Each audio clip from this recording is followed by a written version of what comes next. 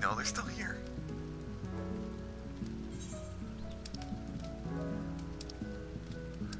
I get to fight with Lena.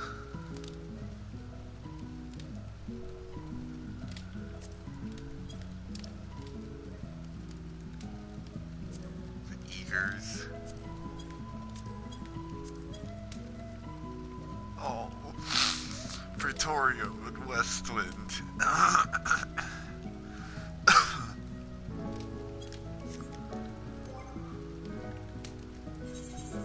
Portraits.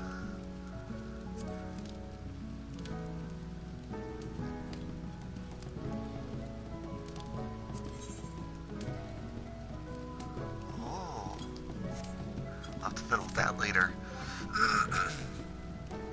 And the adventurer plate. Perfect.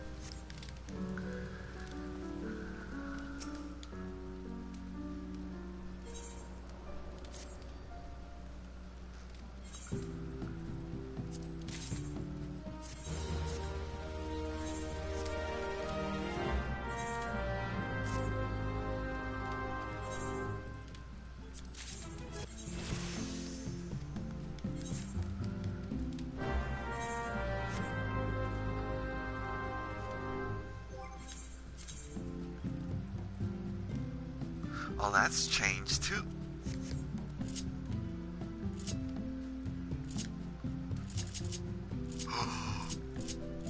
I don't remember what that ability was, but it's gone. Oh, it's the Aether Compass. Did they fucking move it again? Where the hell was it last time? Key items or something. Or not. Collections, that's where it was.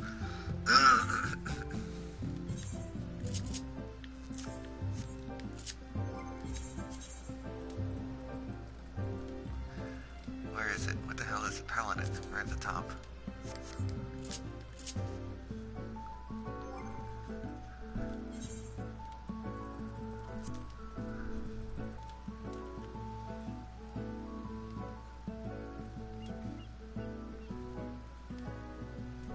You can only be under with the effect of...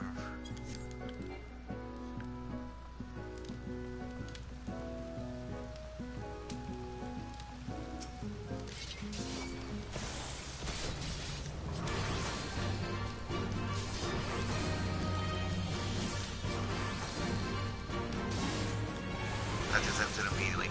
But then I just combo into it anyway.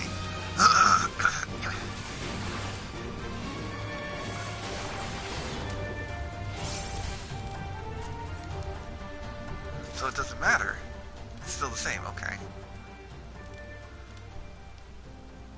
So much new stuff. So much new stuff. First things first, though. To Charlia.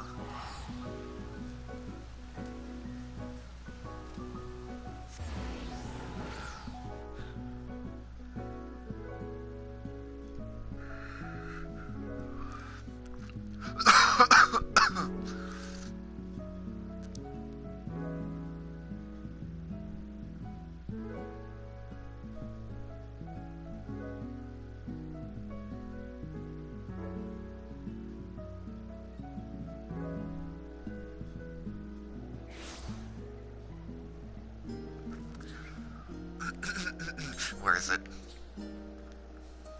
There he is.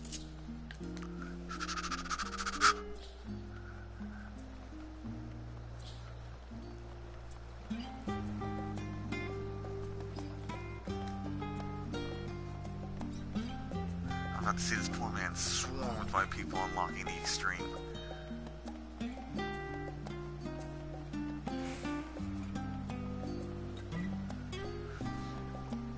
Yup. Yup, there's more. There he is. Greetings, my friend. I have a tale. If you have a tale to share, the minstrel is all ears. Do I? Do I?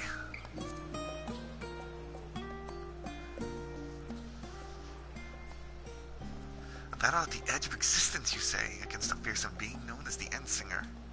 Goes without saying that I should like to hear about this. Pray, recount to me the tale of your mission from beginning to end. Oh my god, dude. I fucking cried so much.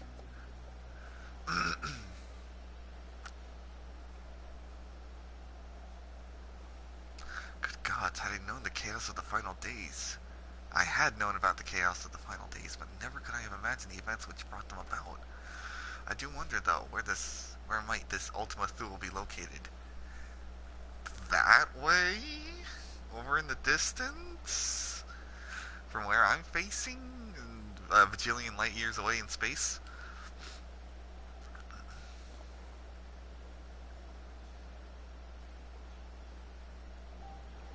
Lest you misunderstand, I speak not of its physical location. If we wish to know that, I dare say we could have asked the coordinates from the Loferets. Nay, my friend, what I speak of, rather, is its essence. According to your description, 'tis a space where emotions dictate reality. It seems to me, in such a place, it would be nigh impossible to draw a line between what is real and what is felt. Oh. But real me. In nature, there's a phenomenon where the structure of a massive object may resemble that of something diminutive. Might it not be possible, then, that the structure of the sea of stars resembles that of the heart and mind, of a complex mechanism that governs our feelings? On the assumption that it is so, I am led to wonder, what is the true nature of the Endsinger? What is exactly that you defied at the edge of existence? Despair embodied? We're getting way too deep, man. These are just the wild ramblings of a minstrel. Pray, do not lose sleep over it. Too late. Still, I must say the idea of an entity that hoards despair has quite roused my imagination, for instance. Had the Endsinger succeeded in gathering but a few more stars worth of despair, nay, perhaps even a few more souls, might the outcome have been different? Yes, I believe I shall explore such an eventuality in song. Please don't.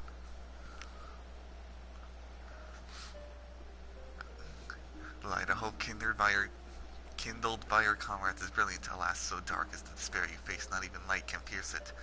An inexorable verse of oblivion performed at the farthest reaches of existence. I shall name it the Endsinger's aria. Dong! Medion, you better not be hearing this.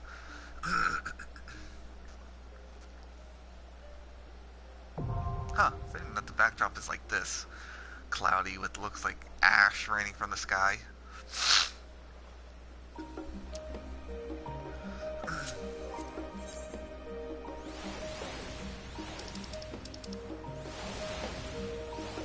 What? Oh, it's a high-end duty. Oh, what?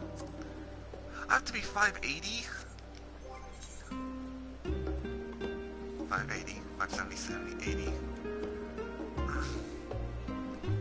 80. It's the head and the legs. I know what I'm getting from the new 24 man. Saris, my friend.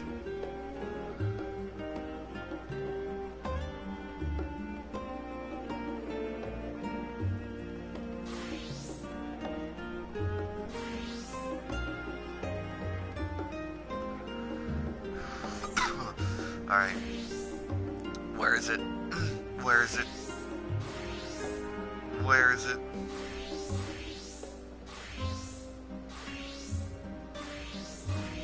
Where is it?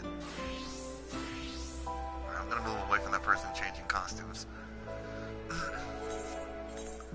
Where is it? It's supposed to be here, right? The Secrets of the 12.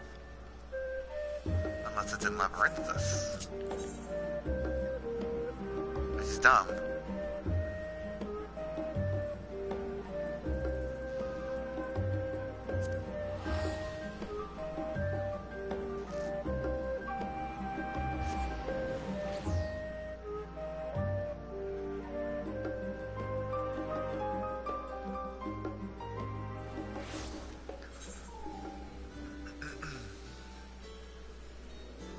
No, it's not here.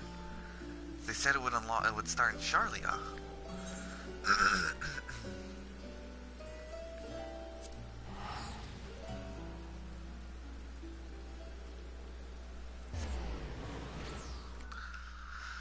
Let me quickly pull up the patch notes, see where it begins.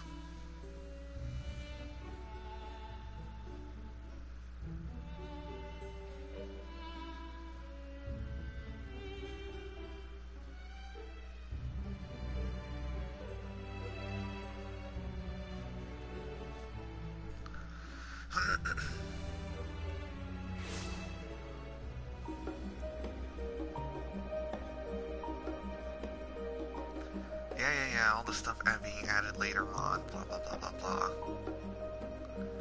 Where? Yeah, Myths of the Realm.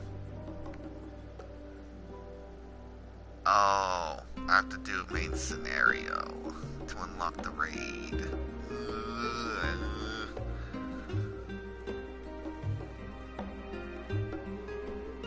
But I want to access it now.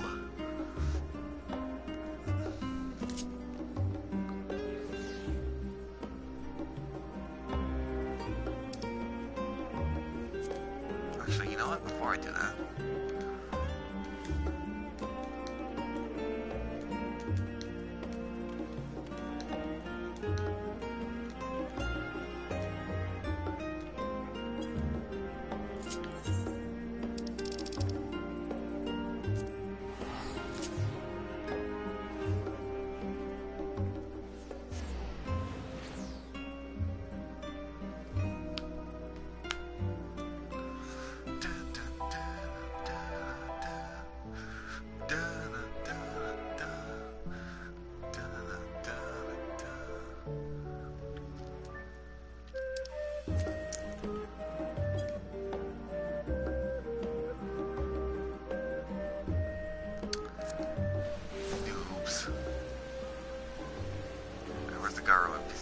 who's here?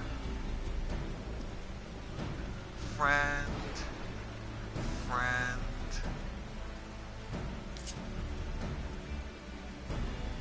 Alright, where's the Garo NPC? They're like over here somewhere.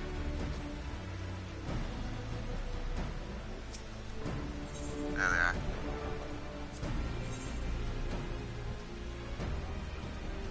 All the weapons.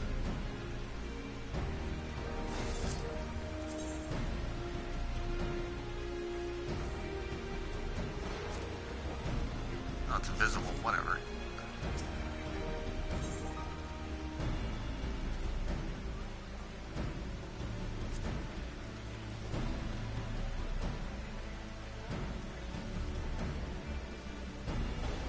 Okay. Oh, I have lots stored up. I can get some of the armor right now.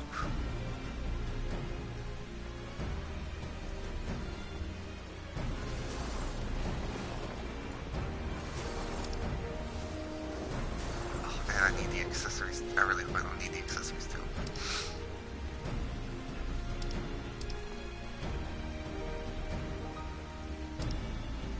Let's start with the paladin armor.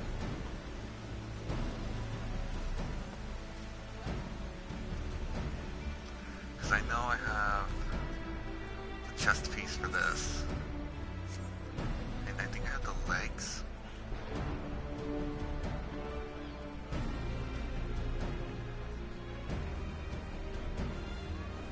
Why do they have two? Oh, male and female.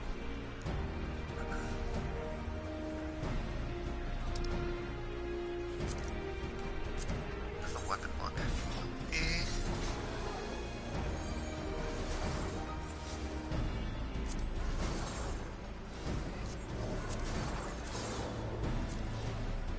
Never really got a chance to look at these while I was doing stuff.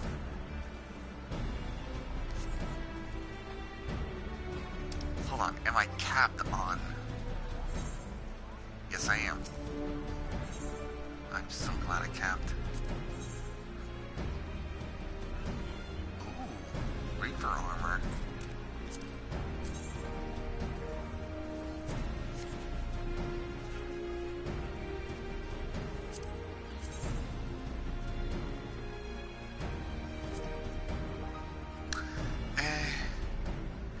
Done something a little bit more edgier.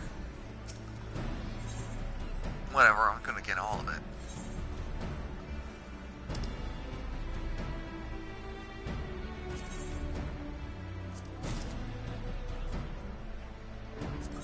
Body of the golden wolf. Hands of the golden wolf. Legs of the golden wolf. And feet of the golden wolf. Okay, that leaves me enough to get like the weapon and shield. But enough left over for one piece of armor.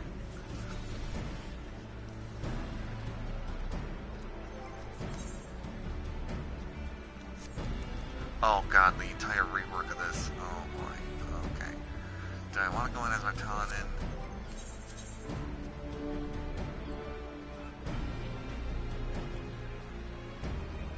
Nah. Oh god, that's reworked too. Oh, they reworked everything.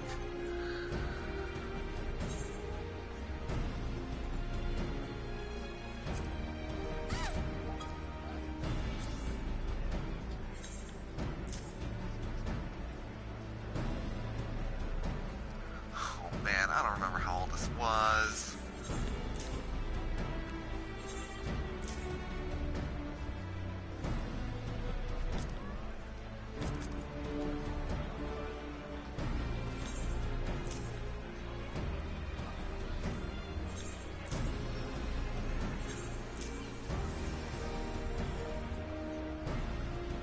All enemies standing in the corrupted earth don't take additional.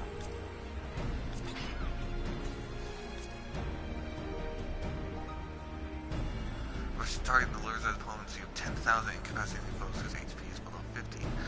Afflicted with Death Link. Beating an enemy with section. Grade 1, save attention. Oh, it's a limit break, okay.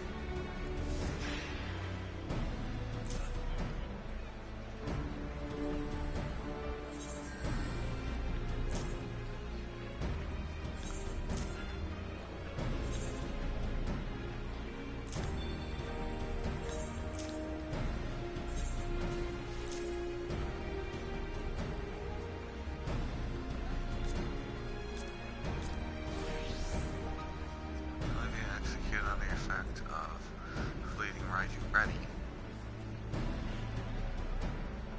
Grants ready, rush the target.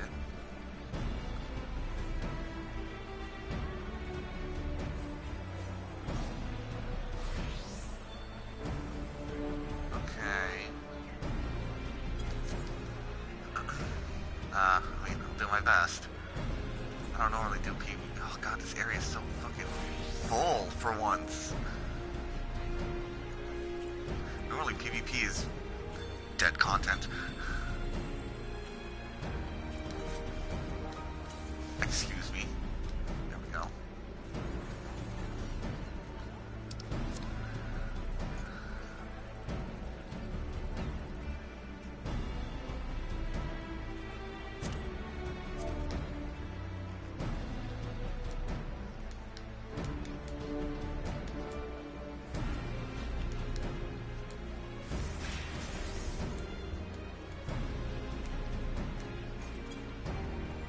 And he asked, hey, does anybody want to do the new PvP? I responded, and what does he do? He fucking goes in himself, doesn't he? He's in Dusk Vigil. Okay, well, I'm set for my ninja.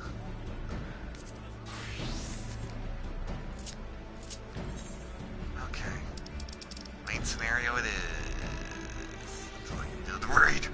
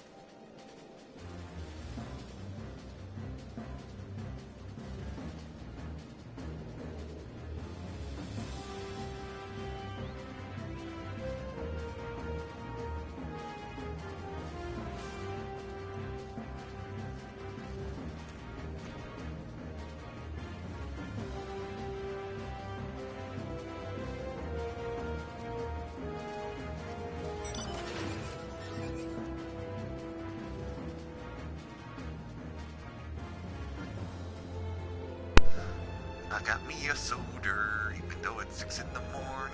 But I need the energy and I don't drink coffee.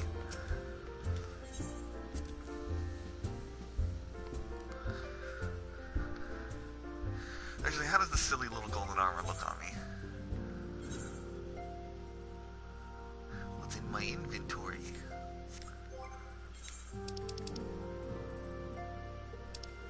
Except for the headpiece. Can I... Did they bring it back and not make it so Eric can wear it? Of course they did!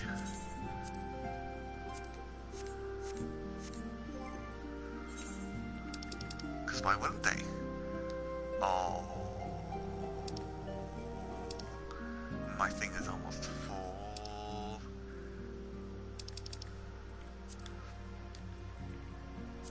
I can always earn another one. It's a map, I'm not getting rid of it. I don't need that.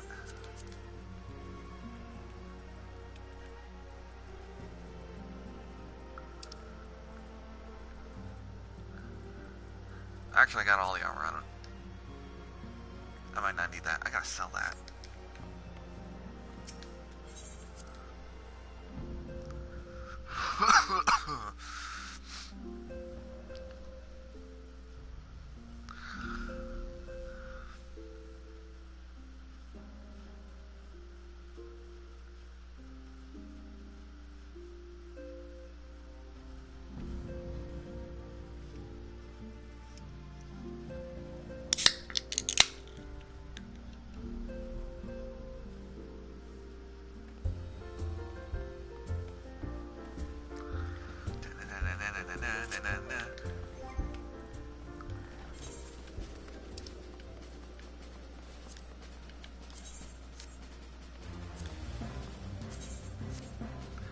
I'm sorry, what?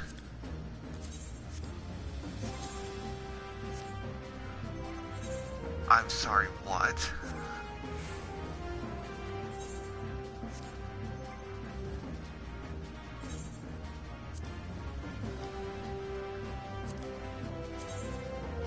Okay, I was about to say... Oh god, without the helmet, of course it looks a little silly. I was about to say, oh, you're not wearing the armor. But it's a big-ass backlash.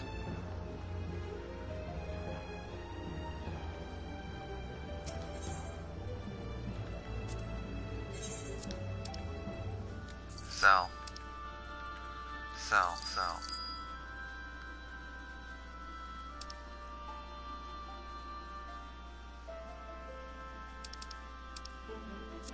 Still doesn't give me enough room.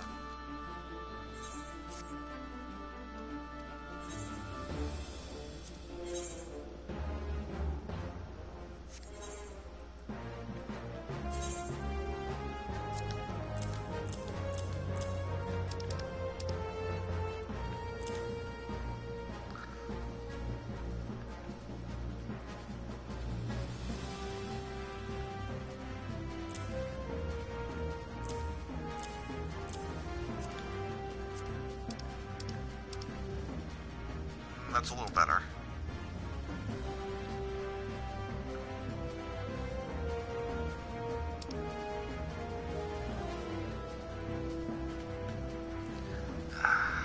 Perhaps I should put these away as well.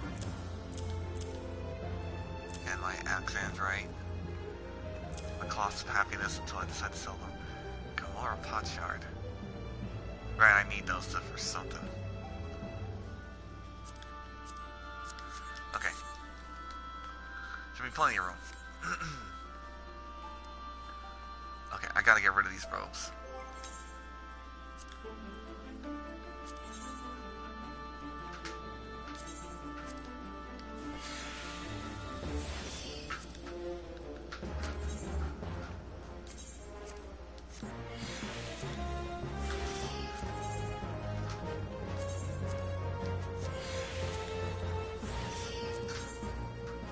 Putting the armor back on. Yeah.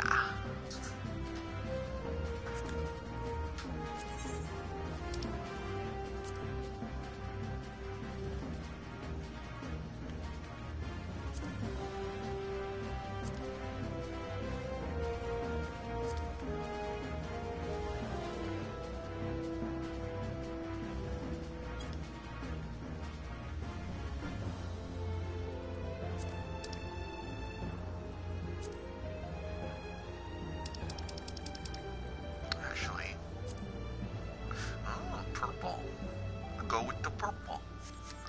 I'm gonna change my weapons too.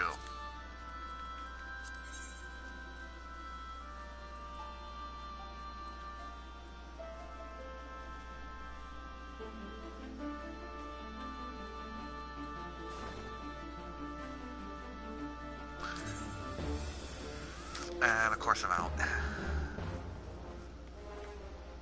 What about the rest of my armor?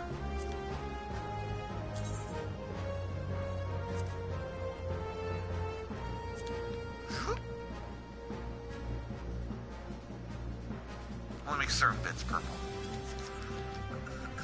But I need more glamour.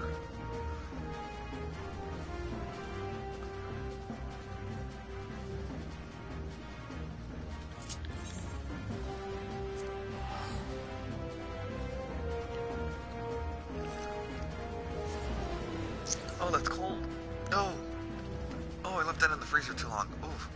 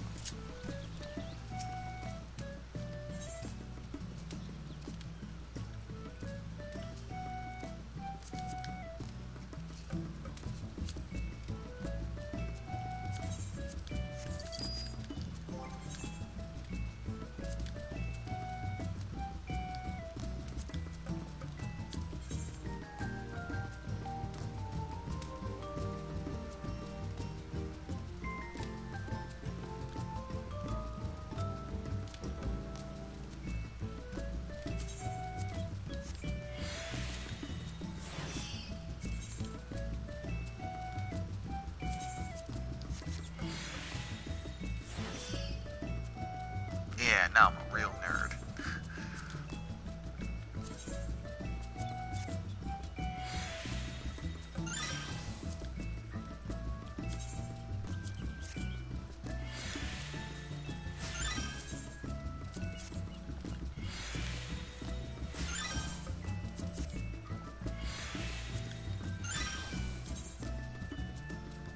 Yeah, no, I'll leave the weapons alone.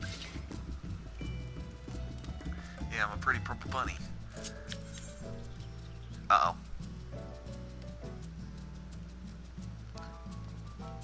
Uh-oh. Oh no. I was disconnected from my chat.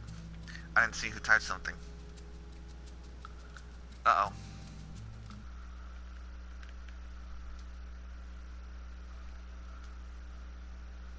Get off the screen. Who said that? Oh, Christina. Wait, aren't you online? Yes, you are.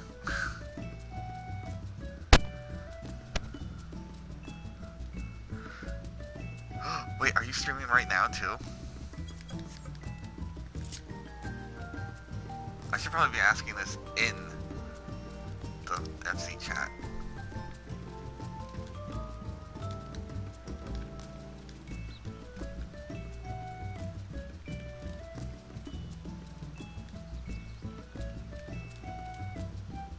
Wait, CRI. Stupid.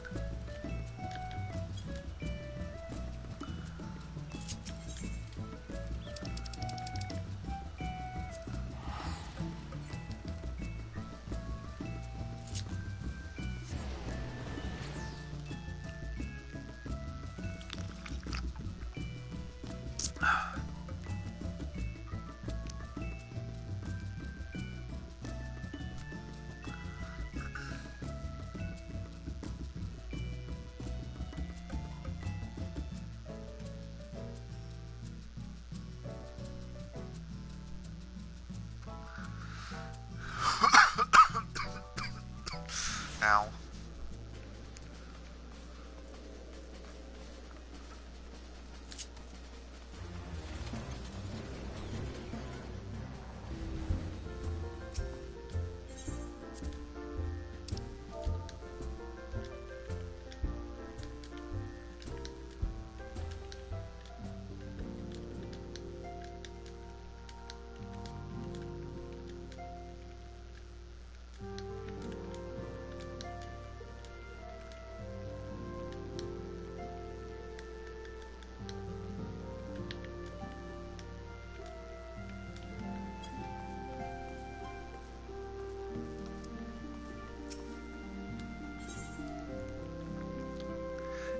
newfound adventure.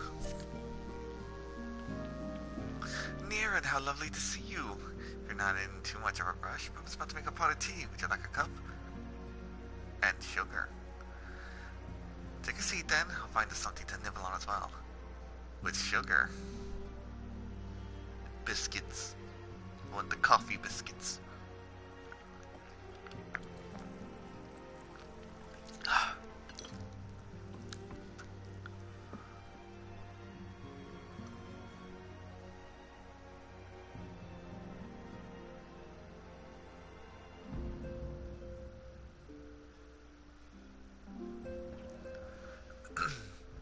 Is this voiced? It's so much quieter these days without everyone around. Yes, it is.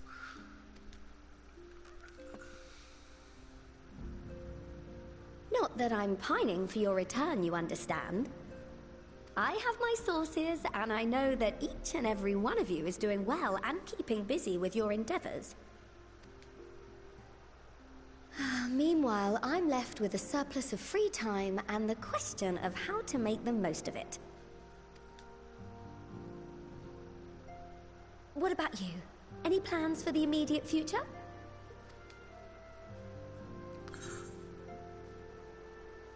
Still mulling it over. ... A grand new adventure, of course.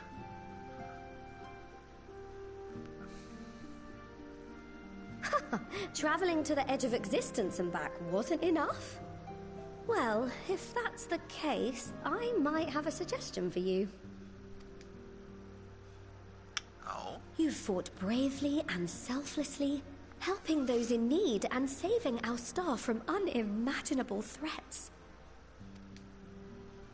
For your deeds, you've been hailed as the champion of Eorzea and a host of other incredible things. But why not put those titles aside for a while? I mean, champion of Aetheris sounds cooler. Acquit yourself as a simple adventurer again, and travel the world in search of wonder. I mean, I was originally going to do that, but okay.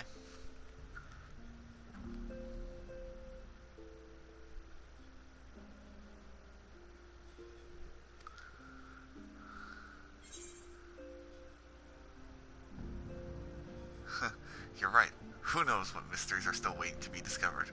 That's a great idea, but where to start? ... I wonder what would happen if someone just played the game and just said nothing at all. Well, no.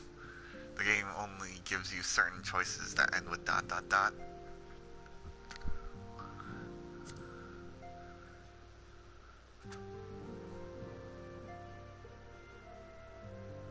Oh, that's the spirit!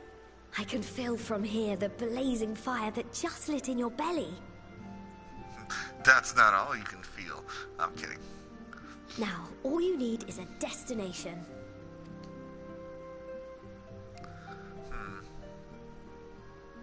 If you're having trouble deciding, just leave it to me. Oh. Thavnair. That's where you should go next. Why? I doubt you were able to squeeze in a proper tour of Radzat the last time you were there.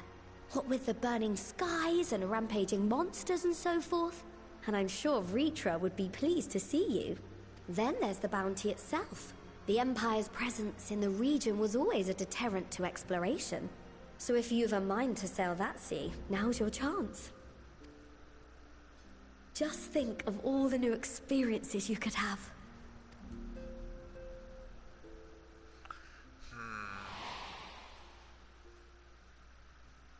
Tell me, have you been to the ruins beneath the waters of the Bounty?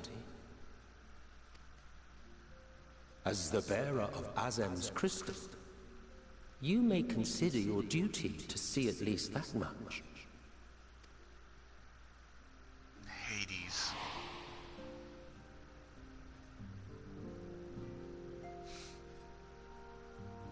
Oh, I know that look.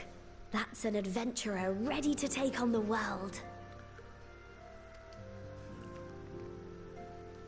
In anticipation of an occasion like this, I was planning to gift you a new set of traveling clothes, but it's still a work in progress. Shouldn't take much longer now, though, so sit tight and I'll have the last few bits sewn up before you can finish another cup of tea. We'll see about that. Make sure it has pockets. Make sure it has pockets, Sitaru.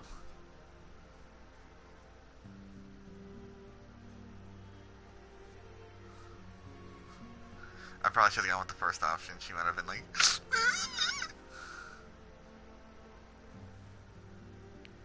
Stitch in here and trim in there. Knot the threads with love and care. She sucks as an arcanist. But man, when it comes to crafting, she's got it down. Just a little more to go. I'm sure you're still brimming with excitement. I'm so excited I haven't eaten anything. I'm one with the needle. See how the fabric surrenders to my whims. Tara, that's not helping your case when people think you're evil. Don't worry. I'll make sure the lining has plenty of pockets for all your little treasures. I swear adventurers are worse than children when it comes to hoarding every feather and leaf and animal hide they come across. Who told you about my inventory problems?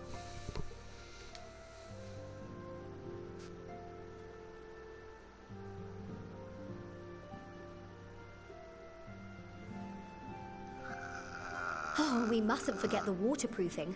Gods forbid you forget to disrobe before plunging into the sea, or a river, or a piping hot bath.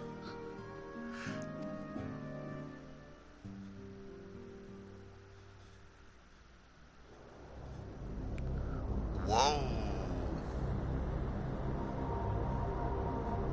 Whoa, what the fuck is this? I thought this was part of the raid. Or is this actually part of the raid and that's why we go on our adventure?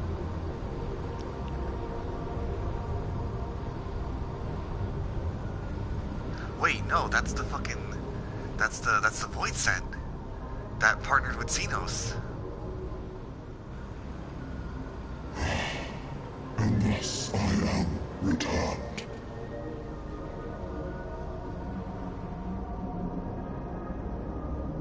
This is the world of darkness. The 13th shard.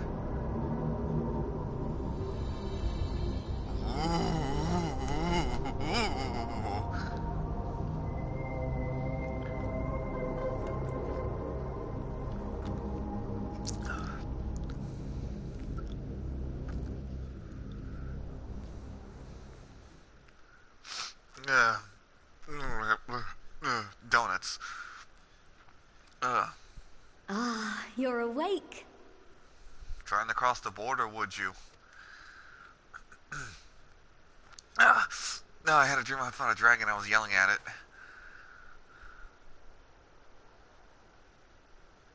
My apologies. I do get a little carried away with my sewing.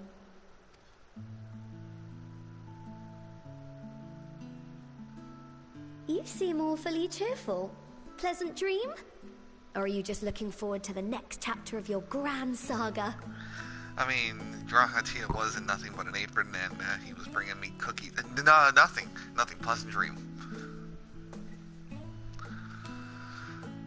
Either way, I promise to provide you with new apparel, and so I shall. If you'll accompany me to the Diamond Forge, we can put the finishing touches on your outfit. Shall we? The Diamond Forge? Oh, I guess that's in Charlia.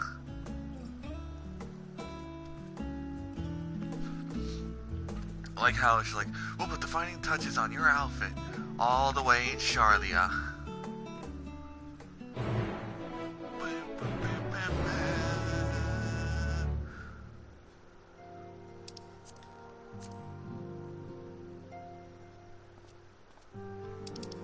Yeah, like I'm gonna freaking walk there.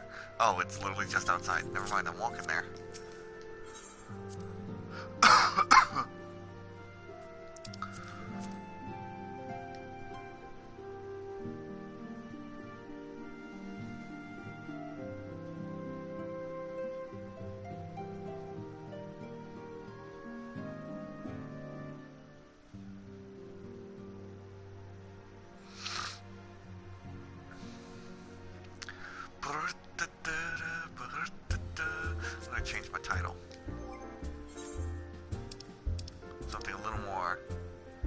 appropriate.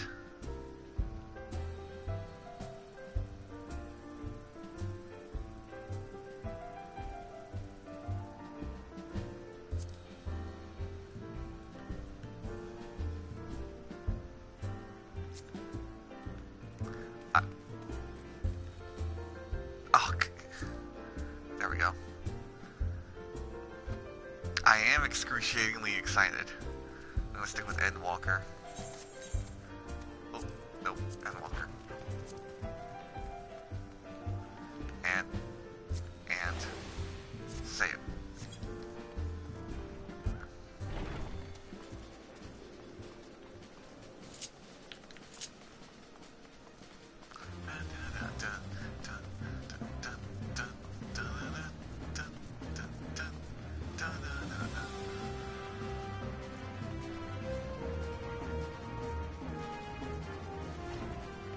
Whoa!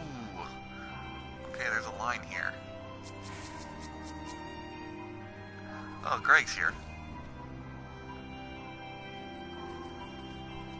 What job is he? A dragoon.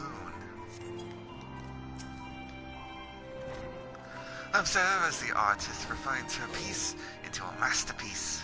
And no napping this time, only in a moment, you'll see. And now... a little more room in the shoulders, open up the cuffs, a final adjustment to the hem.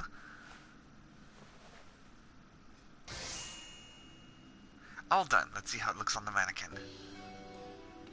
What do you think? Doesn't it just scream ready for a bold new adventure? That's not my character model. That's the real one. I'm so glad you approve. You've outdone... So what do I owe you? You've outdone yourself, Tataru. Thank you. Oh, stop. You'll make me blush. If you really want to thank me, though, all I ask is that you wear this on your travels. Oh, I definitely will. New glam piece, hello. Or at least anywhere lots of adventures might gather.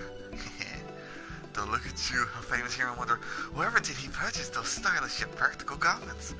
And before you know it, hordes of new customers will be climbing over each other to place orders at Taru's boutique. Of course, Tataru. I can hear it now, the very clink clink of gil overflowing from my coffers.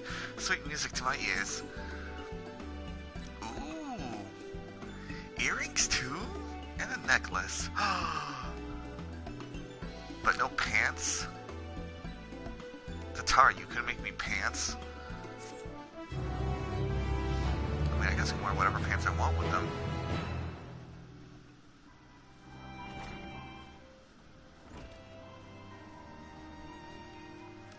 Ahem. Burgeoning merchant empires aside, you must be excited to start our first chapter of your life. New places to go, new people to meet. I often wonder how you remember all your experiences and exploits without taking at least a few notes. Oh, maybe you should start doing just that. You never know when some odd past detail might become relevant, or if one day you'll take a blow to the head and forget the better part of the past decade. Something to keep in mind in any case. Thanks, Tataru. What's this? Oh. Oh my god, it's a literal notebook.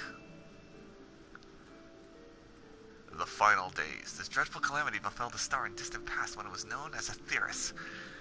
In the Shining Age, men had the power to manifest anything at will.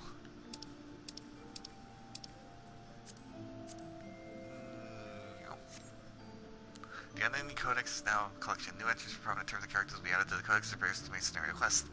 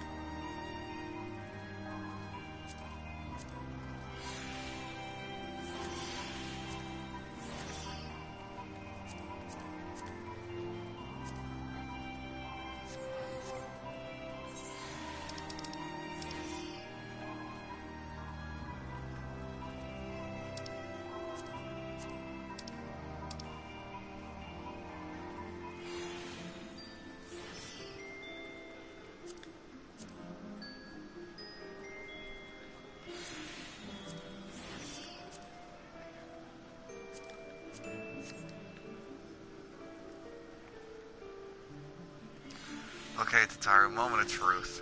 Moment of absolute truth. How purple does it get? Oh.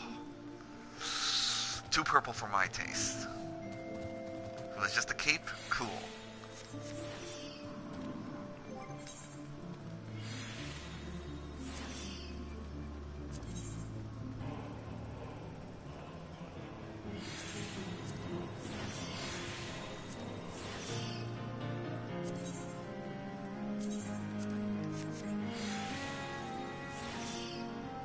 I'm a pretty bun.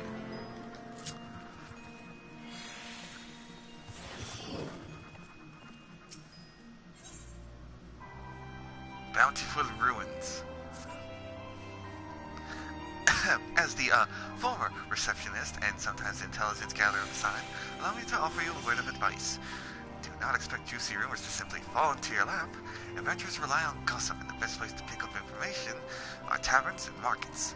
At present, you only have the broad destination in mind. When you arrive at Thavnir, I suggest you explore your options at Meride's Mahane, the finest drinking establishment in Razatan. Charm the employees and they'll not only point you in the direction of local tale tellers, but also share with you the tricks for loosening their tongues. Now I really must be getting back to running my boutique. Enjoy the journey, Niren, and may fortune find you. Fair fortune. Bye, Tataru.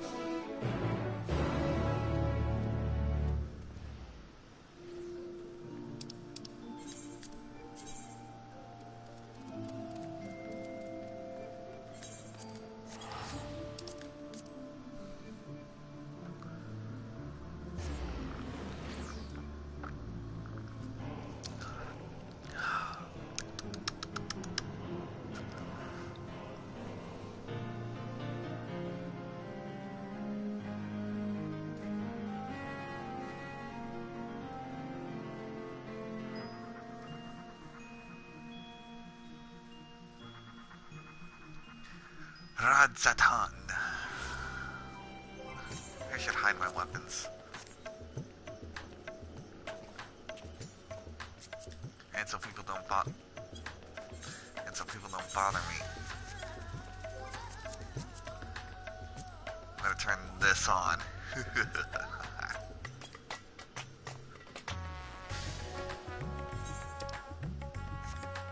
Actually, how far away is it? Not that far. Actually, it's not you.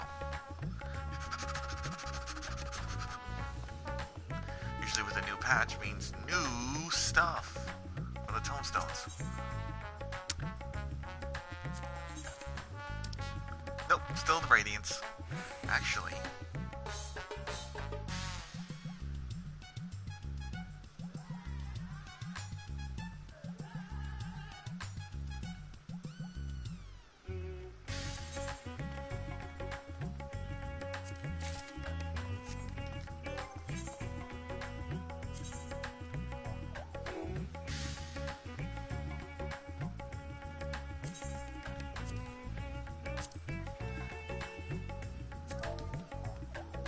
Change this to adventurer.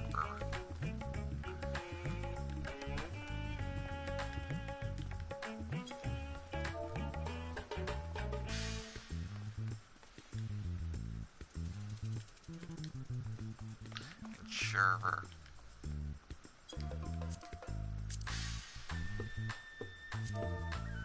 Oops, not that. Change set number. Resign set number.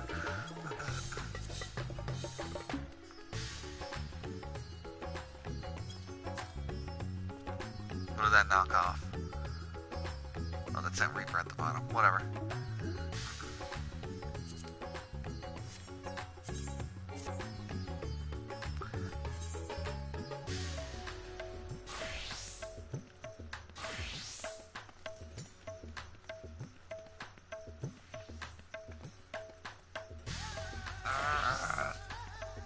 Okay, this is what I don't get. They give you all this space for weapons, but not for armor.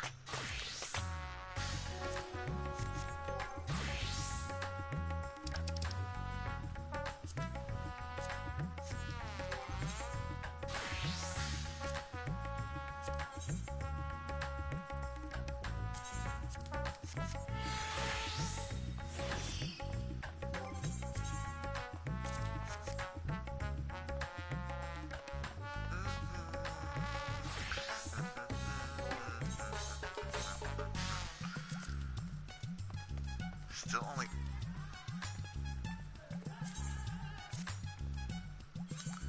Now it's 580. But I do need to stick material on that and get rid of this to put new material on the new piece.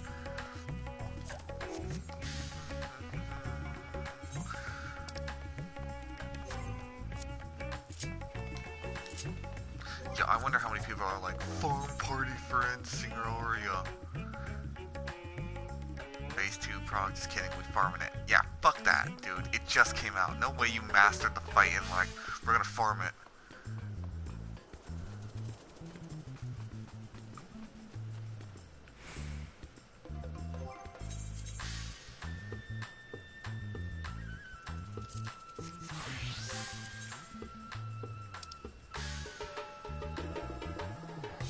Where is it?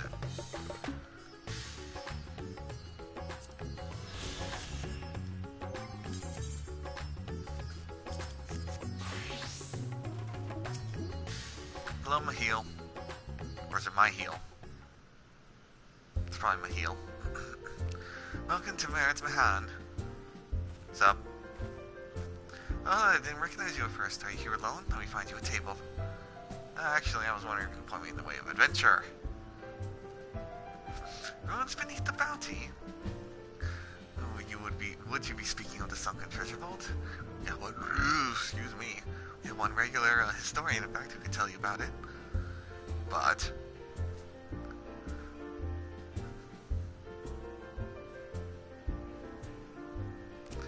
there he is, Professor Jalheen. I saw him come in. The name sounds familiar. Oh, never mind. Don't know that person. Although a somewhat private sort, the professor is quick to befriend those who share his fondness for the Mahan's unique beverages. Offer him a drink from our selection, and he should happily share everything he knows about the vault you seek, and a few other odd tidbits besides. Whatever you buy for him is on the house, by the way. If my hair found out I took coin from Thavnir Savior, she was having Scrumman's putts for a week. I mean, I'm okay, I can pay.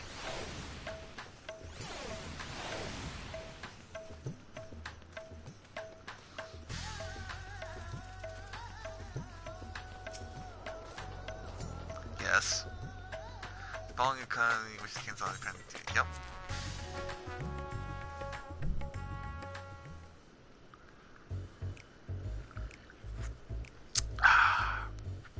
I hear you know about ruins.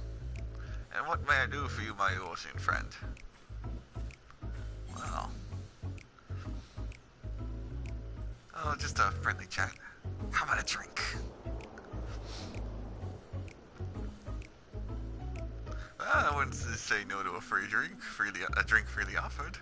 Yes, reveal your secrets to me. Here we are, one of Earth's finest, enjoy. Lovely, bottoms up.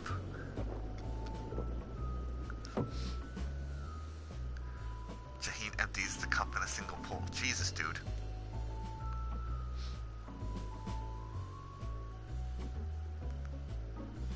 That's very kind of you, sir, but I know when I'm being softened up. What is it that you want from me? Alright, what do you know about the ruins beneath the bounty? Oh, chasing down that old tale, are you? It does seem to appeal to the adventurers at heart. Now, where to begin? I assume you've heard of Al-Zahan. Al-Zadal. Al-Zadal. Or is it just Dal? I'm gonna assume Dal. Al-Zadal. He was a Khan of the Aria tribe which sailed to Thavnir from the mainland and a key figure in the history of Razatan. Yes. His decision to aid the Akasadora is what ultimately won the war against the Gajasura, thus allowing our predecessors to lay the foundation for this thriving city-state. A truly fascinating story, however, concerns his grandson,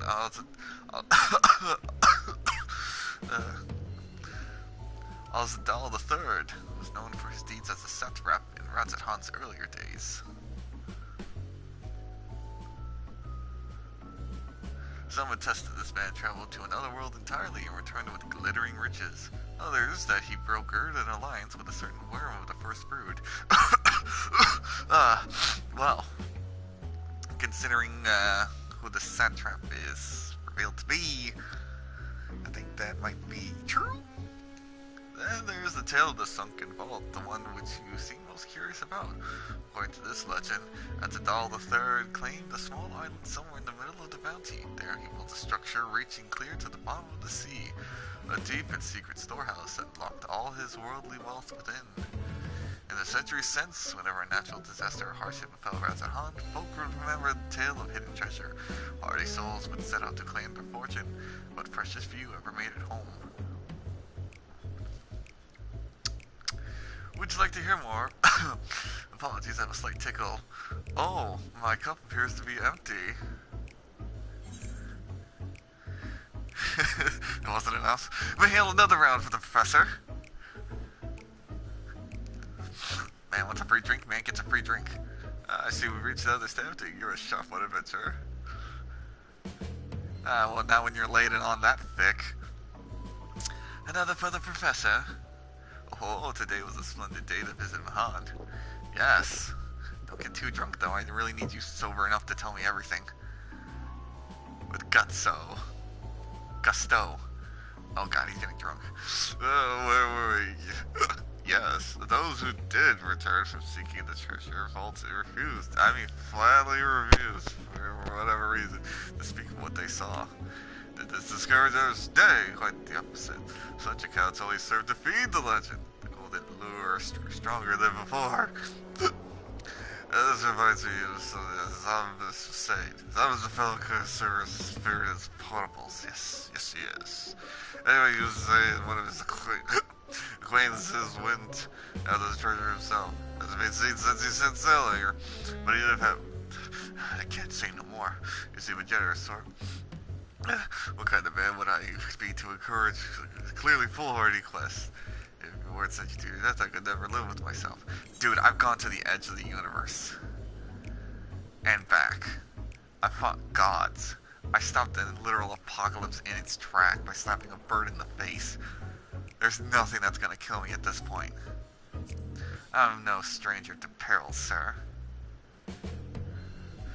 So, perhaps it's your turn to tell a tale. What manner of dangers have you faced? I fought a bird at the edge of the universe. I defied gods. I've traveled to another world entirely and saved it from the brink of extinction. The very edge of existence. Anyone else it's true to believe it, but I recognize you now. You're the hero of the final days. A drink. I need another drink to settle my nerves. May more of the same, if you please. As you wish, but this one is on your coin, Professor.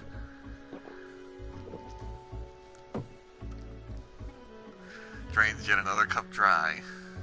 Oh, Jesus, dude. He is toasted. Professor, are you okay? Anyway, you think you are, I suppose it would hurt to share a little more. His friends of Azamas, he was just printed by a treasure map, one which showed the way to the entrance of his vault. Seems he could really get from some merchant to what's his staple. Bah, forget it. I'll strike a toast to you, my new best friend. Be on my direction. Sing them for water instead. Water, please. Good old H2O.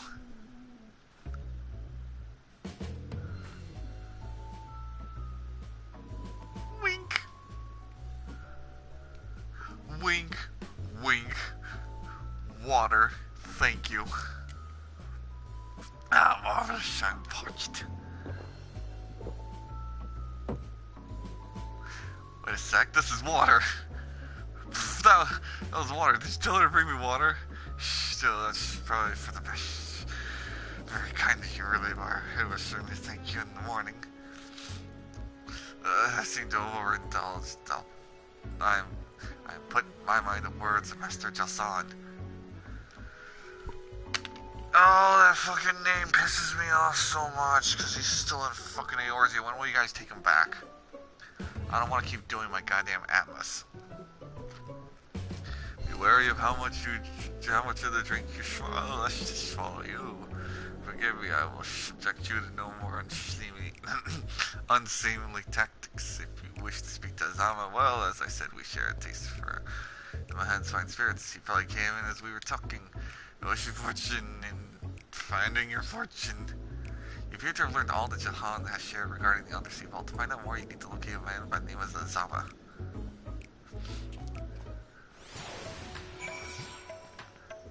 Sleep well, my toasted new professor friend. I gotta find this guy.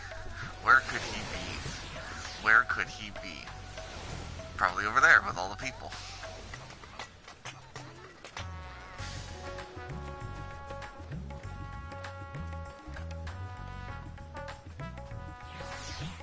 You know, I never noticed that there were dancers here.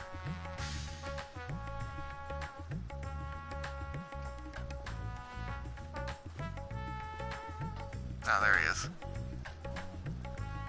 Yes, I am Azama, and who might you be?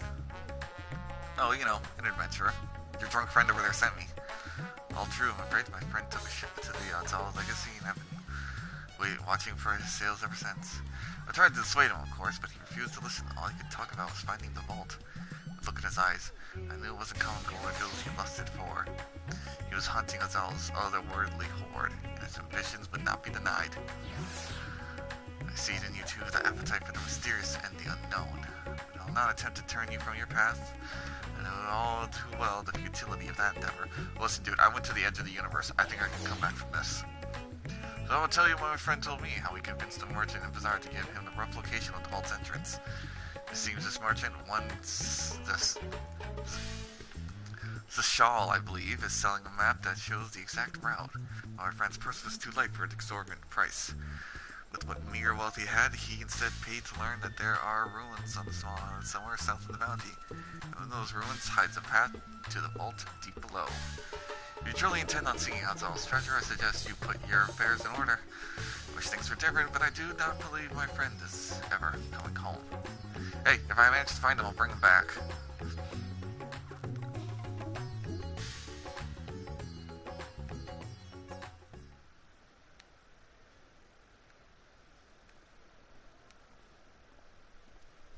Alright, let's find this merchant.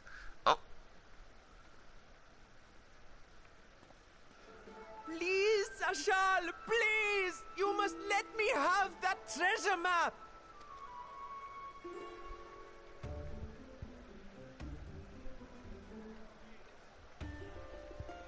What's all this about?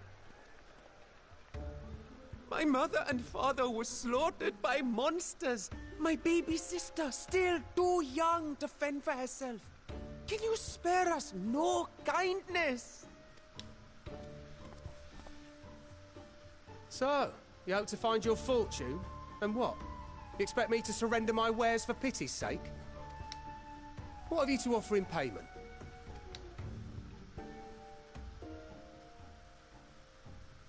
As I thought.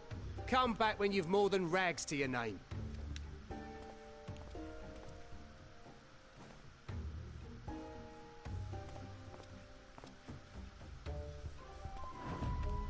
This is no mere treasure map. It is a guide to the vaults of Arzadal III, one of the great satraps of Radzat Han, and a direct descendant of Alzadal Khan. A map to Alzadal's legacy? So he says. A fake, I'd wager. This is no fake. The parchment is marked with an arcane glyph of passage. You may find the ruins hidden in the bounty, but you won't be setting foot inside without this in your possession. A priceless artifact it is, discovered amongst the rubble in the aftermath of the final days, and lovingly restored by yours truly. This map is the key to fabulous riches, and I'll be the king of fools to simply give it away. Be glad I am no such king, boy. Your scrawny-eyed would never return with that treasure alive.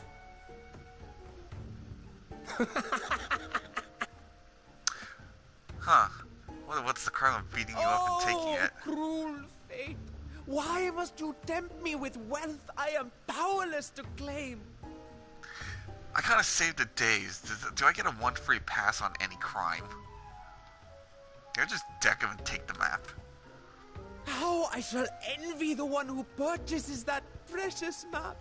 Whatever they pay will be but pittance against the golden hoards they stand to uncover.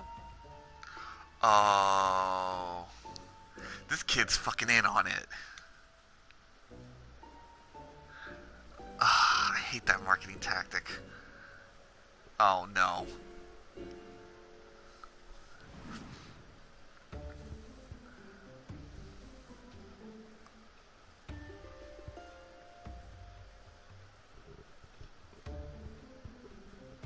What of you, sir? Fighting man of your stature would surely relish the challenge of recovering Alzadal's lost fortune. Estinian, no. A fortune, you say?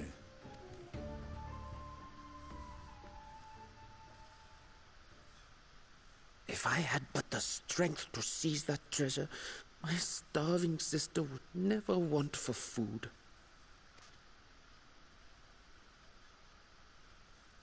Estinian, no. It's a marketing tactic. I'll take it. Will this cover the price?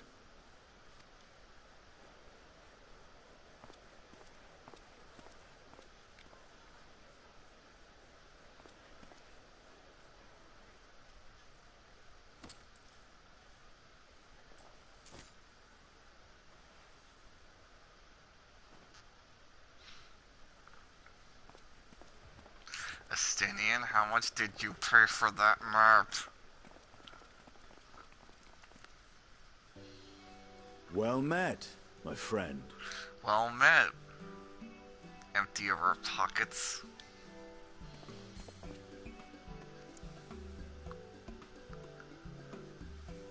Someone is dressed for adventure. Someone is dressed to lose his money. Please give me the dialogue option. Of all places. Knowing you, I suspect there's more to your plans than sightseeing and shopping. Why does his voice sound so different?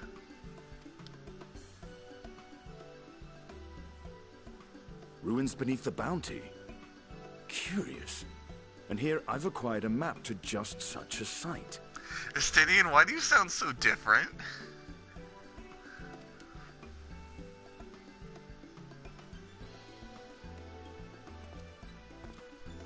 With that sale, I do believe I've earned the rest of the day off. Thank you for your patronage, sir, but if you'll excuse me. You needn't mind us. He sounds so different. Maybe because I haven't heard his voice in a while. And now I've fleeced one of the heroes of the final days. Pray the sisters were looking elsewhere. Oh, okay. Kid's gonna have a conscience now. This map may or may not be genuine. Either way, we'll need a ship to find out for sure.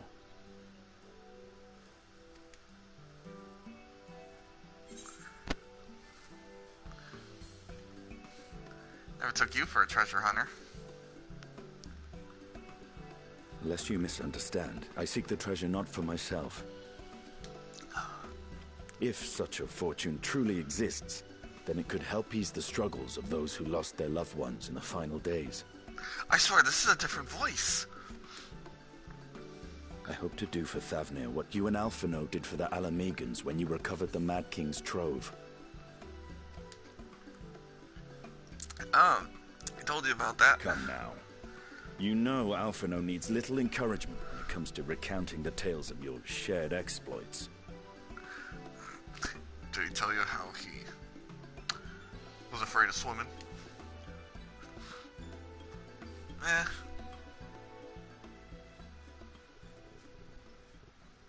Speaking of precocious lads, that boy in the bazaar was clearly an accomplice of the merchant. Oh, so he saw through His that role was bullshit to too. draw the attention of the crowd and add weight to the merchant's bold claims. Transparent act for the most part. It was not all mummery. The need to provide for his sister rang true enough. Thus, if some portion of the profits end up in that waif's pockets, then I will consider it money well spent. whether the map leads us to the vault or not.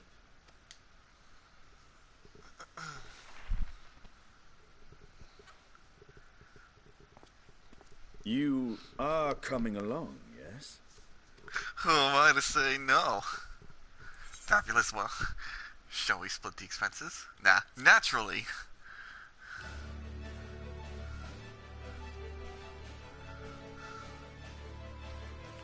I thought as much.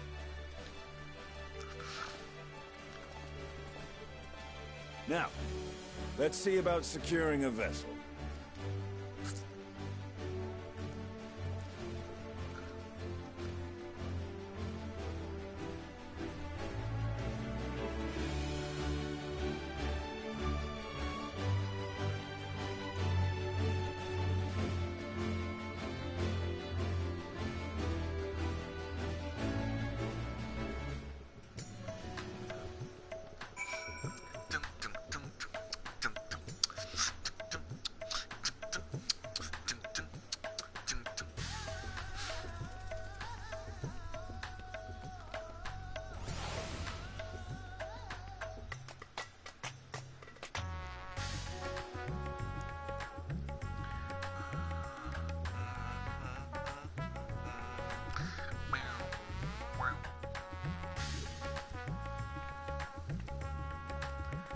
Destiny has been added to the Unending Codex. You will recall I spoke of visiting Thavnir at Peter's request. Well, he finally invited me to a feast. He made his proposal once I was too full of hellish delights to refuse. He wished me to train the radiant host in lancework. But that is a tale for another time. What we need now is a merchant or a traveler, or a trawler. The ship fit for the open seas. Matsya is a fisherman by trade, yes? We should head to Akiali and see if he can help us.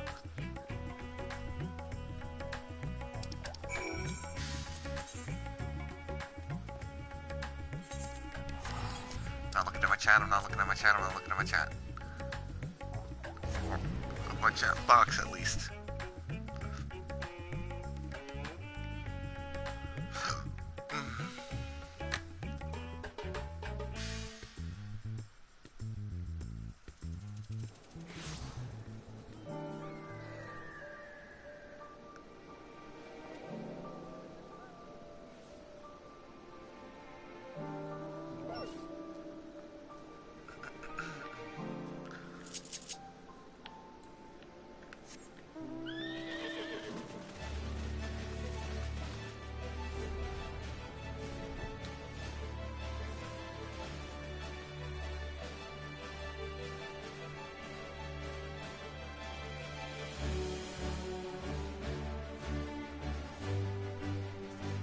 Why is it so god dang murky today? Fog, yeah, clearly.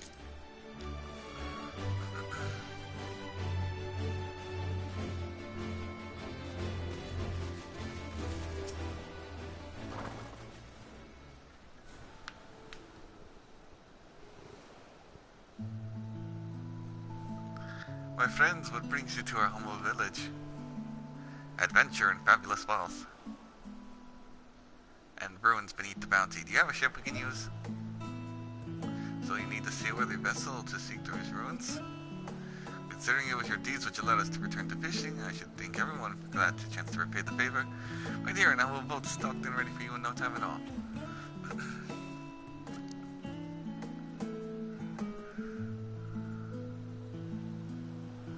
We noticed our little shadow. He's been following us since we left the city. We see you there, boy. Show yourself. No, you don't.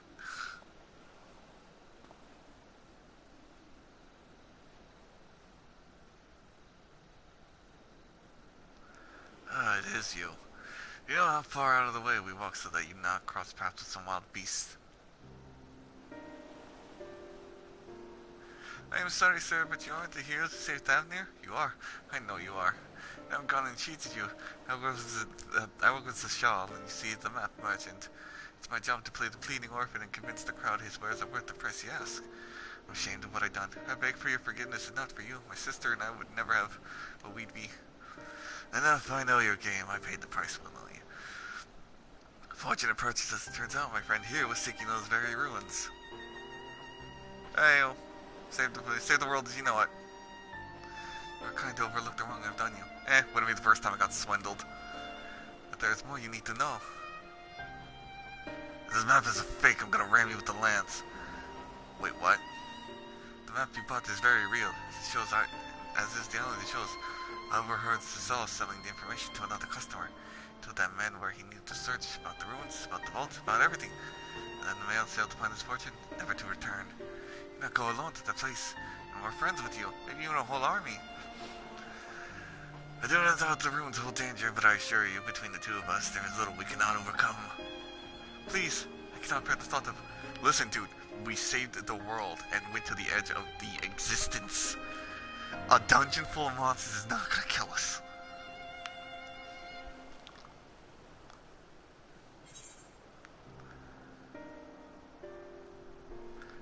Now you got it, made him. I want to pick that one. I want to pick that one so bad. Look at that, Estini. Now you got it, made him cry. I didn't. That was not my. Such devastation. That was not his intention. Oh, very well. Assuming we find this treasure hoard, it may prove wise to have more hands long for carrying. Any ideas whom to approach? The signs have been scattered far and wide since our last gathering. I like this. Thancred and Urianger, Alphanod and Alize, Grahati and Krill, Y'shtola.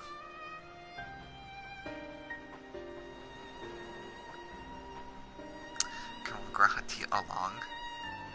Oh, well, there's Grahati and Krau. I do owe him an adventure. Krau may have her hands full rebuilding the students, but if you reach out to Graha, he will surely leap at the invitation. Will that set your mind at ease? Yes, if that man is as strong as you. Is he though? Strong, I mean. Oh yeah, man. Bed-breaking strong. What is your name, boy? I'm Rod, sir. Well, Rod, your life is yours to live as you will, but I suggest you find a more honest trade if you truly wish to keep your sister safe. I'm not proud of what I do. What choice do I have? We need to eat, and everyone's too busy rebuilding their own lives to bother with two grubby orphans. Wait, boy. I didn't take this roundabout road just to see you end up some creature's belly. I'll be walking back to the city's gates. Thank you, sir. Call me Estinian. Estinian knows all too well what it's like to be an orphan.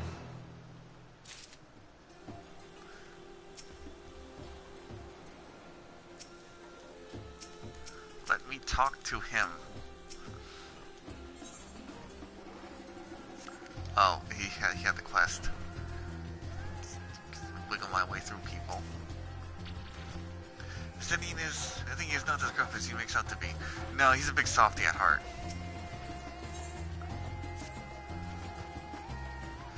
I shall leave you to recruit Graha. He'll appreciate the invitation that much more, I'm sure. As I recall, he was based at the Annex.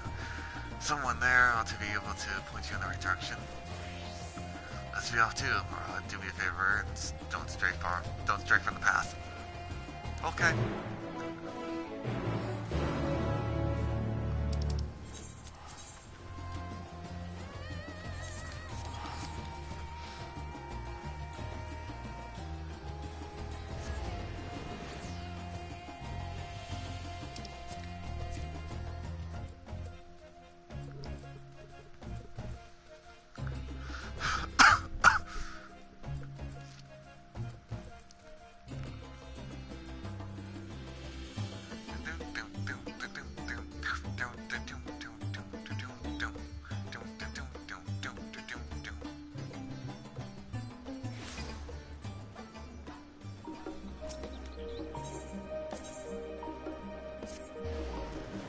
I'm gonna go get my cat boy boyfriend and we're gonna go treasure hunting. I'm gonna get my cat boy boyfriend and we're gonna go treasure hunting.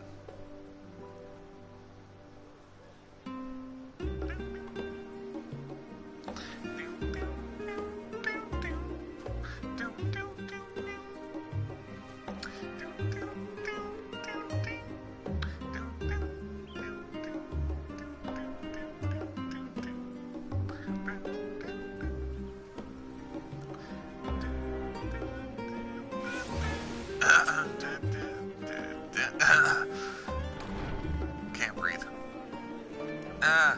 Jesus. Yeah. Logika. Where's Grahatia? Oh, look at it is. Welcome back, Niren. What might the students do for you? Have you seen Grahatia around? Graha? Oh yes, he's in the main hall with Mr. Skrull. They've been holed up in there for days. By all means, go and give them an excuse to take a break.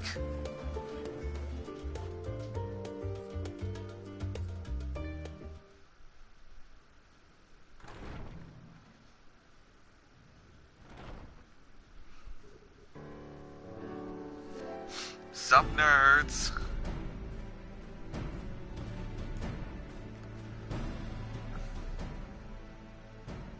Ah, Urgika, my good man.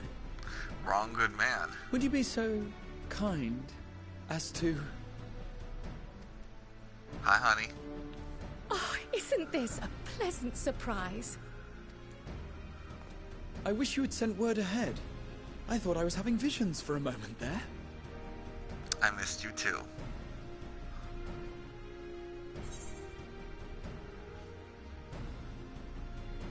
What are the two of you working on? Raha and I have been compiling old records of the students' activities. We located several accounts in the archives of Numenon and added them to the collection we recovered from the Isle of Val. And judging by the progress we've made thus far, sorting this pile will keep us occupied for days to come. But what brings you to the Annex, my friend? Surely you haven't come all this way just to watch us shuffle dusty papers around? That's not all I want to shuffle. So, how does adventure sound? Ruins beneath the oceans? Deadly dangers?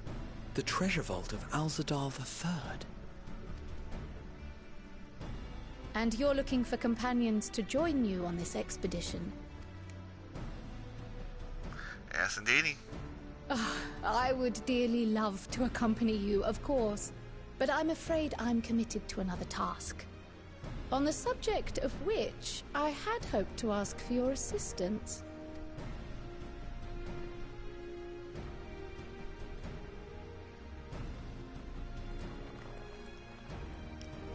Oh, I made the right choice. Wiggles. Please let me fucking Then go, again, it's not so urgent that it can't wait until you've returned. I love him so much. Please You let should me go. go, Raha. I'll stay here and mind the shop, as it were. Are you sure? I'd hate to leave you short-handed. Shut up, girl. Come on, let's go. I'm sure. Just try to be back before too many moons have passed. Well, I guess we're off on another adventure already. Yeah, let's go. Have you asked anyone else to come along? No, no one else yet. Then might I suggest we invite your Stola? Ever since the Scions disbanded, she's spent most of her time cloistered within the Great Google Library, hoping to piece together a method to traverse the rift. It would seem, however, that whatever wisdom she sought there was not to be found. She arrived in Charlian the other day. We spoke briefly before she began her search of Numenon. Considering what you've told us of Alzadal's extraordinary feats, I do believe your Stola would be more than interested to hear what you have to say.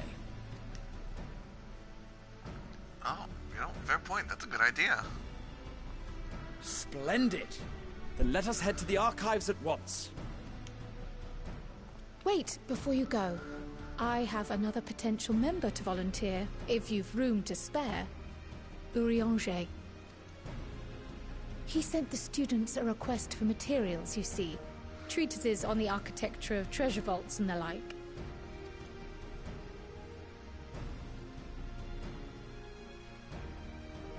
From what I can gather, the Loporrits are looking to make improvements to their own creation and wish to learn more about how we build things down here. So, Well, they use a why giant not 3D take Urianger printer. with you?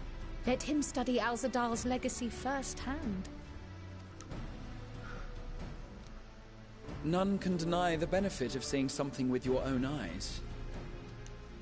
If our expedition leader has no objections, I say we extend Urianger an invitation once we've spoken with your Stola.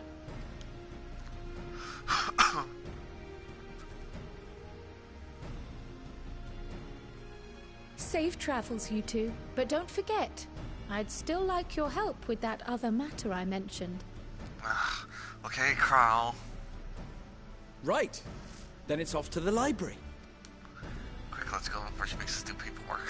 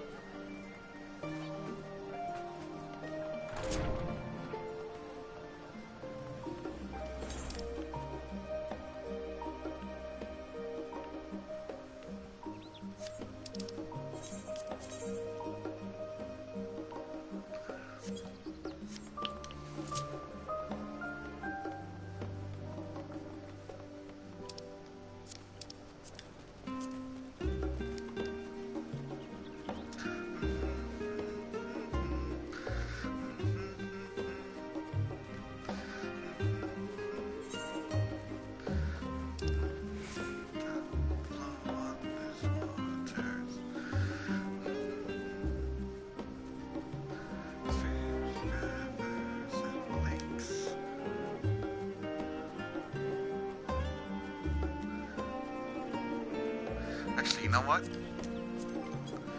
Where is she? I have to take her along.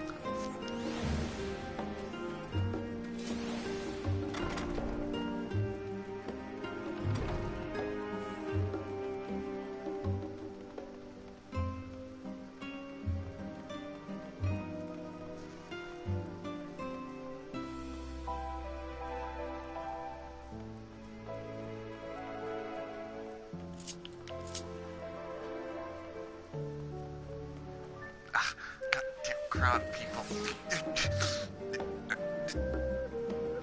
Oh, hey, a friend. Where is she? You Stola?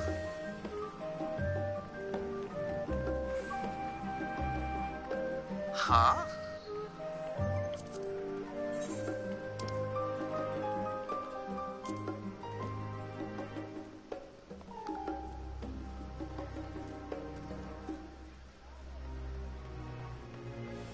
Is she asleep on books?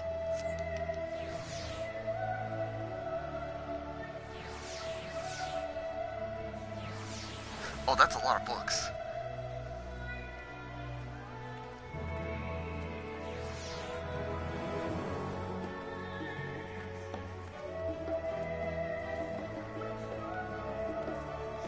I can't. She is. She's asleep on books.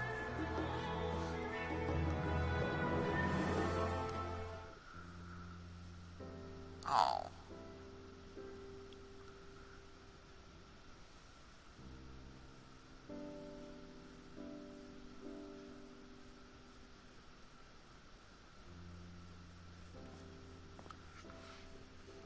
I've never known your Stola to doze off in the middle of research before.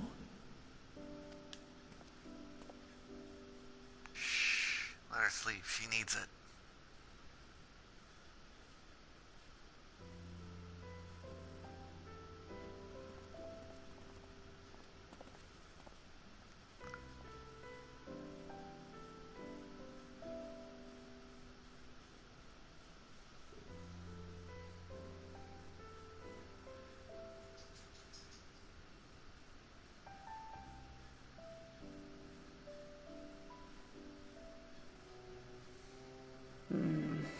Close my eyes for one moment.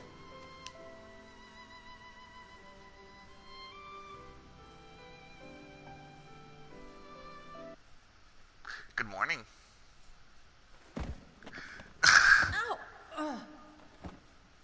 Oh, the music just cut off. How long have you two been here? I don't know, I say about 5 hours now.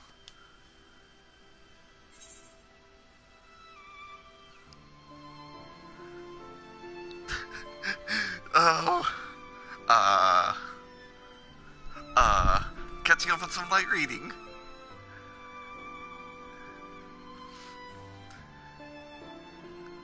Something to that effect.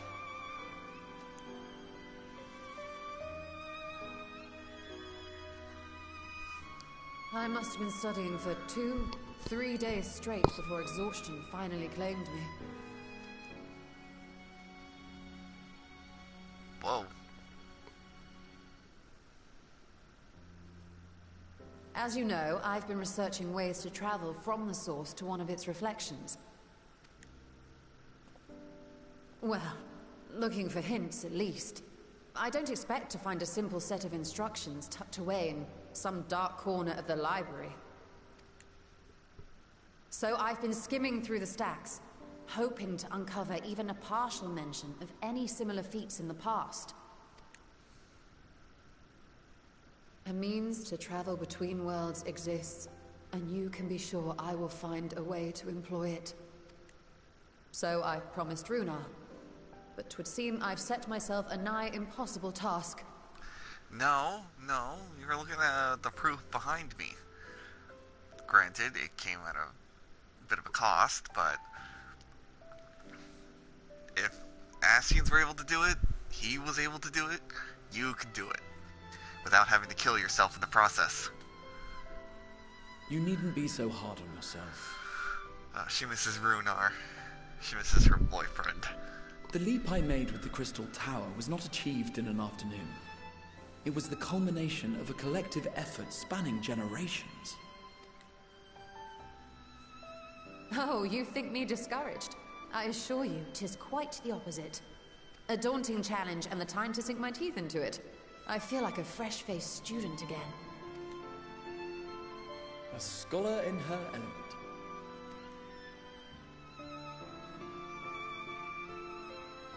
Indeed. Was there something else you wish to ask of me? I have an interesting tidbit for you. Wanna go treasure hunting? Supposedly there's otherworldly is no stuff. minor figure in Harnish history, and much is known about his family. But this is the first I've heard of a descendant surviving a trip to another world. If those tales are true, then he may have left behind some clue as to how it was accomplished.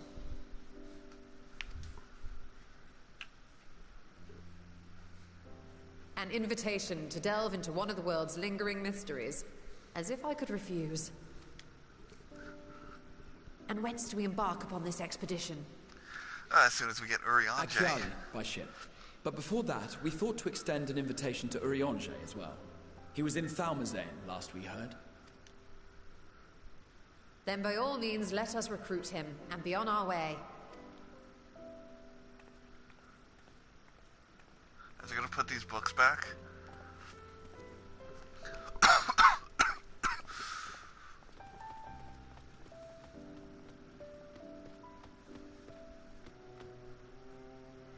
See? Even he's like, oh my god, they didn't put the books back.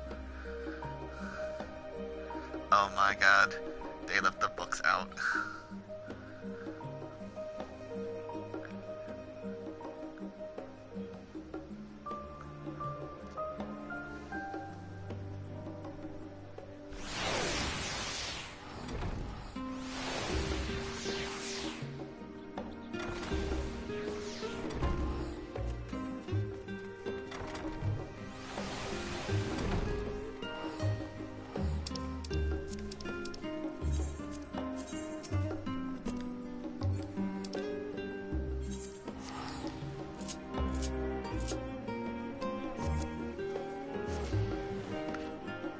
What?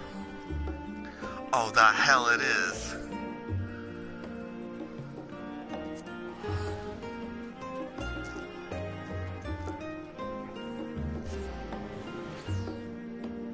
That's what I thought.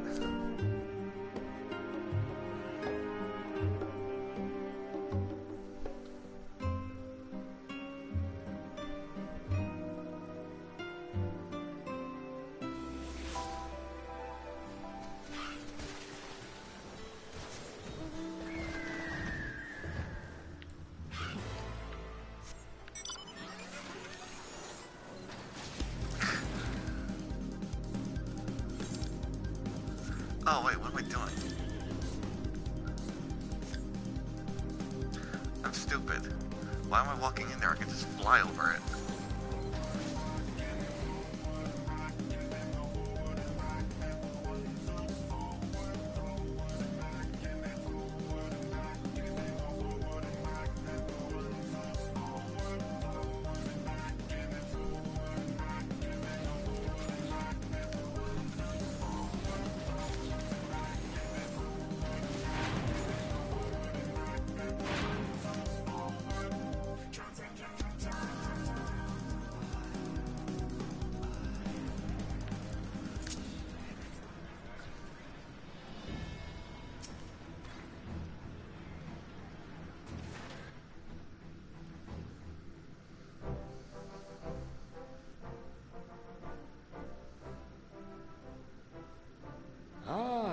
Our illustrious champion. Cloaked in the mantle of the common explorer, fame set aside in thy pursuit of simple adventure.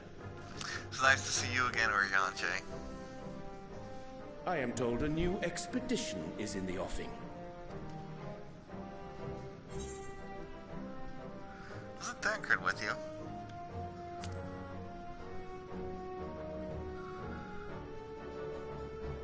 He left to attend to some personal errand, but should be returning ere long. You've been keeping yourself busy, I trust? True to our plan, Tancred and I embarked upon a pilgrimage of sorts, with an eye for gauging the state of those lands through which we passed. Our travels were interrupted, however, by a request for aid from our befurred lunar allies. As you may recall, the Loperites had been seeking new purpose for the moon, another role through which it might serve to benefit mankind. The Forum hath been working to advise them in this endeavor, but I return to offer mine own counsel. And this has what to do with treasure vaults, exactly? Ah, you have learned of my predicament from Mistress Cryle.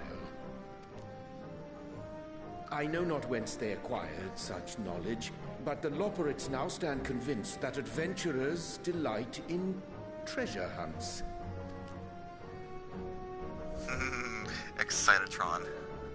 Thus, what? With their newly built wonderland of riches and mystery, do they hope to entice all manner of daring delvers to the moon. So earnest and innocent was their desire to bring joy to the world that I found myself powerless to refuse them my cooperation. I think they call that Excitatron 9000. But what of you, my friends? Why are you come to Labyrinthos? Fabulous riches and what else? Treasure hunting. And other stuff. Fascinating. This is indeed a most fortuitous opportunity. I should be honored to accept thine invitation. Yes. Yes.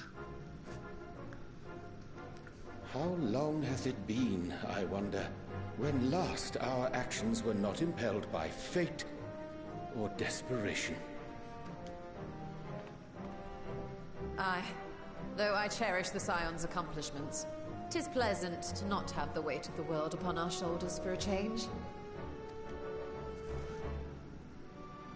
Counting Istinian, we number 5 now, yes? Without knowing what traps or perils await unwary feet, we may be wise to refrain from recruiting others. I agree.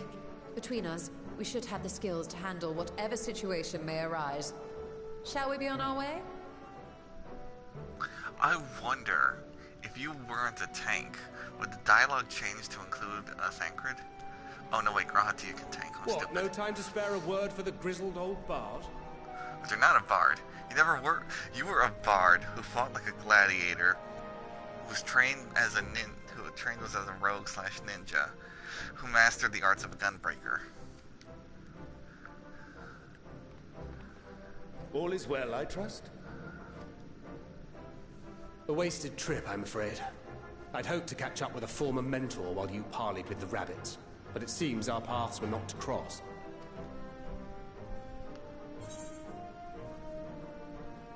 You're looking well.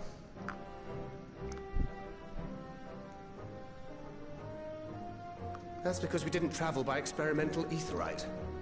It's astounding what a lack of nausea does for one's sense of well-being. Oh god, yeah, I remember that. Don't remind me.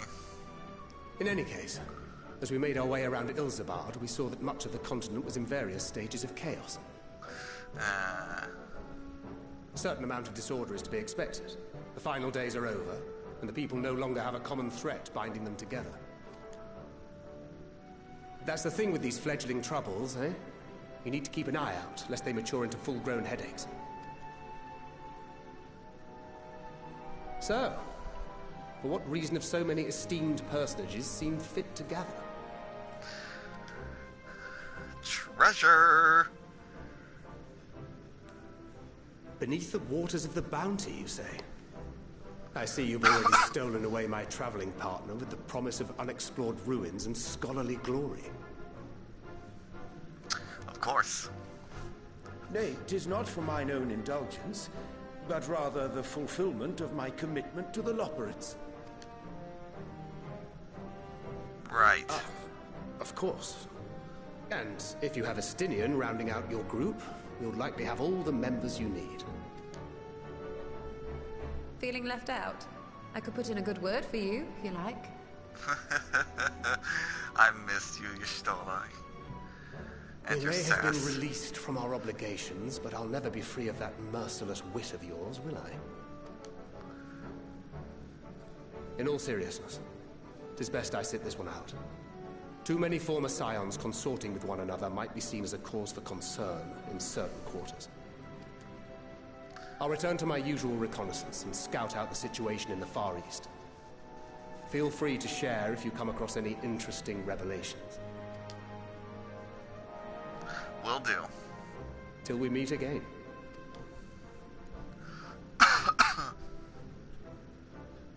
Shall we also hasten our departure? Sir Estinian will wonder what hath become of us.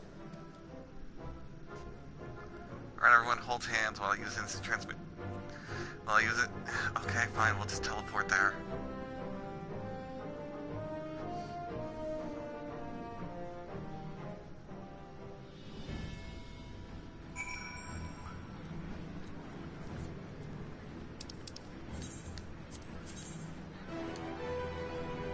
Not looking at my chat, not looking at my chat, not looking at my chat, not looking at my chat, not looking at my chat.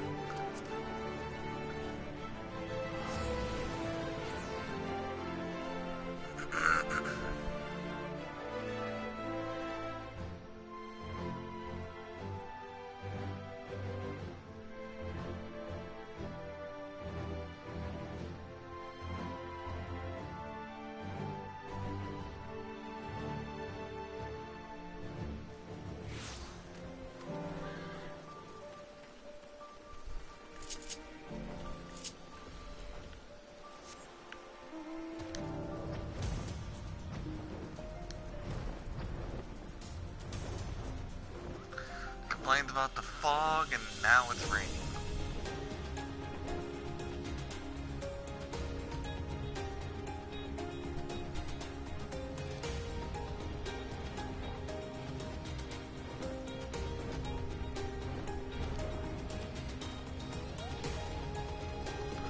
Latsia, my friend. Sanduruva, blessings. Hey, another friend.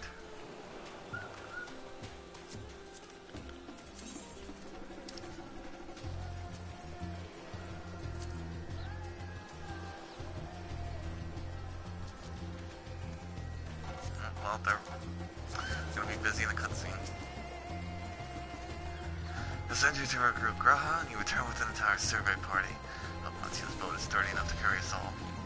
Of course it is, look at this. What he means is, we are grateful for the use of one of your precious fishing vessels. We are more than glad for a chance to provide. I only ask that you take care to steer clear of the reefs and the shallows there. Aye, we will keep an eye out.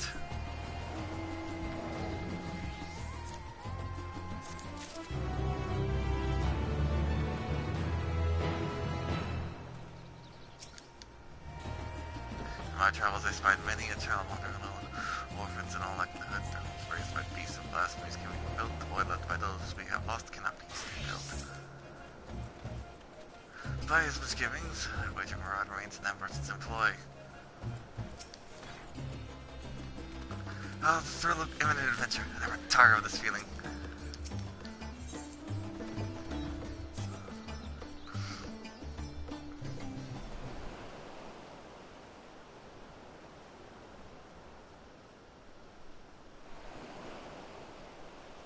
That's all the third. I confess I am somewhat embarrassed that his tale of journey to another world escaped my notice. Could it be more than simple folklore? And what of the treasure he supposedly brought back? This undersea vault may hold relics from another reflection. My friends, we should temper our expectations. The map doth promise ruins, but beyond that, we know not what we will find. Not until we find it, aye. So let us dispense with the conjecture and set sail for the vault. Let's do it.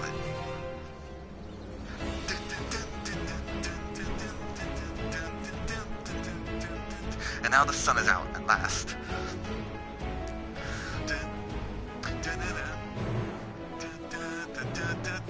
Throw through the music, that gets me hyped.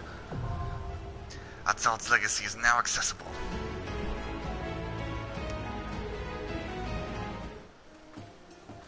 I want to do this with trust, I really do.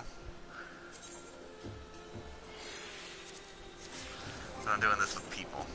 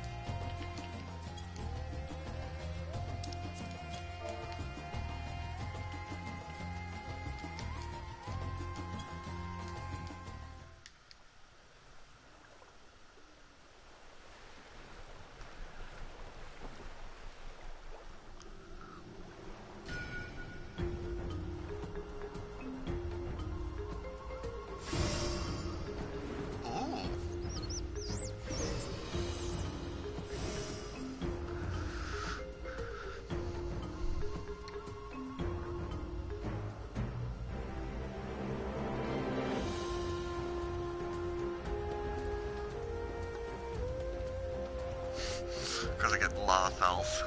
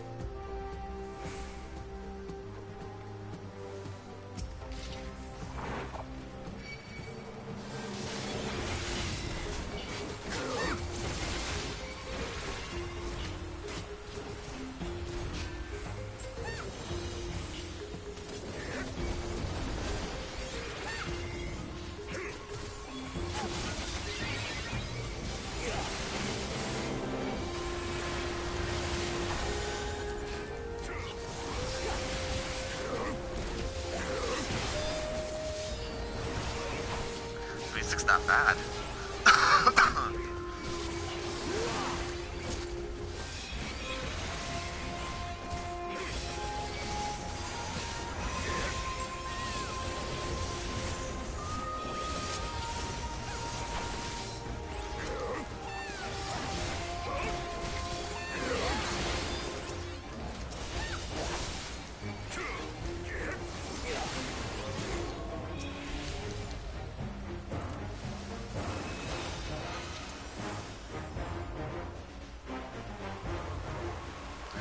Not in a rush, people. Come on.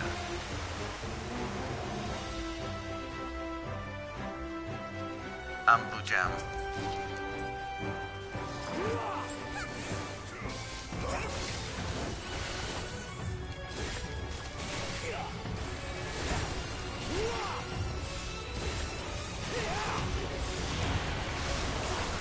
Slaps bleed on everyone.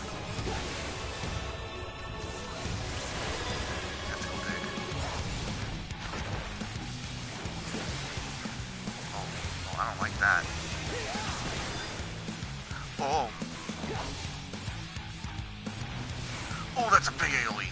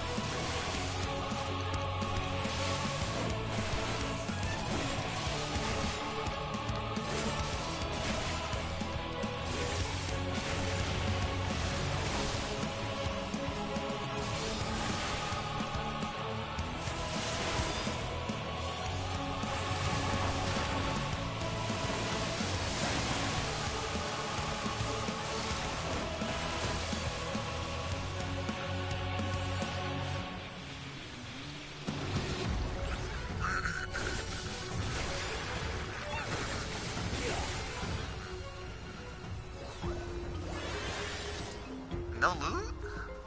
Oh. Bracelets.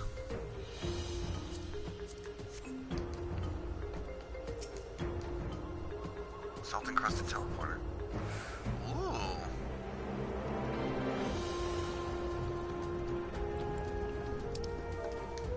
Live up passage detected. Confirming bearer's identity.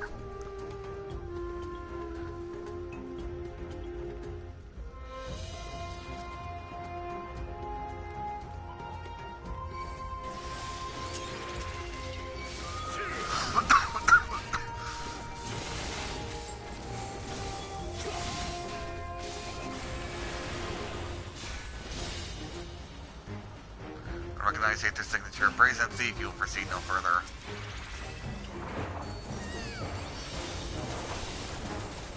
What is it doing? Oh, it's pulling in enemies.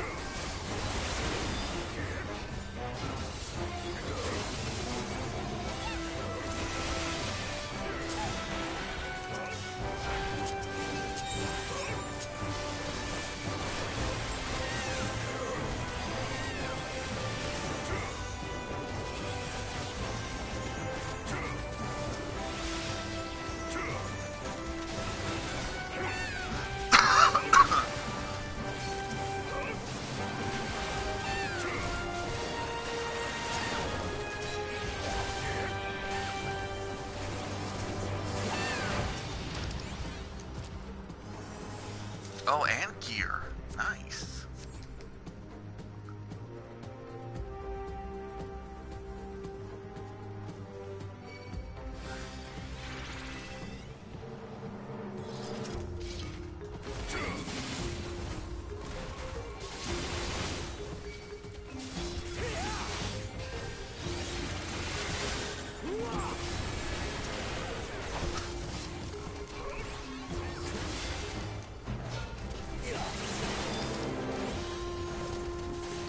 hearing some aiming. I have boots of aiming.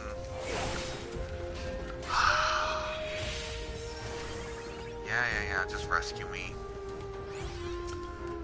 Claw trap on the 14th. The 14th. Why wasn't that a minion?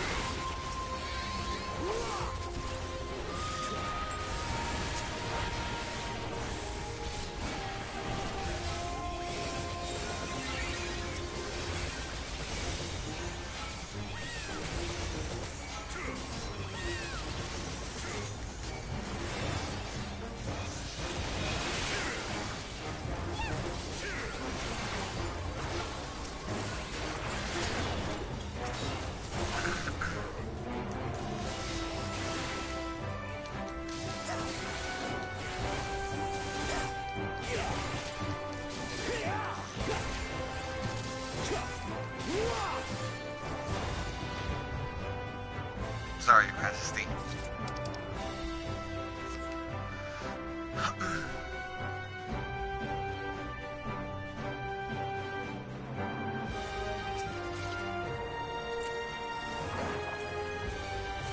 Turn back, Treasure Seeker, or this vault will be your tomb.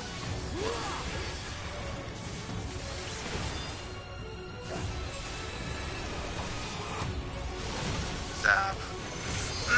Oh, we got claws. Oh, that's the barrier boss.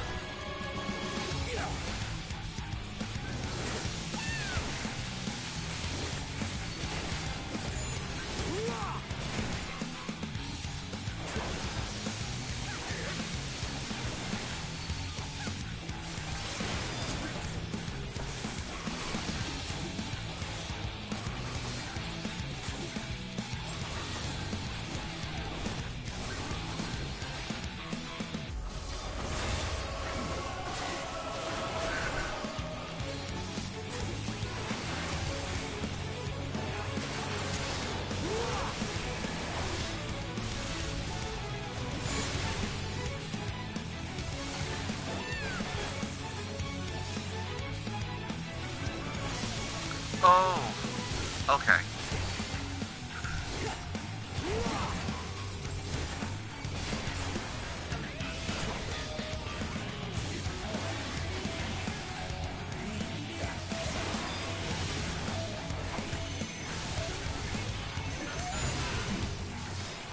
Okay, and then it cycles back into that again. Alright.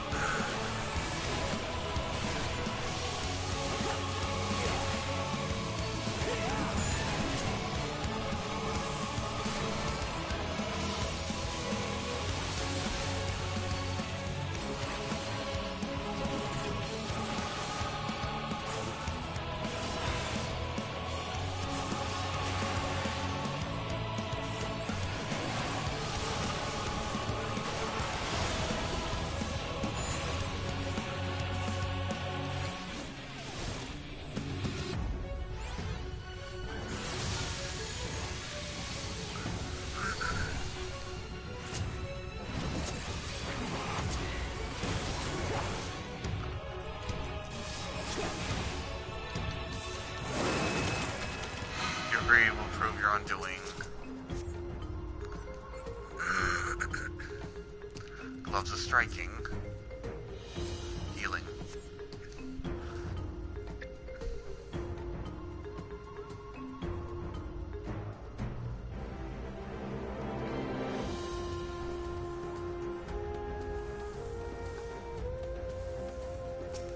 Oh, hey, we found the vault.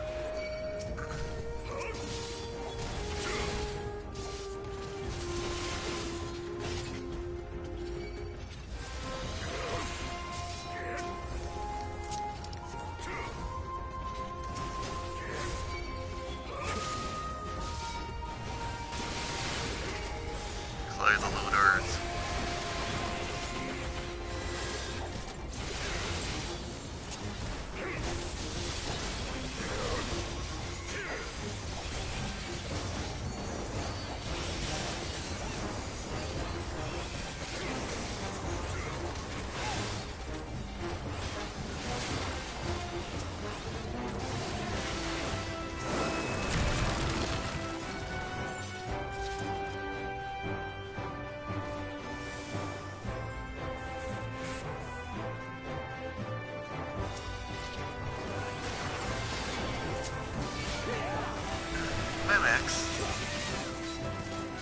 Alright, fine. Can't enjoy fighting in one area. You gotta pull everything.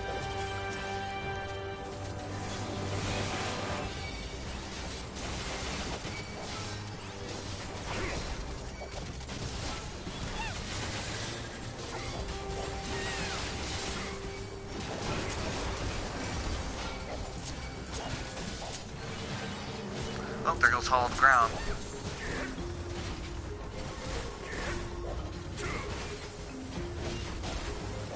Well, what? Now it's too much for you?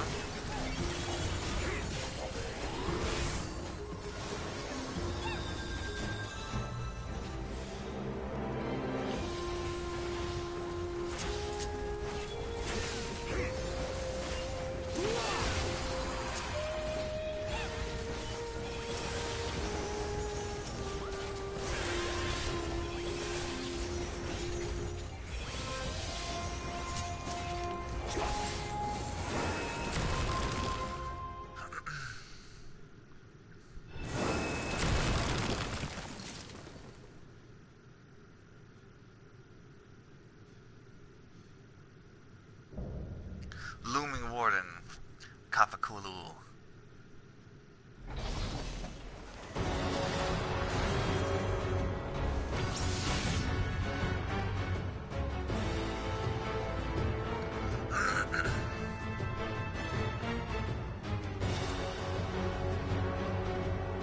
Oh, look at that. It's their first time too. But they're rushing. Necklace of Mending, don't need it technically.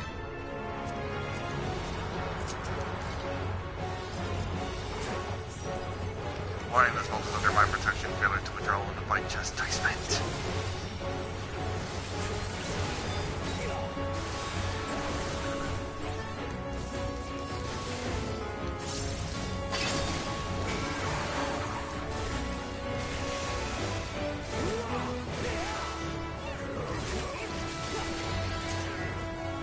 Spin and fumble. Stumble and fall.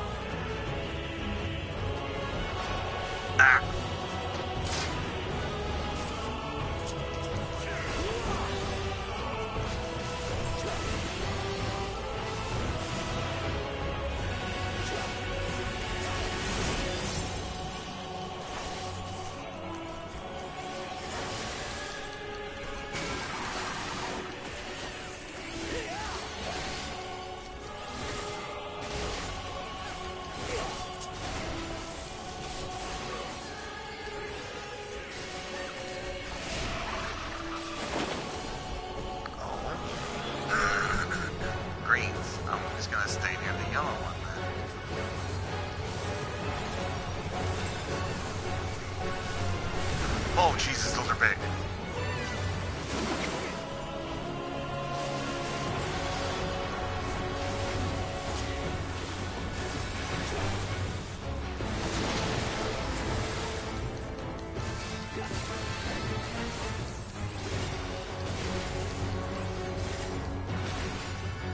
Willful trespass confirmed. You've chosen death. So you have chosen death.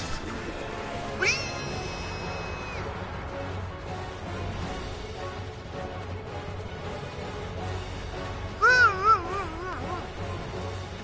Uh-oh. Ow. All intruders will be slain. Oh god, how am I gonna keep... How much longer am I gonna keep spinning? Ow, ow, ow, ow, ow, ow. Oof.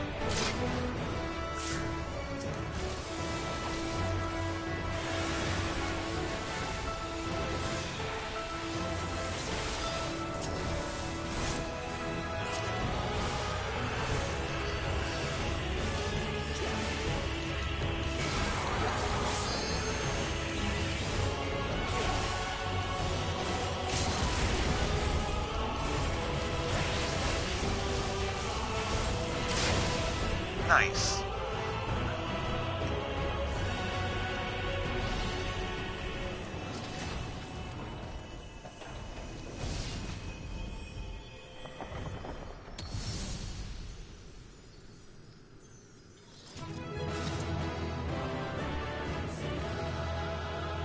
Yeah. And the gang's all here. And they all left, leaving me with the item.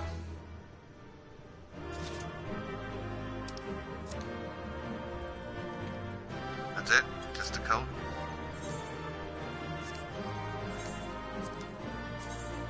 Oh! Ugh.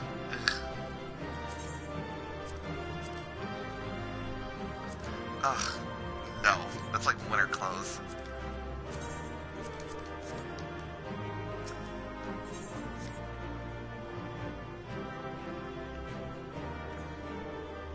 I guess that thing up there might be his weirdo dimensional travel thing or whatever. So, what do you guys have to say? A fitting sentinel.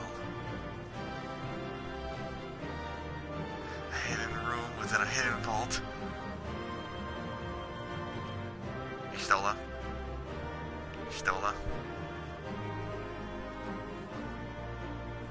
What is this place? We found all the treasure then, but I wasn't talking to you.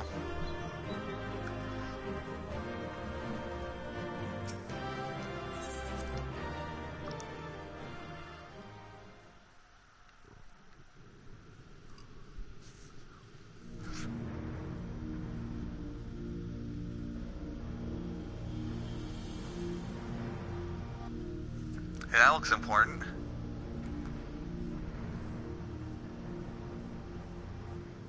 What have we here? 'Tis not unlike a Hunnish alchemical furnace in design. Well, there is one way we might find out.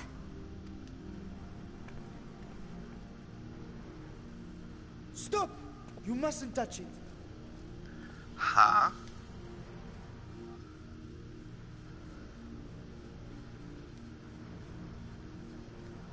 How are you here? Vritra! Oh, my apologies. Should I continue calling you Varshan? You may address me as you wish.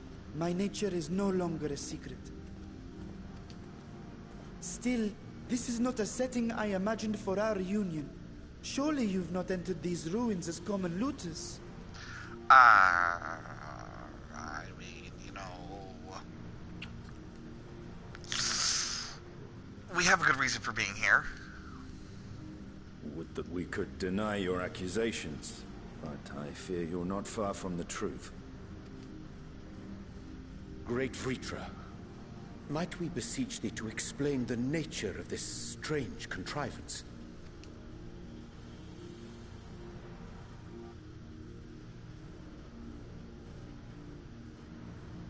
It was crafted by our alchemists at my behest, for the purpose of sealing something away.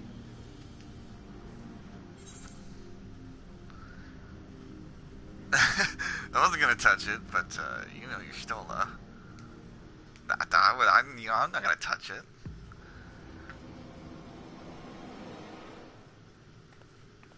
You and I will speak later. Uh-oh. The music chord. I'm like, but you know you stole it. You little son of a bitch.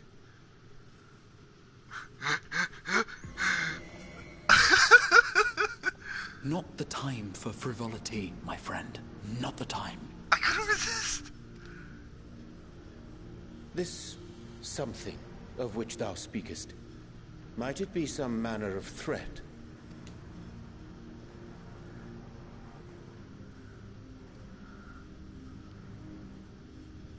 Perhaps I should simply show you. That kind of defeats the purpose of sealing away.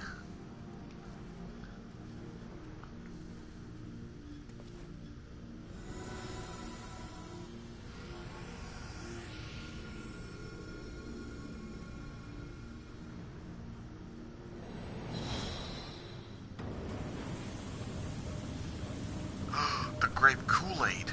So that's where you've kept it. Is that a tear in the fabric of reality? You sealed away a tear in the fabric of reality instead of closing it? Uh-oh. I have lifted the seal, if only for the moment. by an authority only I possess. A planar fissure? No, my friend. Small though it may be, this is a functioning gate into the void. I was right. We're going to the world of darkness next. I theorized that what else is on our grand adventure? Well, they were really hyping up, fixing up the 13th shard.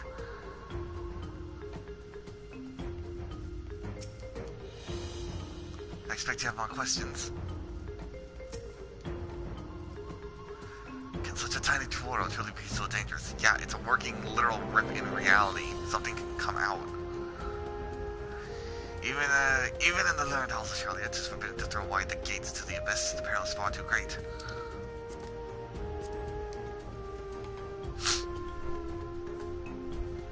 You still up? I came here in search of something that my further research. I did not anticipate a fully functioning void gate. Hold on, I gotta do something real quick.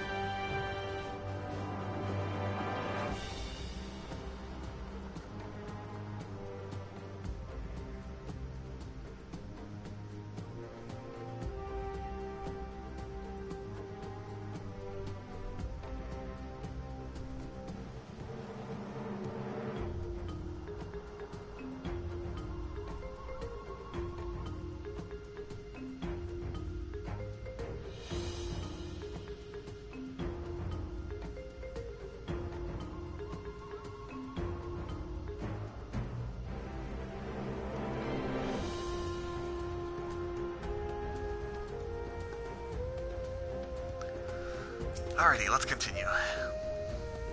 Void gates and fissures are much the same thing in practice, in the sense that both allow passage between the source and the 13th. The difference in terminology refers to the circumstances of their creation. A fissure is an incidental tear in the fabric between worlds, whereas a void gate is the product of deliberate action. I suspect this is the latter, judging by the elaborate mechanism put in place to control it. I think that such our search for material riches will lead to this priceless discovery. This swirling emptiness puts me in mind of old friends, not to mention old foes. Indeed. I wonder if the twins are okay.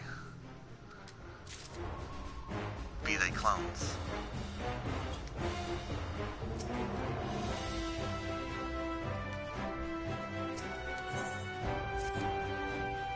A brother's grave. Uh-oh.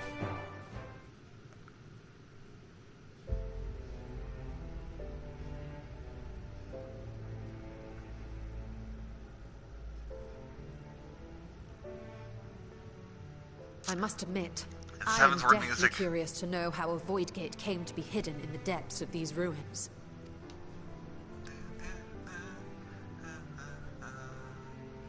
To tell that tale, we must first peer far to the south, and even further into memory. Marasidia.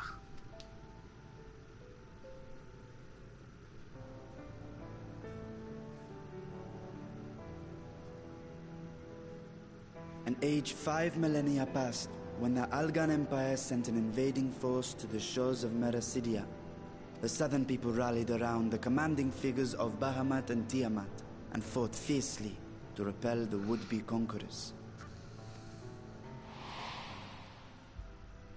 With Bahamut's defeat, however, the tide turned against them. Desperate to seize any advantage, the Marasidians resorted to summoning primal entities I was kind of hoping they would show us how Bahamut looked before the primal look. In response, Emperor Zande forged a covenant with the Cloud of Darkness, sovereign among the all-devouring denizens of the Void. Thus bolstered by icons on one side and Void Scent on the other, the two armies clashed in a battle of unspeakable carnage. So much death, so much loss. But the Aliens had Omega. Granted, Omega was helping them of its own whim, but they had Omega. They didn't really need to do that. And again, Zande was like, kill everything. Life's not worth living. I consider myself well versed in that period of history, yet you speak as one who witnessed it happen. Indeed, I did.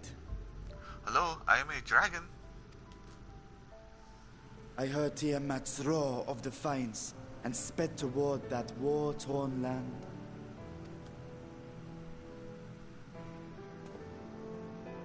Along with my sibling, Ashdaya. Yeah, the last one that we haven't met.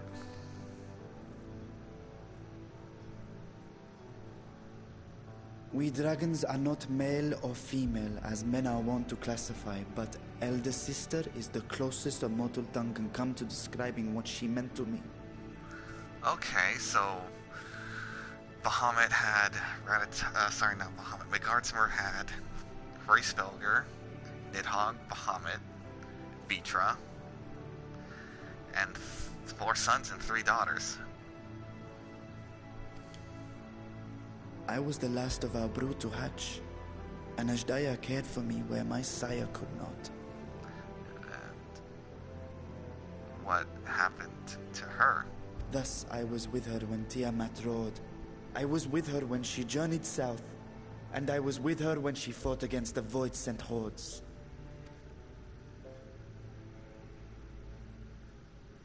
Yet no matter how many of their vile fiends we cast down, more rose from the abyss to take their place. Faced with an unwinnable war of attrition, Ashdaya risked her all on a final gamble. She plunged through the Void Gate itself to strike at the root of their strength.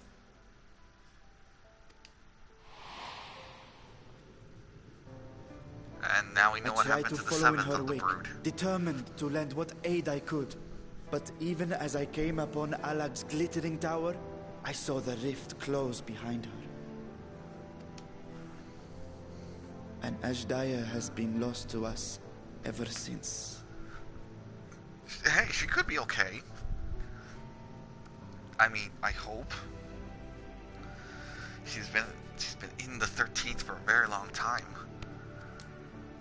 I find I must retract my earlier claim of historical knowledge.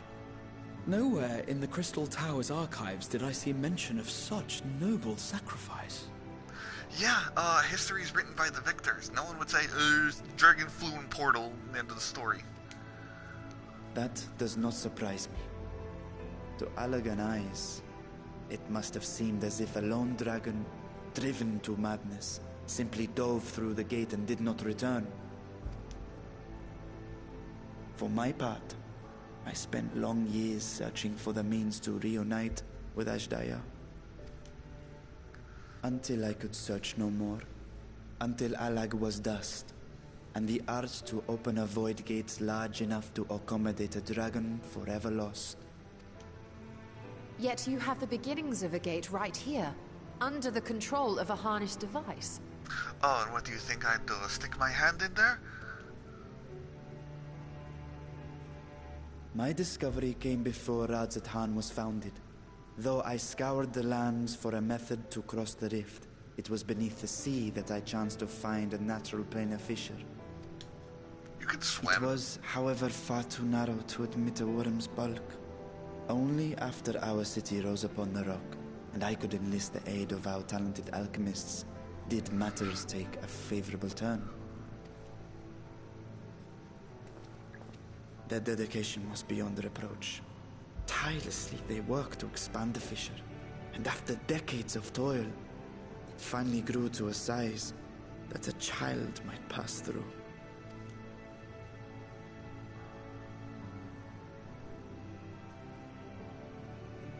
Not long ago, you told us that you called out to your kin, but Ashdaya's answer was silence. I suspect the conclusion to your tale is not a joyful one.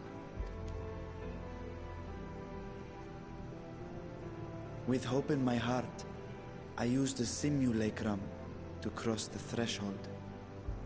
But no, I did not find her.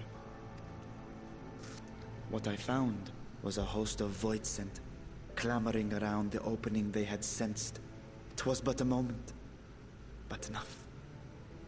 I had no choice but to retreat and allow the portal to contract once more. The gate was a threat to your people. You had to decide between endangering Razat-Han and abandoning your sister. And you chose the latter. That doesn't mean she's not dead, though. Dragons are not to be trifled with, especially of the first brood. It took Omega to kill Bahamut,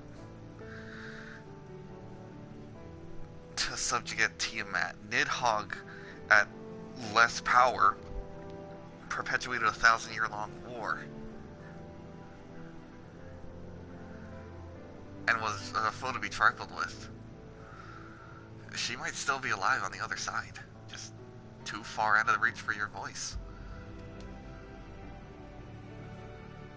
'Twas not that thy siblings scorned thy call. 'Twas that she was trapped beyond a barrier through which neither roar nor dragon may pass. Even now, in the desolate world of the 13th. I can scarce imagine your pain, yet it was wise not to linger in that place. Too long a sojourn, and even a being of your power risks being warped into a creature of the void. Huh, I wonder how I would fare in there. Then again, after like 5 light wardens full of light, I almost turned. You've seen this phenomenon before, when we stepped into the darkness. Yeah, Nero turned into, I remember when Nero turned purple.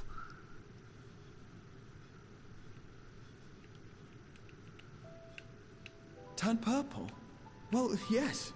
His wounds had allowed the void's corruption to enter his body and twist his ether. Had it been allowed to progress much longer, I presume he would have been fully transformed. Then there is little hope for Ashdaya. Ah, no. I hadn't meant to. I speak only of possibilities. Then again, Ashdaya is an unsundered being. It's very likely she's able to resist it. The scales of the first brood are extraordinarily resistant to ethereal fluctuations. They are the protective talisman's core components after all, and even the corruption I described would struggle to overcome. Of course. With the warding scale in one's possession, one could conceivably survive a stay in the 13th without being warped by its energies.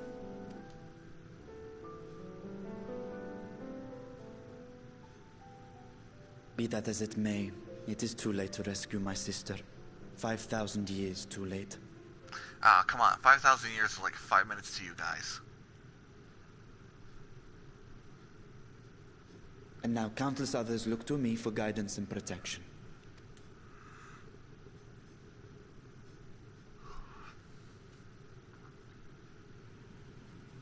Hey, we've had this gate open for a while. Should we close it?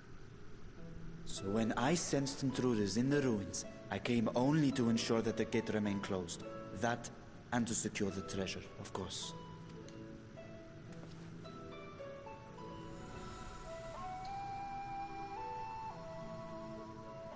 I wish only to forget the rest.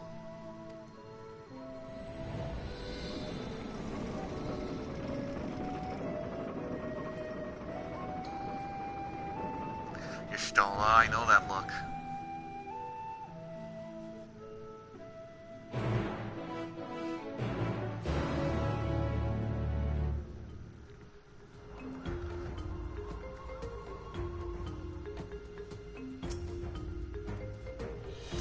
13th, what chaos must consume that world? Richard's grief for a lost sibling will be no mystery to Estinian.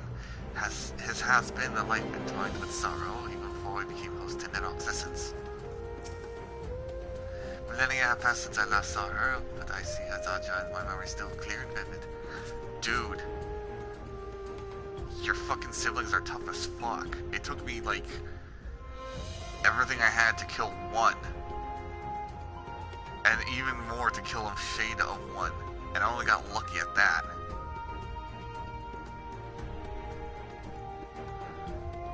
She's probably fine in there. Well, for the most part. Spent 5,000 years in a realm of darkness. Wondered how the one of the first group could simply vanish and leave no trace of a passage. Now I have my answer. Yeah, and so did we, finally! We've known about everybody else but the last one. So they managed not only to expend the fissure, but also manipulate it as one might a gate. Astonishing. Is there any chance we could learn more of how this feat was accomplished? I will tell you what I can, but first, however, I must return to the High Crucible and arrange to replace the Guardians you so handily destroyed. It will not do to leave the gate unattended. My apologies, we're perhaps a touch zealous in our rush to uncover the vault secrets. The constructs can be repaired, we would be happy to offer our assistance. That will not be necessary. Since I retain spare vessels myself, we would keep duplicate Guardians on hand for such eventualities. In any case, we should return to Ratatan.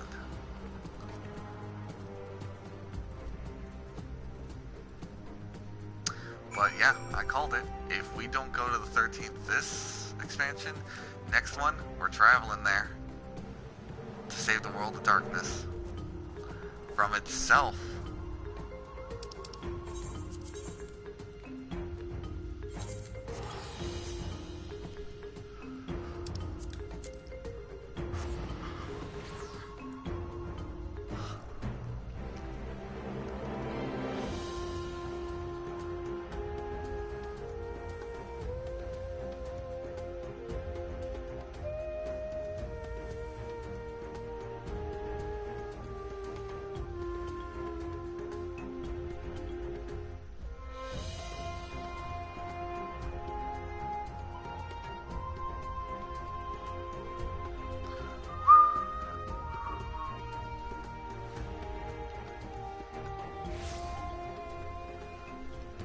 Oh, it's raining.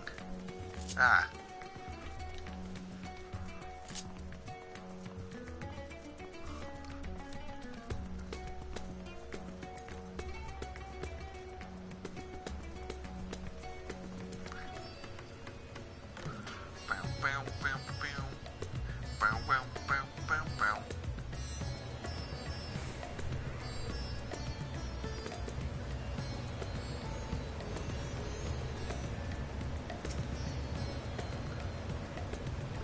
Well, I am loath to keep growling much longer. I cannot bring myself to leave before hearing more of Peter's tale. There's much about the Void Gate that I cannot even begin to explain. I must convince Peter to share everything he knows.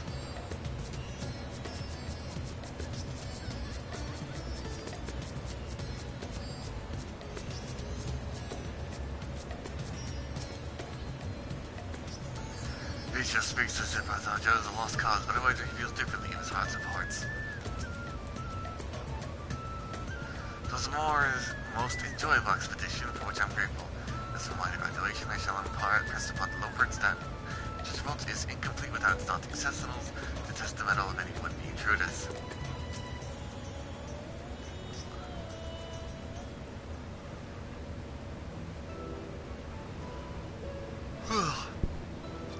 I promise we will discuss the Void Gate further, but first I must attend to the matter of the Bone Sentinels. As your instruments have no doubt informed you, the Kapakuli has been reduced to so much scrap. Please bring a new one out of storage and see that it's conveyed to its post along with some few lesser constructs. Was it tomb robbers? Beings born in the Tower of Zot? But the sisters do not tell me blasphemies yet roam free. Oh man, I don't know who could that have been.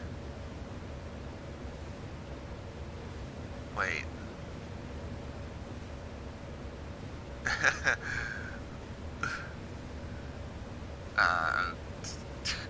Man, who could have done that?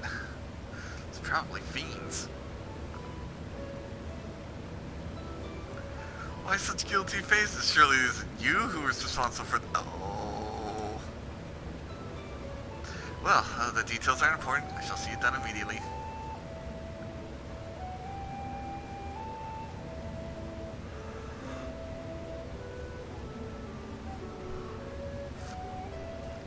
And with that, the vault will soon be secure once more. Now, I believe you have questions. Quite a few, in fact, but I'd like to begin with the gate itself. Is it still functional, yes? Indeed, which is why I saw it sealed with an alchemy forged lock and warded with my magics. Such power must not fall into the wrong hands. In truth, the primary reason of the vault's construction was to keep the gate hidden from the outside world. So much effort for such a little door. That little door you speak of leads to an abyss teeming with unspeakable horrors. That said, in its current state, it would admit only the lowliest of void scent, and from this side, no man would be able to pass through. No man? I should think Elfenot would fit, given a firm enough push. Physical size is only one consideration. True restriction hinges upon the etheric density of the soul in transit. And you succeeded in expanding this diminutive portal and sending your simulacron to the 13th. Thanks to my brilliant alchemists, I should have destroyed the anomaly when I found it, but instead I made them devise a means to control it. After much experimentation, they accomplished the impossible. A method was conceived by which my magics could manipulate the fissure and transform it into a serviceable gate. But the process has long since been forgotten. Once I've given up searching for Adasia, there was no need to preserve such esoteric and dangerous knowledge. And thus the gate has lain dormant for years uncounted. Our own passage to the 13th was made relatively simple thanks to the Crystal Tower. An ancient mechanism channeled the tower's vast stores of energy to open a void gate, one bound to a covenant made with a cloud of darkness. Once that sovereignty entity was beaten back, however, the covenant was broken, and the doorway severed from its connection to the void. Theoretically, it should be possible to reconnect the gate by forging a new pact with another void set, but such deals usually end in betrayal and death. Ah, well, shit, it's a shame I killed Xenos. He might have been able to help. Sort of. Probably just promise him another fight, like, fine, use the void set. In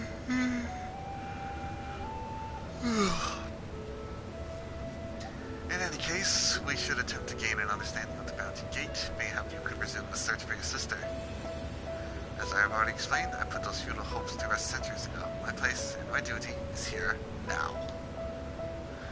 I had me to ask what prompted you to search for the vault in the first place. It was all Stinian's idea.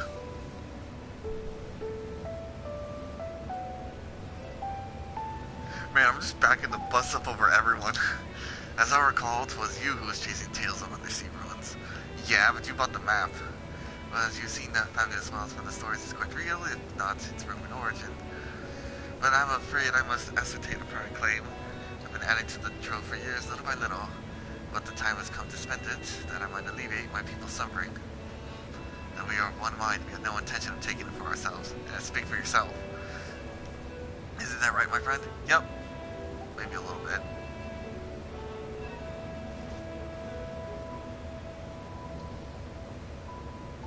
Your Excellency, would you object if I were to conduct a closer examination of the gate? We make no attempt to open it, of course. I owe you and yours a debt that can never be repaid. Whatever boon you ask of me, she shall have it. You are most gracious. I shall take full advantage of your permission. Would that I could join thee in thy study, but the Loperts will be anxious to receive my report. I beg my leave of you. And I must be off to Charlie as well. Mistress Crowd will be eager to speak with you about that request, so please come back to the annex as soon as you're able. Farewell for now.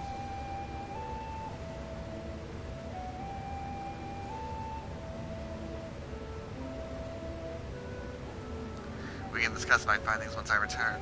You'll not be rid of me so easily.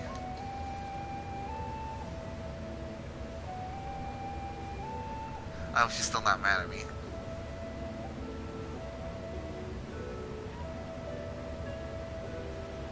Even out? Yes! Finally!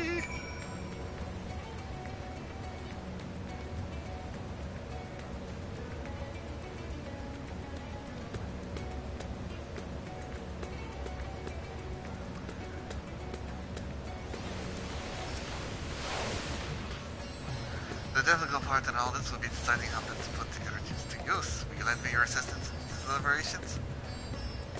Anything to make up for the constructs we broke. Then think of your employment as a recompense. Serve me as the guest advisors and I will consider the broken constructs straightforward. You and I are in this together, I will follow his example.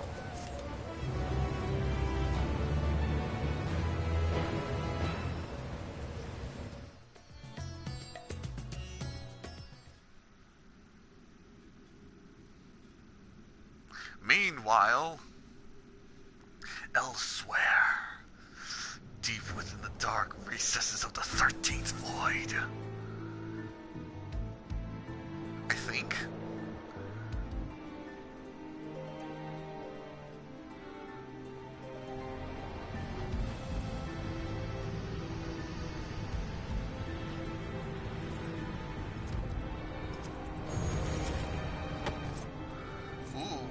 Please, show less darkness. I want to see his...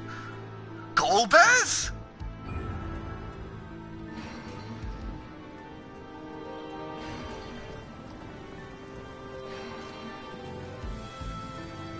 Golbez, what are you doing here? I recognize that armor, that statue anywhere. It's Golbez. But why? Oh my god, he's doing the cape thing.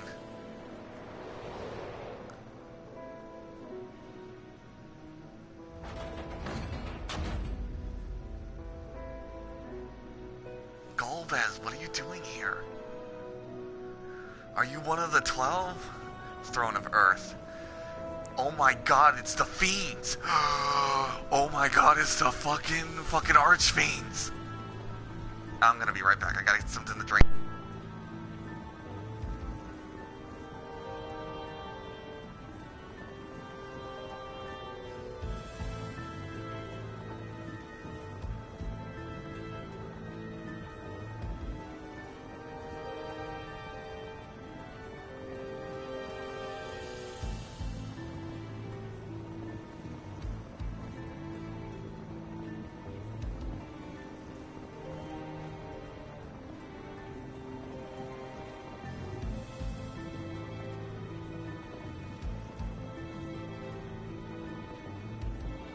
Okay, I'm back.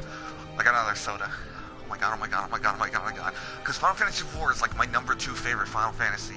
I loved Golbez and the Archfiends. Oh my god, they're all they're all fucking Void Sense. Oh my fucking god. I was like, Endwalker's all thrown in Final Fantasy IV. When's Golbez gonna show up?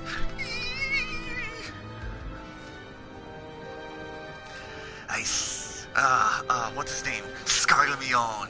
I sensed the breaching of the gate, but it was not instigated from this side. It was thrown wide from the other.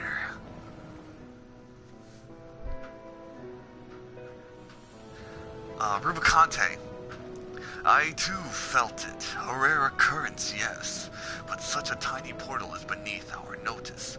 There are more pressing matters at hand. An opportunity is upon us, the coming of which we have waited for nigh on 10,000 years. We dare not let it slip of our grasp.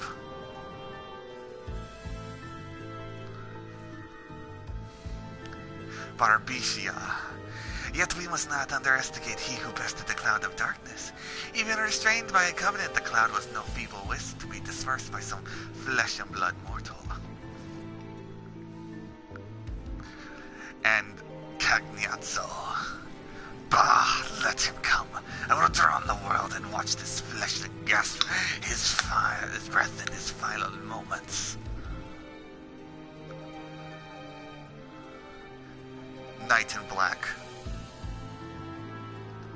Your zeal is admirable, but forget not our cause.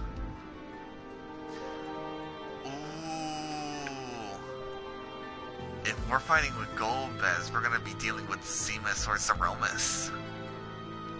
Think back on our struggles beneath the sunless sky. Remember why we see not our will to fight.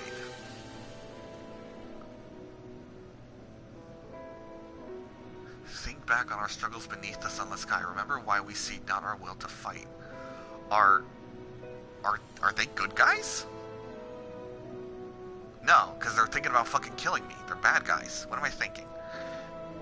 But, Golbez, I know there's good in you.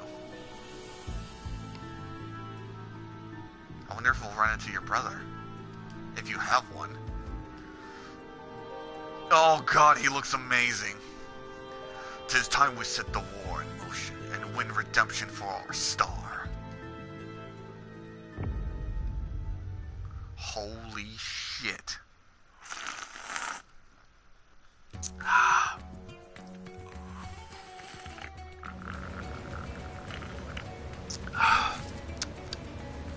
Holy shit.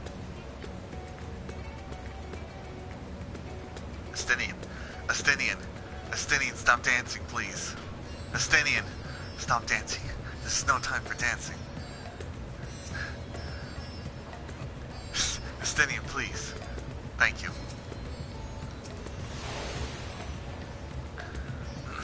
I hope you enjoyed the last expedition, at least, otherwise it was a heavy price to pay for the treasure map leading to the treasure we couldn't keep. Yeah, you paid for it. I would have beaten up the guy and took it. Alright, before I do this.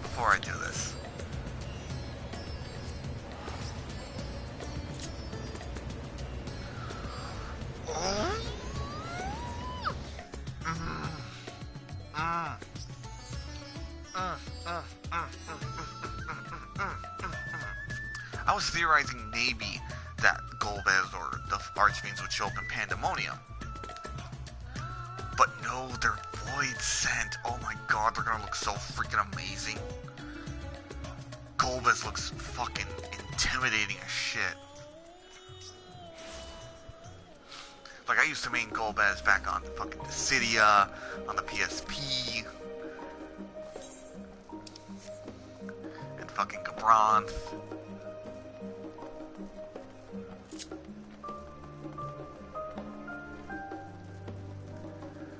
Oh man, Final Fantasy IV is one of my favorites. My definite number 2 was Final Fantasy 1 being my number 1, 12 being my number 3, 6 being number 4, and 7 being number 5. A mission in Mordona. Is that for the Mists of the Realm? I mean, it's the only thing here, so yes. Niran, welcome back. You perchance to seek Kryl. I'm given to understand she has a task for which she desires your assistance. Actually, yeah, that's why I'm here. I saw Petra once. Pray wait a moment.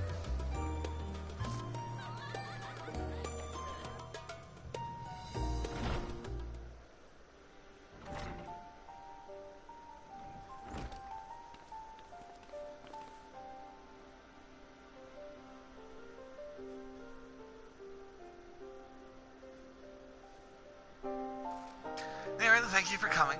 Now, if you're now available, I'd like you and Raha to assist me in the task I mentioned.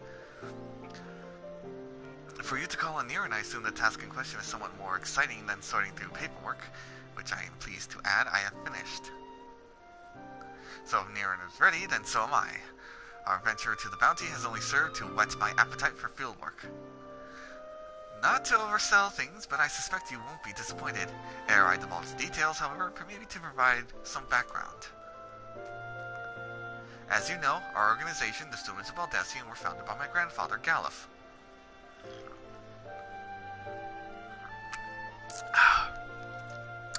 Our stated mission was to uncover the mysteries of Hydaelyn, Atheris, and interpret her will. Oh, Hydaelyn. Oh, then not Atheris. Vana. Call her by her damn name. Particularly through her study of her gift to us. We've since learned the whole truth, and it might be said we fulfilled our mission, but our work is far from over. In the course of our endeavors, we've also sought to devise countermeasures against such threats that come to light. Our involvement with the Warring Triad is an example of such. 'Tis my belief that, in continuing to seek the unknown and dealing with threats, we'd best carry on the student's mission. We best honor grandfather and his comrades who made the ultimate sacrifice to protect the world. Yeah. Forgive me, I didn't mean to darken the mood. In all saying, In all saying all this, I simply want to clarify our organization's purpose for a new age. In line with said purpose, I've been reviewing new requests, and one particular jumped out at me. It comes from none other than Rambros, the son of the Saint Konak.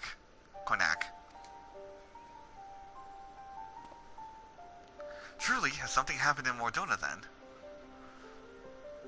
So it would seem he wishes to entrust the matter to us. While his missive is sparse on details, he writes that it lies beyond the sun's expertise.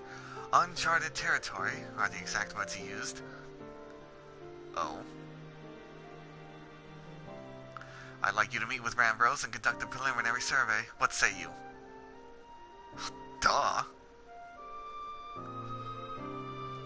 Wonderful. When you are ready, pray make your way to Revan's Toll. I shall let Rambros know to receive you there. You must remain here to oversee operations, but should it transpire that more hands are needed, don't hesitate to send word. Well, there's no time like the present. If you could go ahead to Revan's Toll, I shall make ready and then be on my way.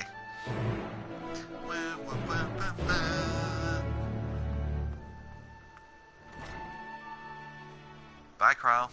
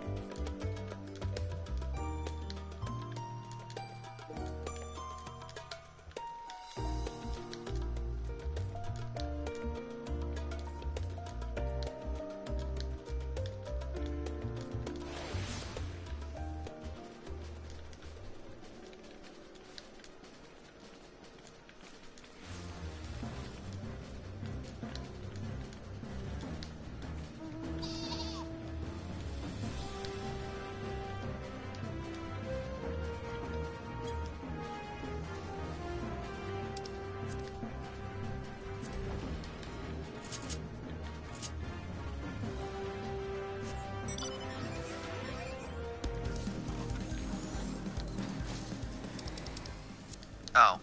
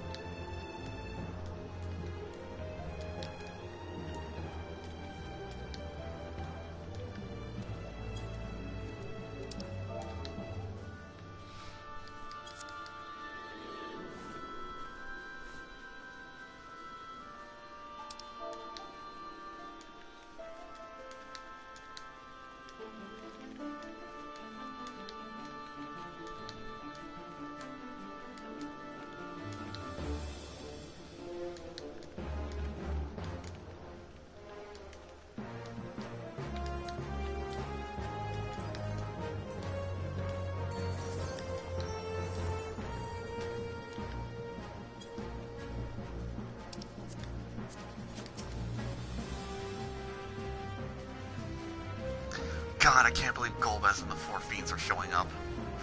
4 Archfiends. Well, the Four Fiends is Final Fantasy 1, so I should refer to them as the Elemental Archfiends.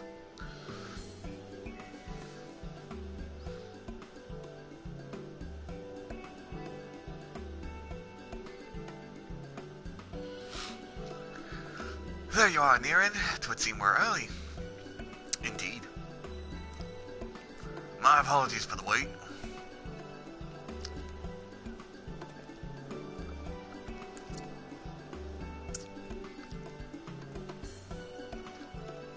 Rambros, what a pleasure to see you again. How have you been? Pleasure is all mine, my friend. I've been well, and it gladdens me to see that you are too. Now, I know you have demands upon your time, so I shall explain the particulars of our request at once. Recently, an explorer came to us to claim to have discovered the Phantom Realm.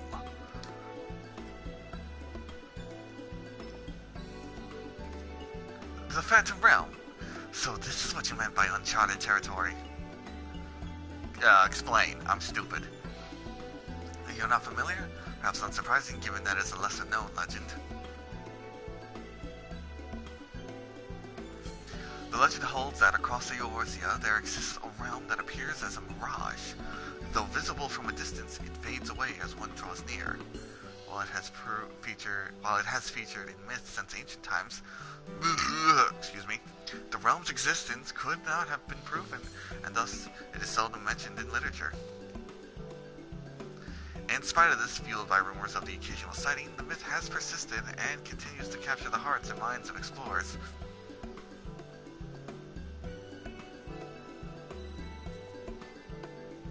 That you yourself should reach out to us. It is real then.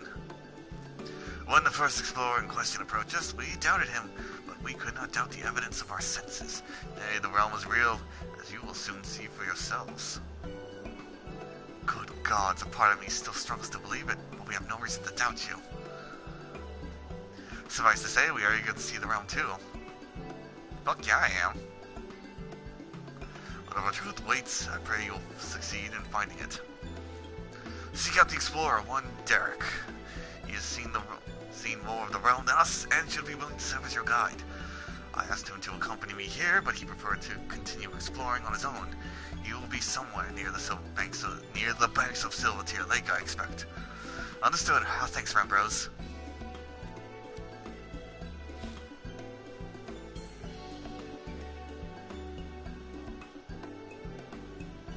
Come, let us split up and look for our explorer. Of course. I'll go left and you go right. Okay, you go left, I'll go right.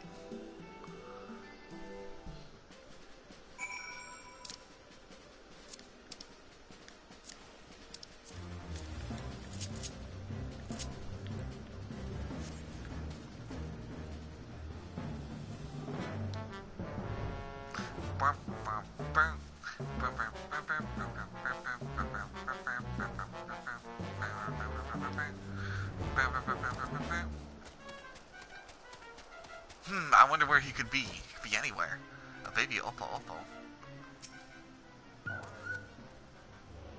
You see a small Oppo Oppo.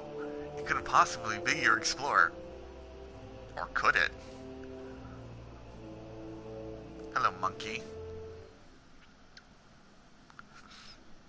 As I checked, Oppo Oppos aren't native to this area.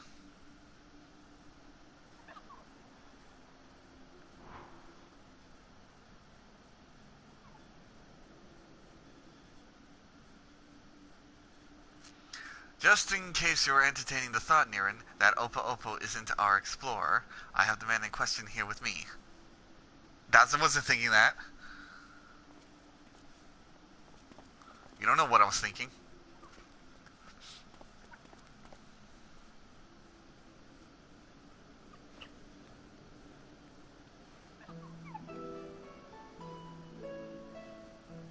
I am Derek, the one who discovered the Phantom Realm. My apologies for making a search for me.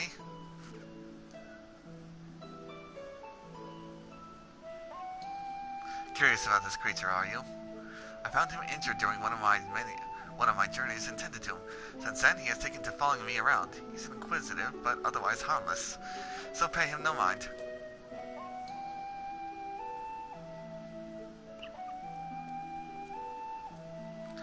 You are the hero who delivered our star from doom, are you not? What good fortune that one as capable as you should lend his aid. Well. To be clear, our organization has yet to accept the commission. Before we can make the decision, we would conduct a preliminary survey. Will you guide us to the Phantom Realm? Oh yeah, of course.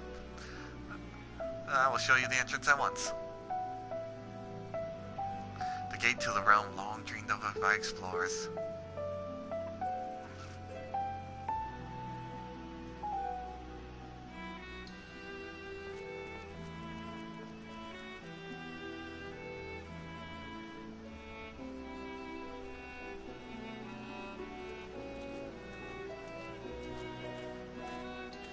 What are you?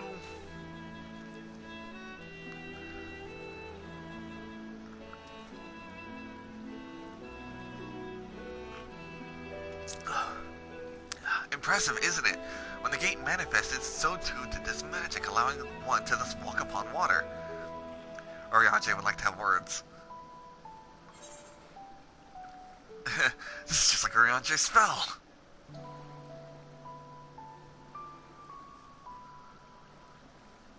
Someone conceived a means to do this at will, an intriguing individual. It's perfectly safe, I assure you. Come.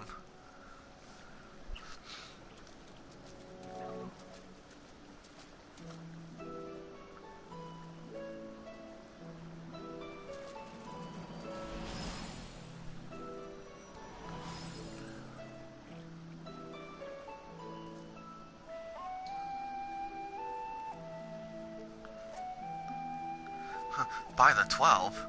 Literally.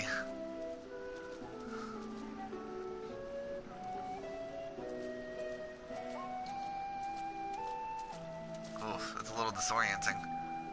By the 12? Literally, I just said that. We truly walk here. What magic is this? But what means is it perpetuated?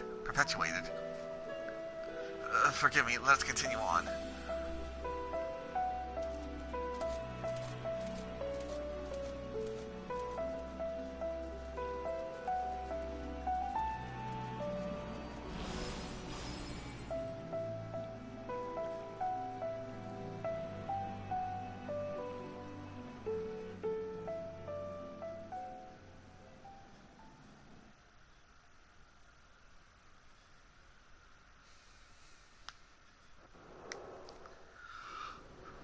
Ah, my eyes. Oh, literally, ow, my eyes.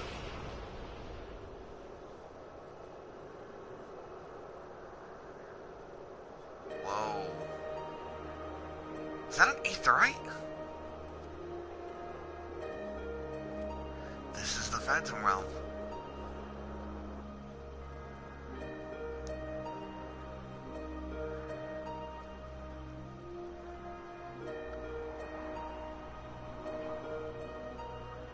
The realm of the gods. Or in this case, the 12. The Umphalos.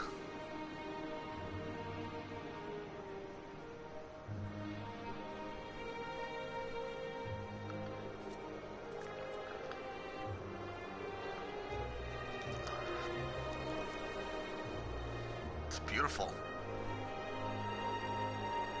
To think that the entrance would lie over Silver Tear Lake.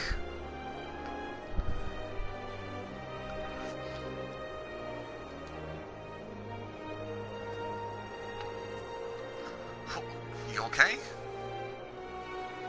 There's nothing out of the ordinary with the environment. The sights, the sounds, the smells, all appear as they should be in nature. That is to say, this place is no illusion.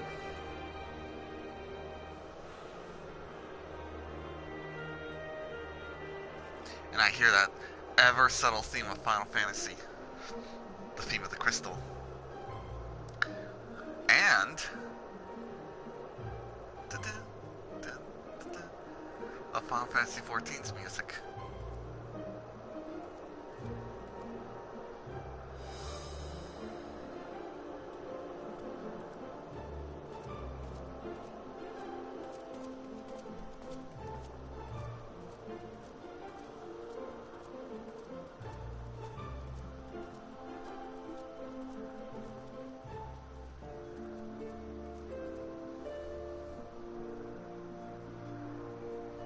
I bid you welcome to the navel of the Phantom Realm, the Umphalos.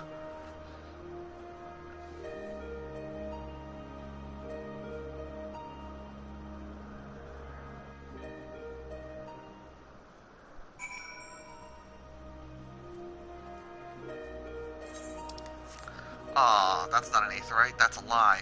Where is it?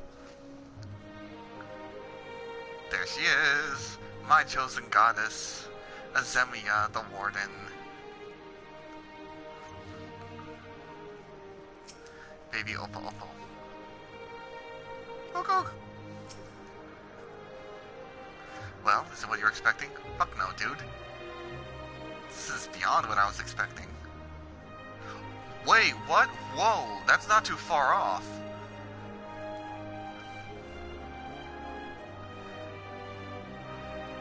But there's the crystal tower in the distance.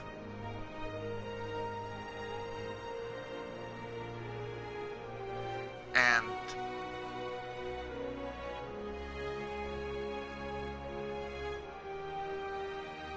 where is that exactly?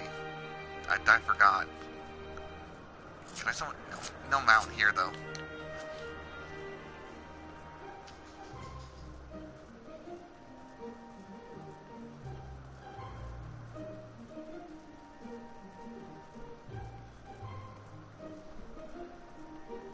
What else can I see in the distance? That looks like where where Bahamut crashed when he quote unquote was defeated. Is that an assassin fry? It is.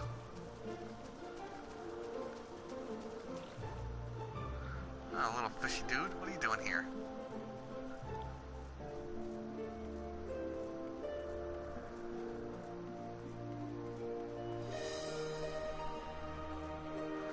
Well, if this is all I'm seeing, then...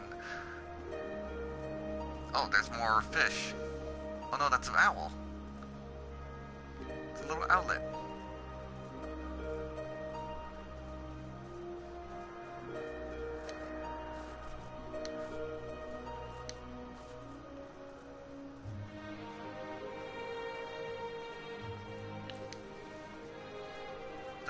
Then the realm of the gods is not that far off Mordona.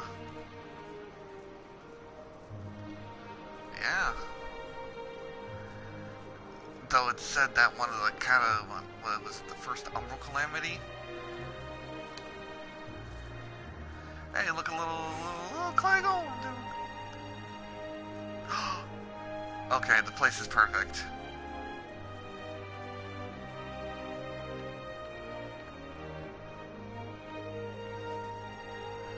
Banu. Bunny.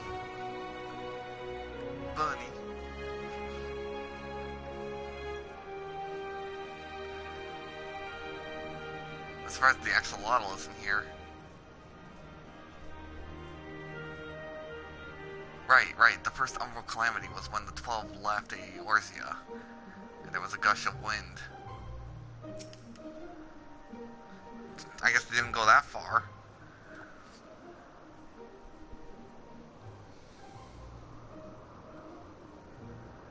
Demon Phalos, you say this place is called? A name of my own. A name of my own conception, I confess. I felt it needed to call it something by it, lest you wonder the words means navel in ancient tongue, an allusion to Mordona's location in the heart of Aldenard.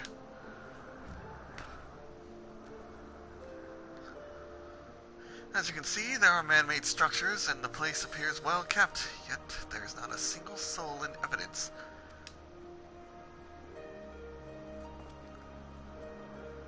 Tis my hope that you will help me shed light upon this realm to learn who created it, and to what end.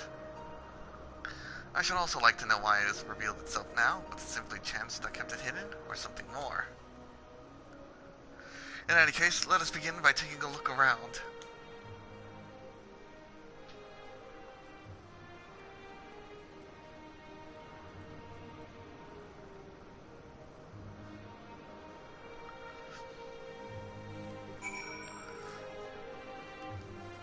Oh, the vantage point. Yeah, I think that's where Bahamut crashed into the earth and into Aetheris, and all the corrupted aether crystal energy was all just coalescing there. And then there's the crystal tower in the distance. What do you mean too far away?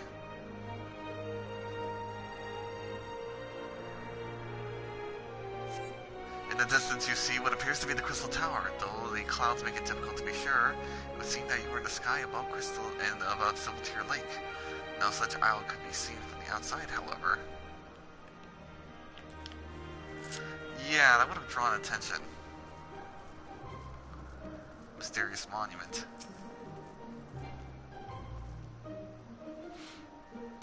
Yup.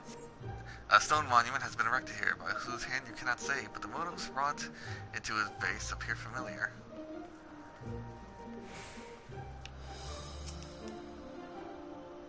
Pray do not mind me, take a look around at your leisure. Oh, there's his monkey. Monkey. The Opa almost seems quite at home, wouldn't you say? How many times has Derek come here, I wonder? Touch. A number of structures such as this can be seen in the area. What purpose could they possibly serve? The architecture is unlike anything seen in Eorzea. Truly exquisite stuff.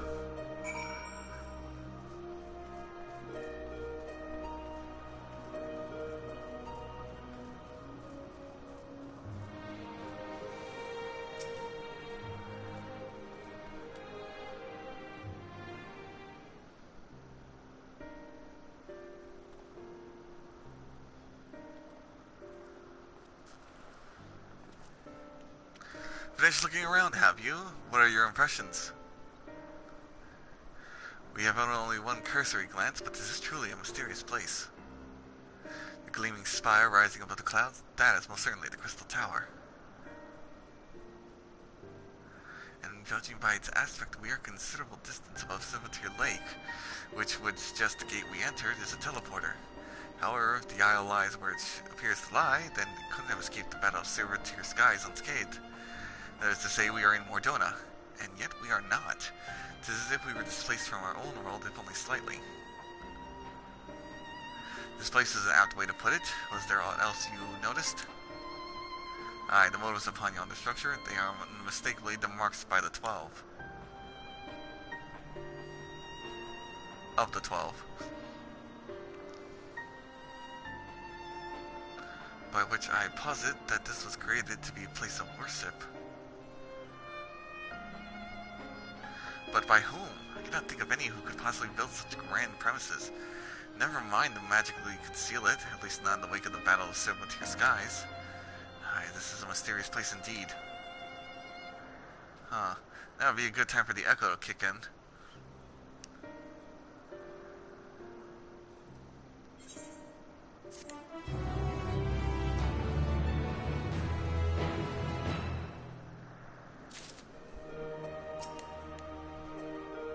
Magically concealed. In like manner, perhaps, to the ruins of Amtapor in the Twelvewood. The city, I understand, reappeared when the 7th Umbral calamity weakened the elementals. The realm of the gods.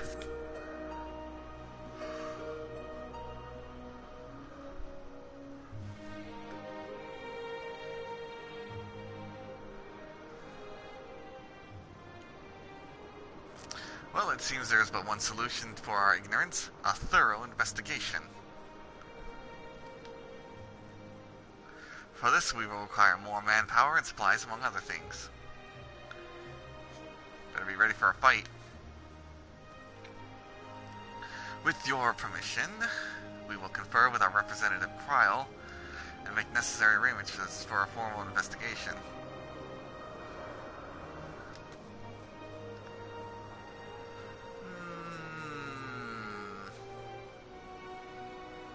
If that must be done to commence your work in earnest, then by all means. I think you're one of the 12 in disguise as a human. You might be... what's his name? Falion? Something like that? The Wanderer. Without further ado, let us return to Charlia. Hold, mortals!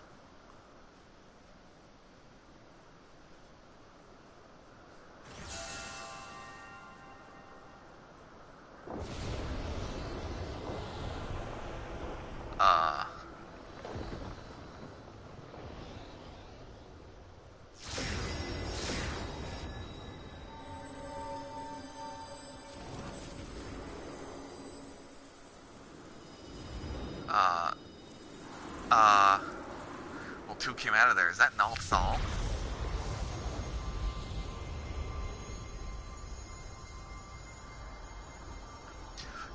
You profane the sacred realm with your very presence, and you must answer for your reverence.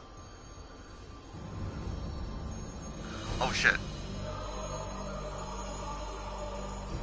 Hey, it's Azemia.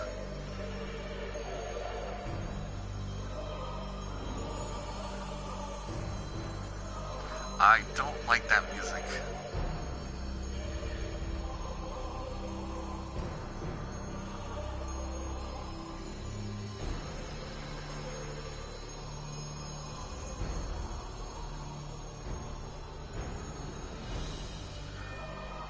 I am Fire God the Builder. Fire God, the 12 are real? Let there be no doubt, we are not simulacra born of mortal faith. So you're not primals. Good to know. Nay, we are 12 divinities true. Doubt. And in Heideland's absence, we are the star's rightful rulers, its will. Oh, really? I beg to differ.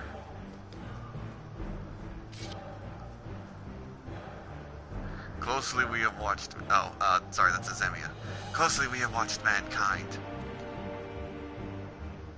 And we determined that you, champion of Highland, pose a threat to our ascension. Excuse me?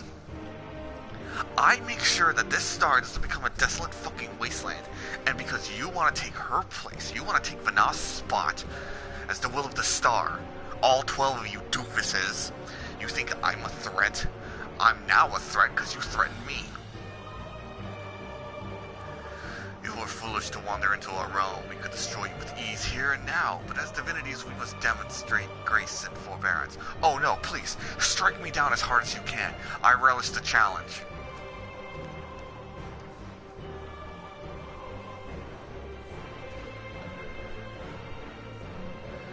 There is but one path. We must weigh this mortal's worth. Okay, so 2 lights came from one.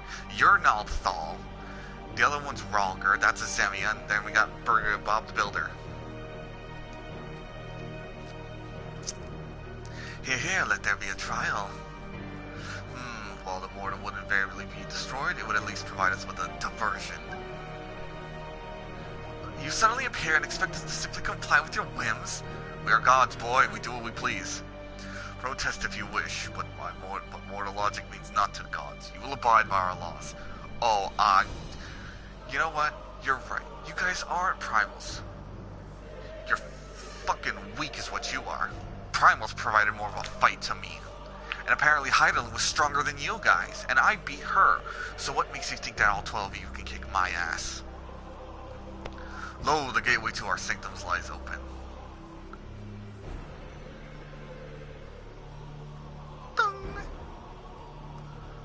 Show us the strength of mankind. Show us the honor of mankind.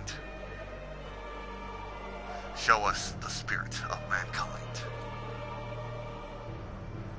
If a man would remain the master of his own destiny, then assemble your comrades and come and prove your worthiness. Prove the worthiness of my foot up your ass. What was that? Nothing.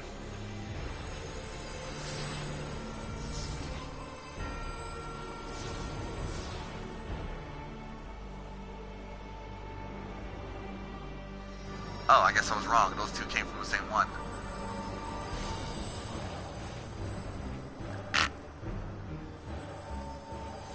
Thal's balls.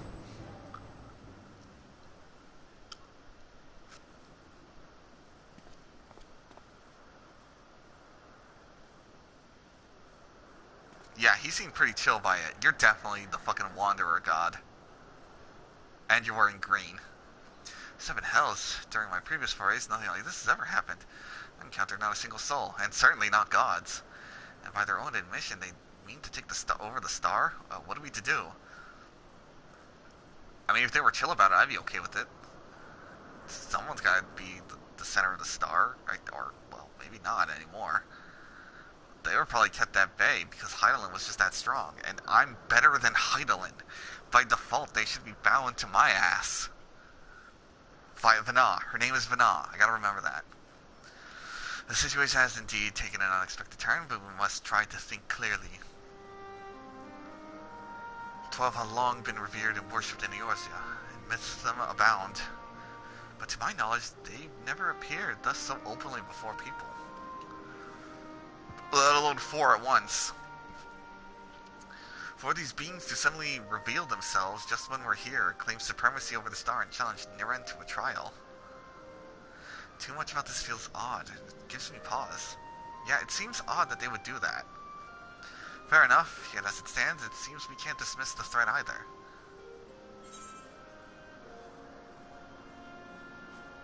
Whatever they are, they're issuing a challenge, and the challenge accepted. Guys, Van Belsar once said that the 12-2 were simply primals. Oh. I'm going with this one. I'll check the other options later. 'Tis true that even Heidelin and Zodiac were primals. We cannot discount the possibility. But we know too little to draw conclusions. They said they were not the simulacrum of men, but bullshit. They're probably primals too.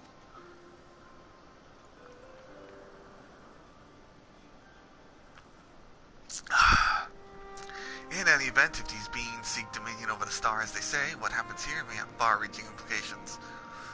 To that end, I believe we should take action. Suffice to say you're with me? Dude, to the bitter end, you know.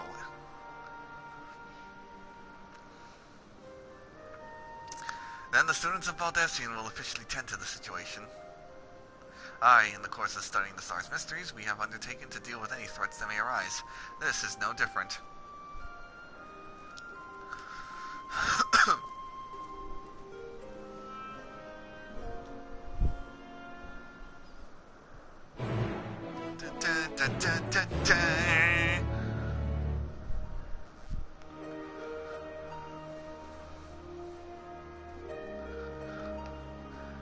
You know, I was thinking like, oh, ooh, wow, ooh, this place is nice. Ooh, we get to find out about the 12.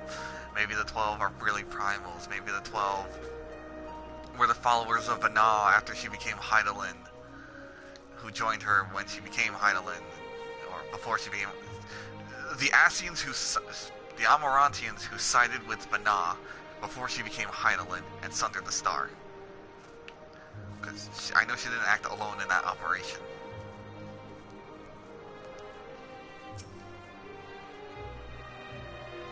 To think we would encounter the 12. I think you're one of them, dude.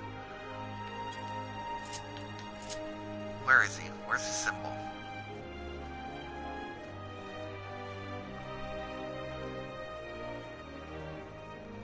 I remember being green. I think it's this one. I can't remember his name, but it's like his title was the Wanderer, like Azemia's the Warden, Ralger the Destroyer.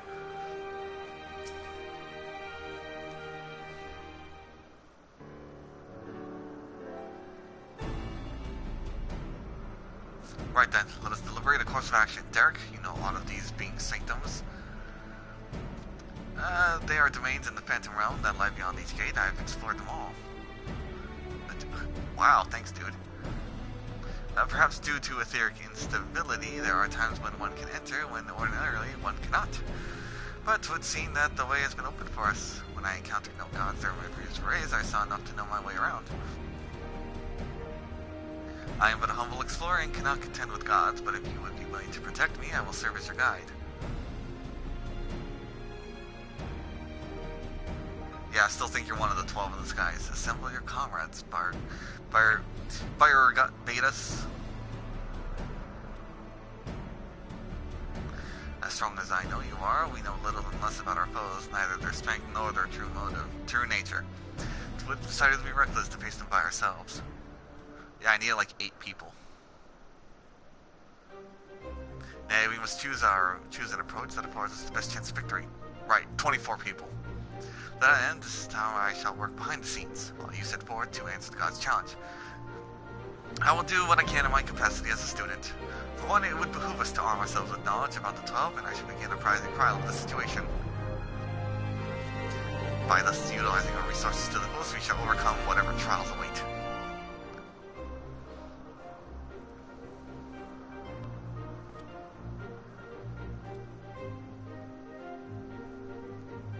Alright then.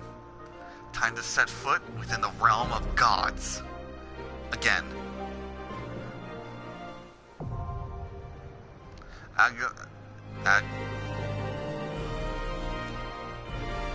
Agalia?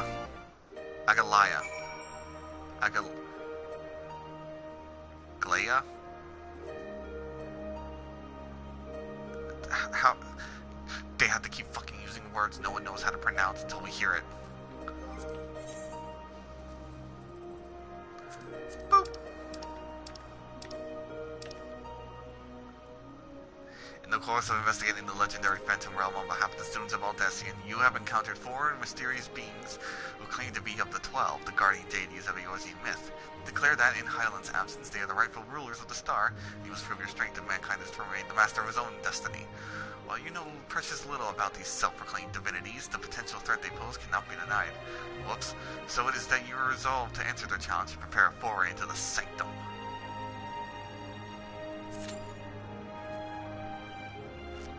Average wait time 24 minutes? Excuse me? This is day 1. Everyone should be doing this.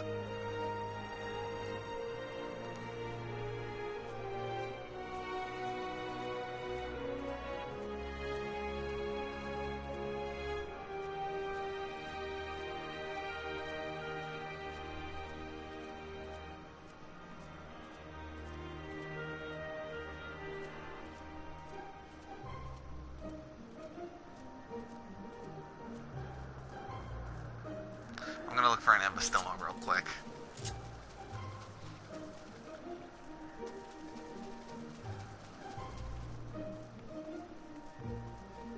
There has to be an Embastoma, an axolotl Embastoma here somewhere.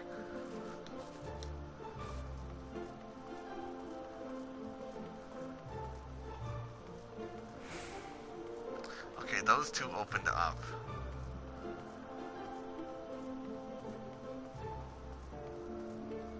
Which I assume that one and maybe that one will open up next, or those 2 there and then those 2 for the final one.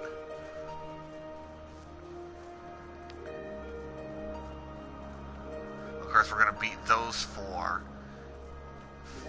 4, yeah. We're gonna fight all 12.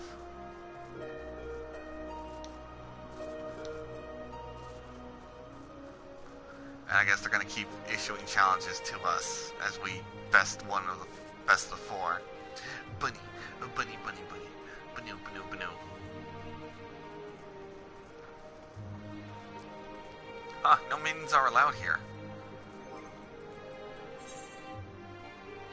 Yeah. No minions allowed.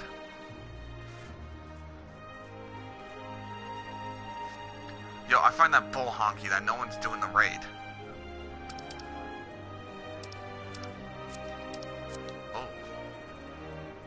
Oh.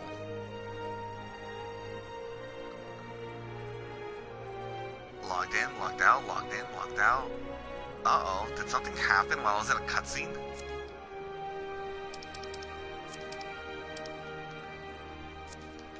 Alright, well,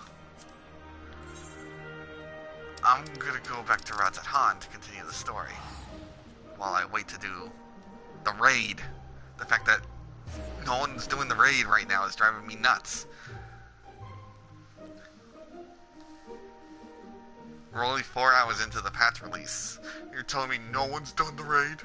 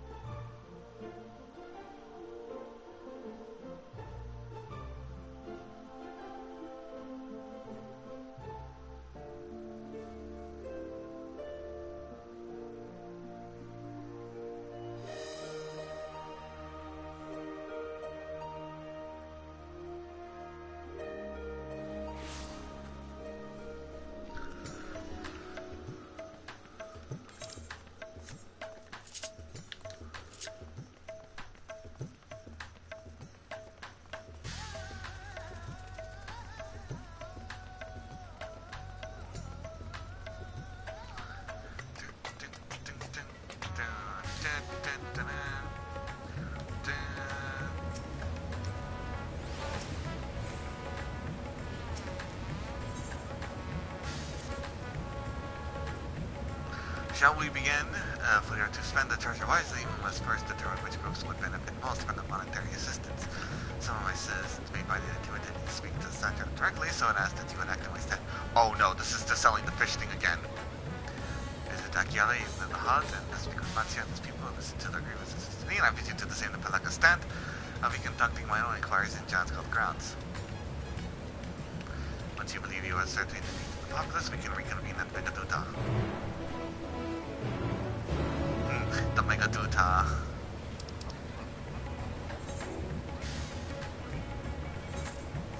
Let's go help old Fisher Boy first.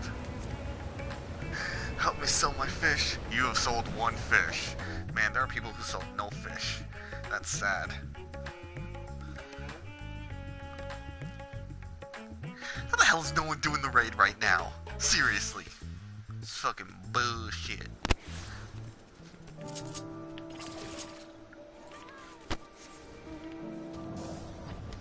No, I already wrote you in regard somewhere. I want to write something else. I'll take it.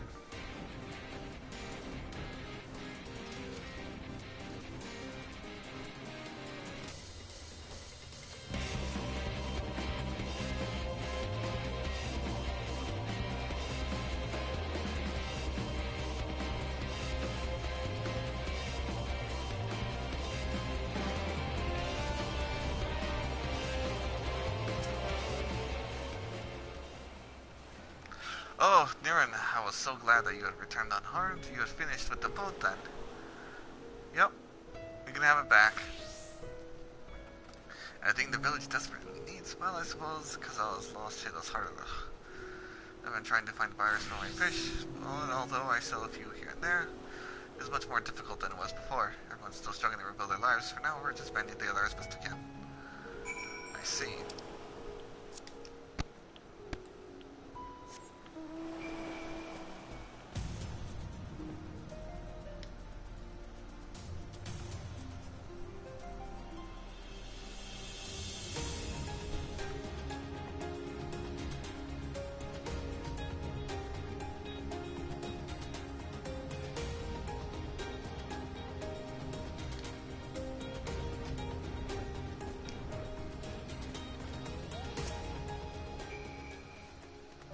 Greetings and welcome, traveler. This is your first visit to Davnir, then you must buy my special Amar Lassi.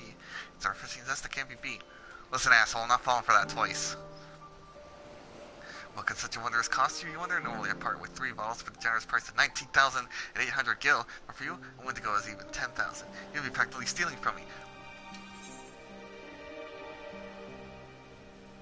I'm not Estinian.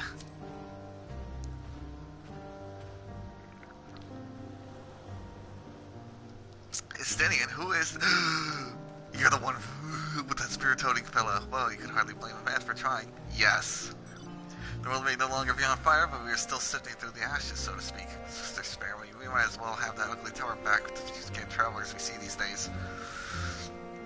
I myself barely have any coin to buy the local prices. I tell you, if I didn't charge the odd adventurer a small fortune for afternoon tea, I'd be scavenging for scraps in the street. I like that. I am not Estinian. Who the fuck's that? You!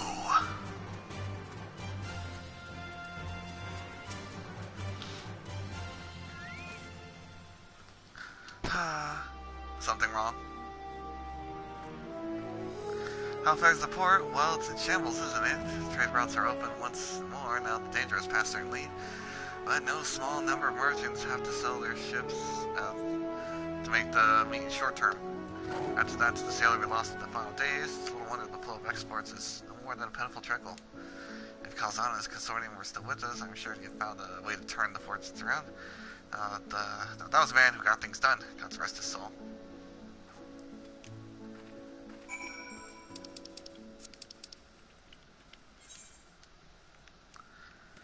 I mean, they're struggling, but I'm not sure what money can do in this situation.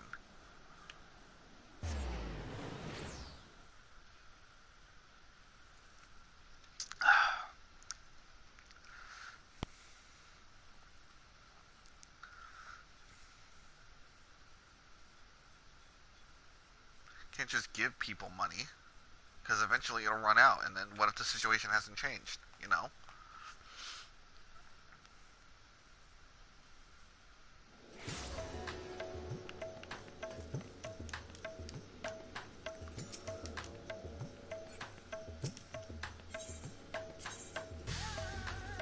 The Megaduta. I don't know why I like that word.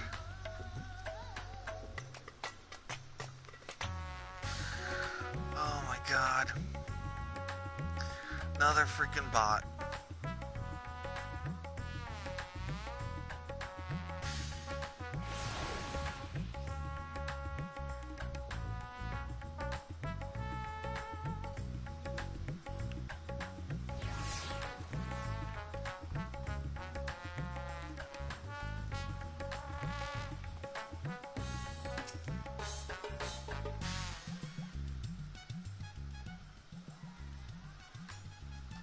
Ah, my advisor's returned. I've just made it back myself.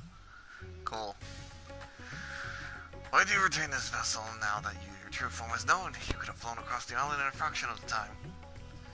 Be that has made the sight of a massive creature defending from the sky could be startling to say the least. And there are a few places I can enter comfortably without risk of flattening some cart or stall. No wonder how many times that happened. Fair enough. As for my inquiries, the people of Palakistan were unanimous in their reply. They are surviving. Resources were stretched to the limit when refugees were pouring in, but they have persevered with some assistance from Yud Hamad. And from what I understand, they always had an independent community, hunters and foragers and the like, and I was assured that Zelda provides for the needs for the most part. Palakistan has weathered the disaster better than most, it seems. I myself heard good news and bad. The quarrymen were cautiously optimistic, having sold a full wagon of giant skull to a foreign trader, but such visitors are few and far between. Granted, our best years, the weight of stone leaving Thavmir has been light indeed. Our nation is small and isolated, its prosperity dependent on a steady stream of exports. We must identify any obstacles to the flow of trade so we may begin working to remove them. Tell me, what did you learn at Kiali and Yad Mahad? They're doing the best they can, but without a proper trading, fish, it's not that good. I see, without a dedicated buyer, the average fisherman struggles to offload his daily catch. Which is why I believe we should first address the lacks of ships and shortage of able-bodied sailors in Yad Mahad. Yalimad. God, can't pronounce that word. I'm reminded of a child I spied on the main way back to the palace. His father was lost at sea when beasts sunk the vessel. So many variations of the same tragic tale repeated over and over. So many lives lost.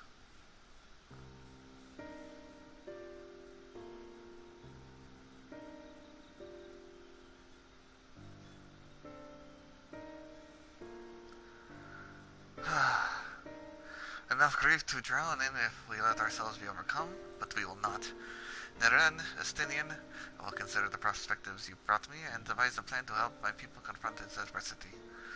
Come, I would like you to be in attendance when I announce the proposal to my assembled functionaries.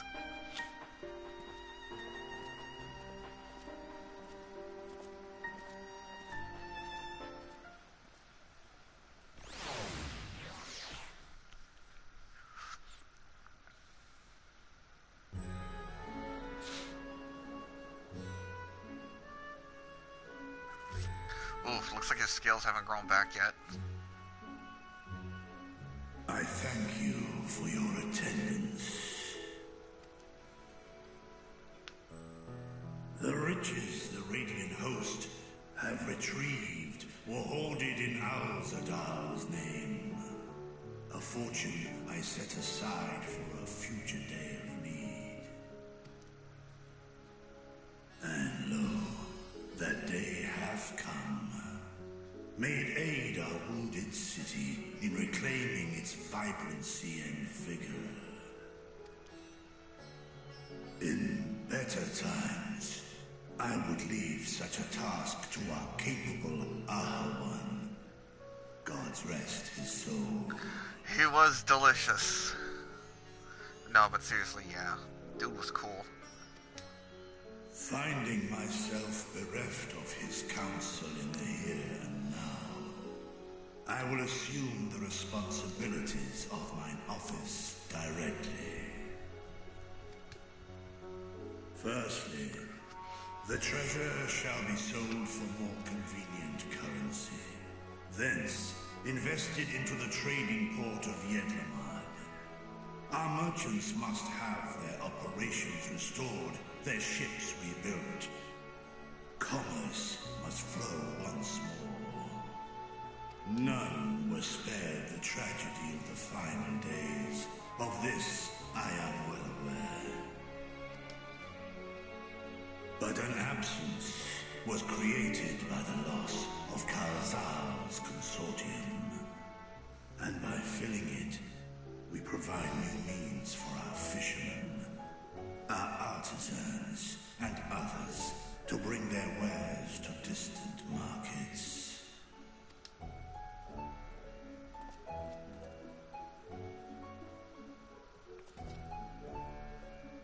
And what of the children who were left without family to care for them? That is a concern which weigheth heavily upon my mind. The simple gift of coin will soon be exhausted, leaving these young souls adrift on the fringes of our society. Nay, a proper solution is needed, one which doth guarantee their welfare for years to come. Thou hast surely seen how other nations rise to meet this challenge, adventurer. What dost thou deem the wisest course?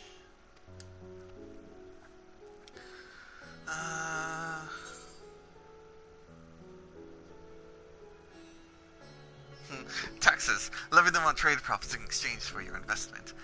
It takes a village, honestly.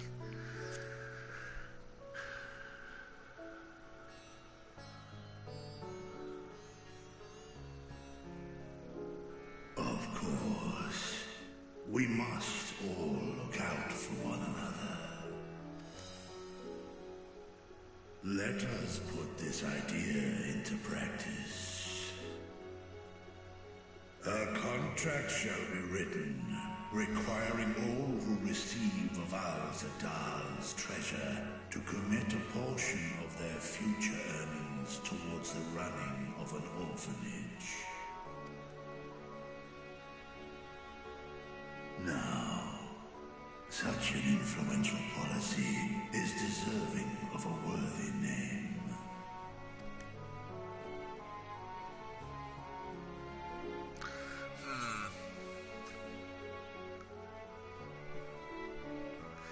Why not honor one of your more successful merchants? Something with Kazal seems appropriate. Let's honor his memory.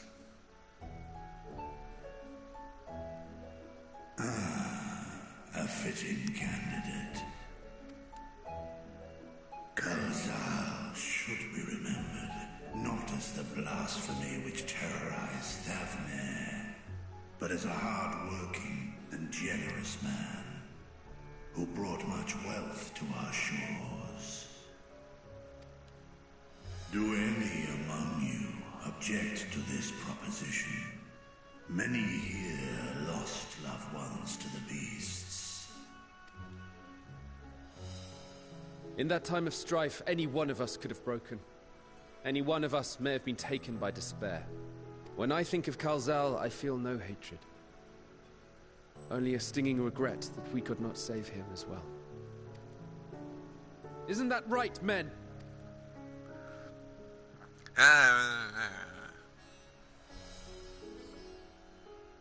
This bodes well for that boy. Murad, was it? Perhaps he can cut ties with that shady peddler. Then let it be done. Henceforth, this initiative shall be known as the Kalzal Foundation. Nabdeen, thou art to assemble a patrol and ensure that no child in this city liveth in squalor.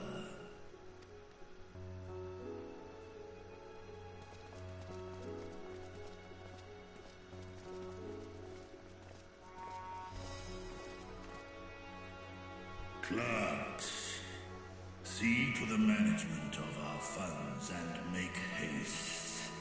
Our citizens must not suffer a day more than is necessary.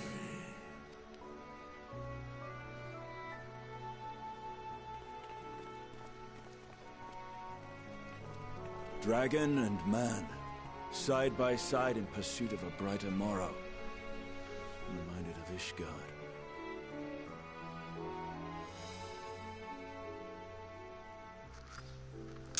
Indeed. Except with less bloodshed.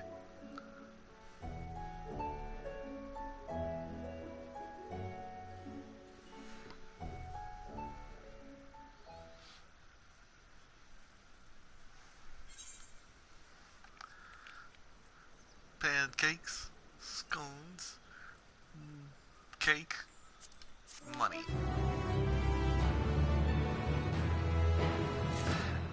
I was gonna say, do I get another peek at Golbez and the 4 Archfiends?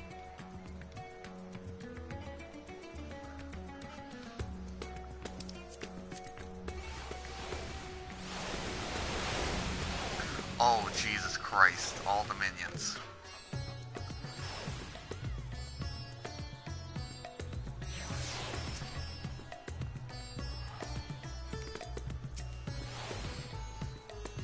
Nature has warmed to his role as satrap, clear all the years behind the curtain when not spent napping.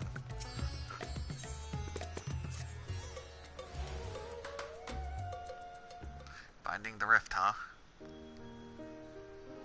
Thank you for putting forth Khazal's name. Those who lived, those whose lives he enriched, will take comfort in seeing his legacy honored. You will forgive me for not speaking sooner, but I bear a message from Archon Yustola. She suggests that you meet her at the High Crucible at your earliest convenience. Understood, thank you. She must have finished her study of the Void Gate. We shall hear what she has to say then. I shall go with you.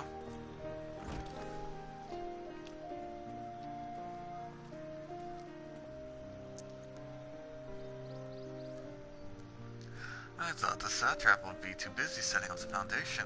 My clerks have been well-oiled cogs of this administration since before Ahawan assumed the office. They understand what needs to be done. And I am curious to learn what your conclusions your Archon has reached concerning the gate's unique construction. As you wish, allow me to lead the way, Your Excellency.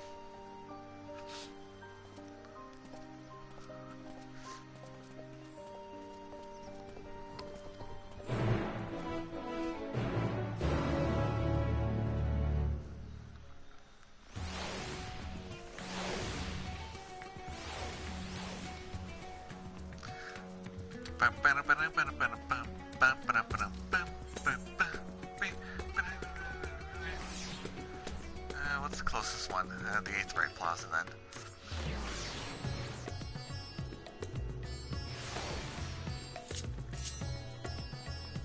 Other way.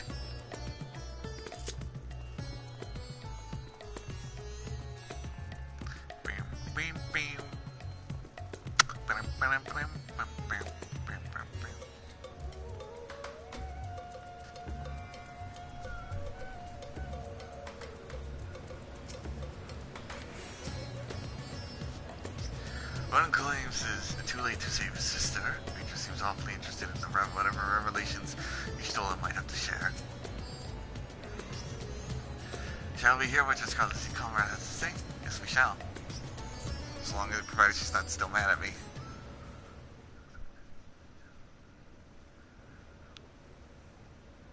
Right, here we all are. You discovered something new. I took a closer look at that device. I was able to determine how it keeps the Void Gate sealed, but not how it might instead be employed to expand the opening.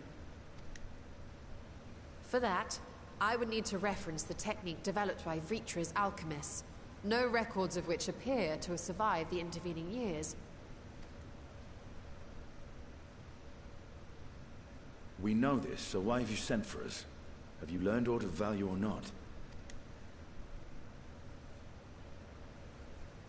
Patience, good sir. One must introduce the subject before launching into specifics. From what we understand, Travel between worlds is accomplished by passing through the nebulous rift which exists between them. Picture, if you will, the moment you were called to the first. Yeah, that splitting headache.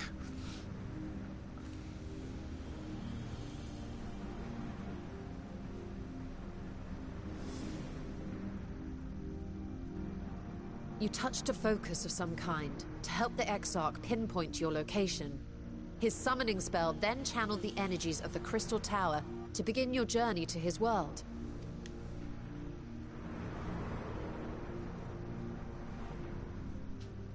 The magics tore a hole in the wall separating source and shard, and cast you into the intervening nothingness.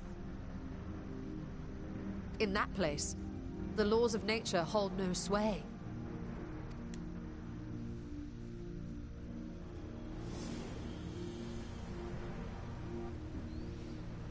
Yet even through this realm of temporal and spatial instability, you were borne safely to your destination in the first. The feat that guided you across such an unimaginable distance, both physical and metaphorical, was nothing short of a miracle.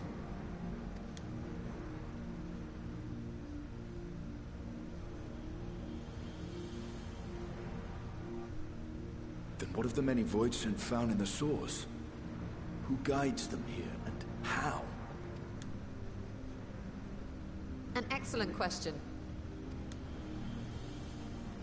Though there are several methods by which the Void's denizens might intrude upon our world, the rituals of summoning are the most typical. For example, let us consider the Gargoyle, a creature of middling power.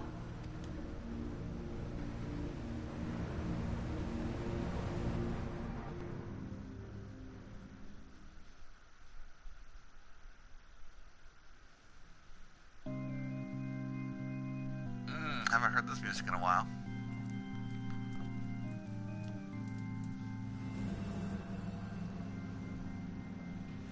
To call upon such an entity, the prospective summoner must force open a void gate.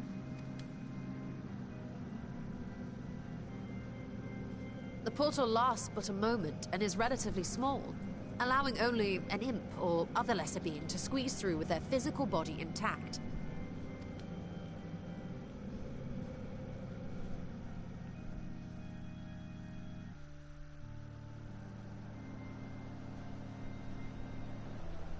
Our more powerful gargoyle, however, is too large for that. Creating a gate big enough for him would require vast amounts of energy, far beyond the reserves of any one mortal practitioner.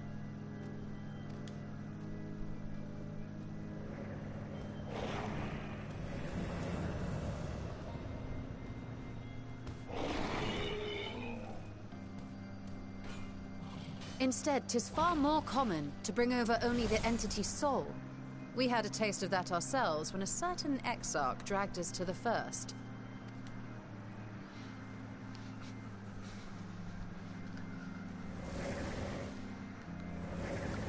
And then give it a vessel.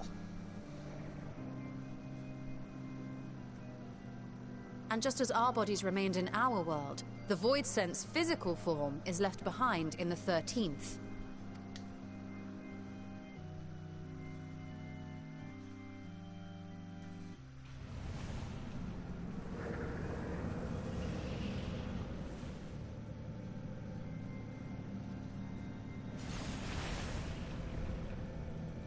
Once at its destination, the summoned soul is granted a temporary shell to inhabit. In the gargoyle's case, a stone effigy has proven a suitable vessel.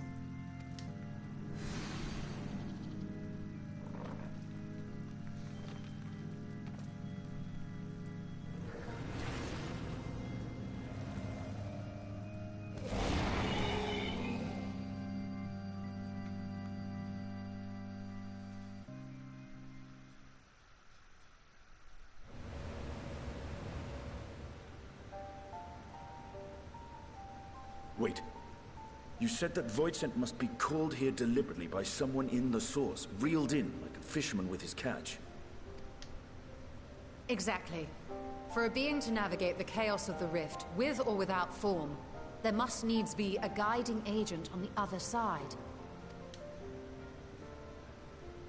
So how did you get across? When the hordes poured forth from Alag's Great Gate, it was the technologists who drew them through. Though to my knowledge, planar fissures are in essence natural passages between our world and the void, which require no such guidance to traverse. Okay, that answers my question. Why is only the boundary between the Source and the 13th so fragile? So much so that it often tears open of its own accord. I believe solving that mystery is key to understanding travel between the Source and its reflections. And how do you intend to get your answers? No. The danger is too great.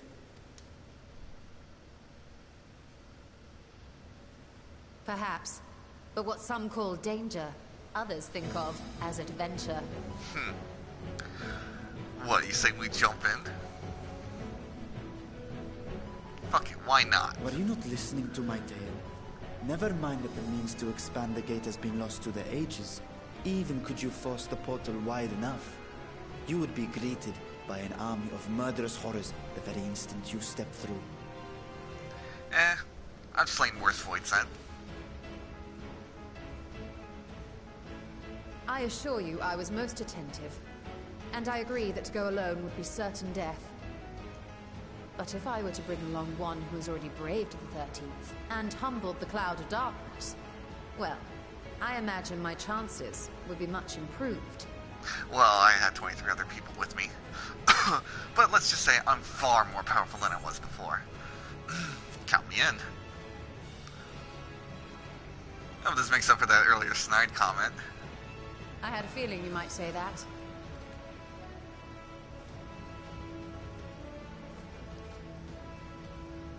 Once again, I put my life in your ever-reliable hands. And I'll defend it to my breath. That said, as much as I would like to march straight back to the Void Gate, there is the small matter of being unable to open it without the Satrap's personal authority. Wink.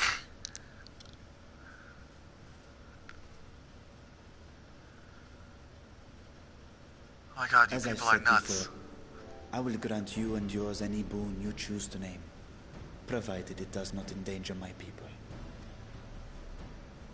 You have my word that we will take every precaution. Not a single void scent will be allowed to threaten Radzat-Han, assuming we manage to expand the portal in the first place. You have a plan. Actually, I had hoped you might help us with that. I presume the alchemists you retained supplied you with some explanation of their methodology. That they did. House Daymir was overseeing the project. Daymir. Ah, yes. The family associated with the great work. It's always one DPS. It's always one DPS, I swear. There we go. Okay. Quick pause in the story, real quick. Quick pause in the story. For we go to the realm of the gods.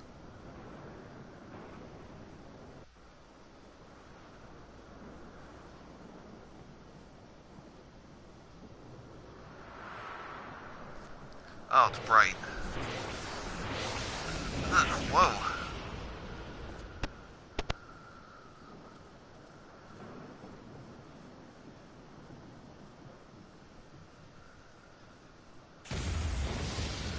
Whoa. There's everyone.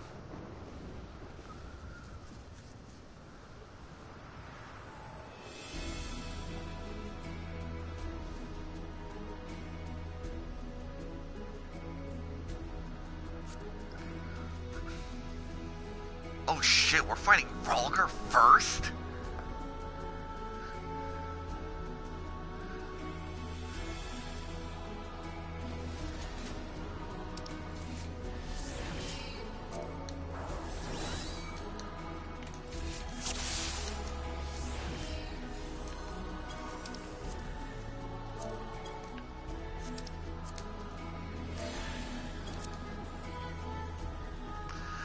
mechanical spire ahead could be plucked straight out of Legend. Yeah, it could.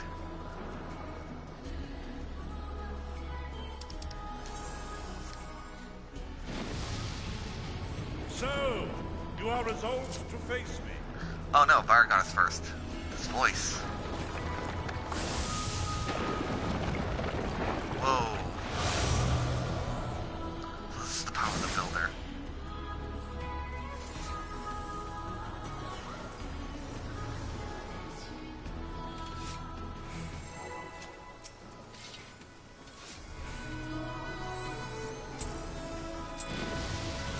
Come, children of man.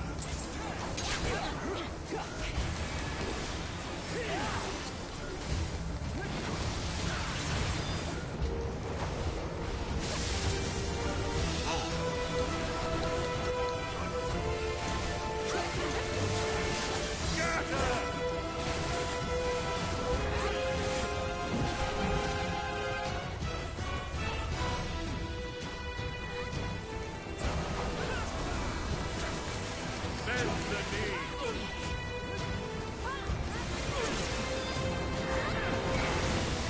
That's a tank buster. Tremble before my beauty.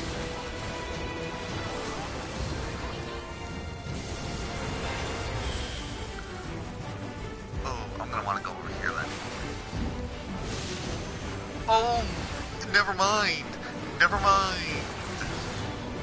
Behold the virtuosity of the builder.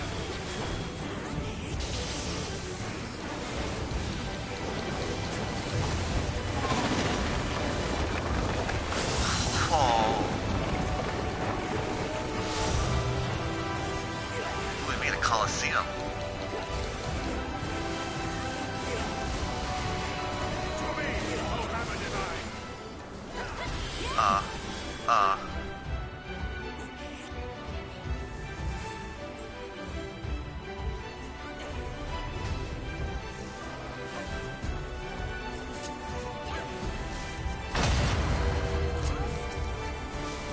okay. Platform didn't move that much.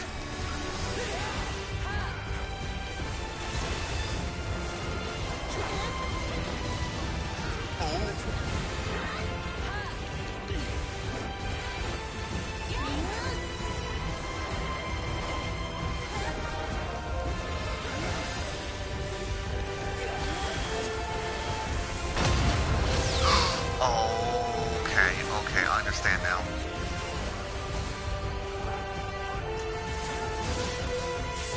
Searing light. Oh, Jesus.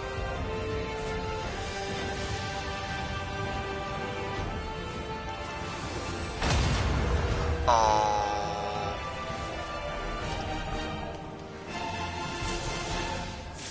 Oh. Did.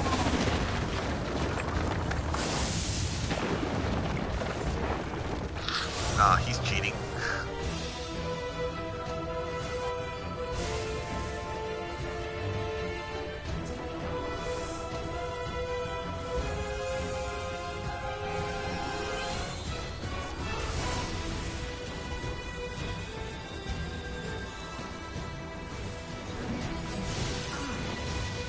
I'll take that vault up, but at least I was invincible for it.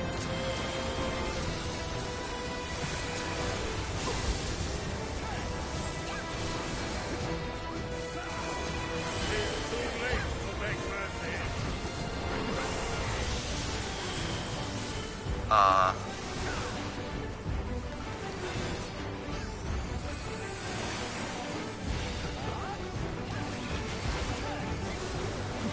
Okay, yellow fast, black slow. I still got hit by that. Bend the knee.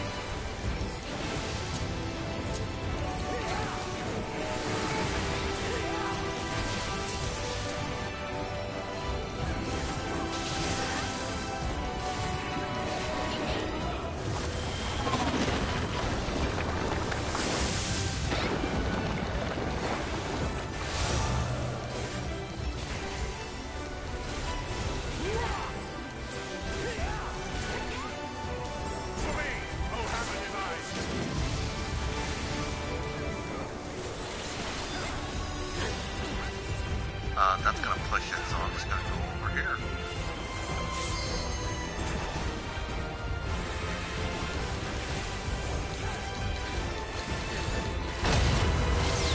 Yup.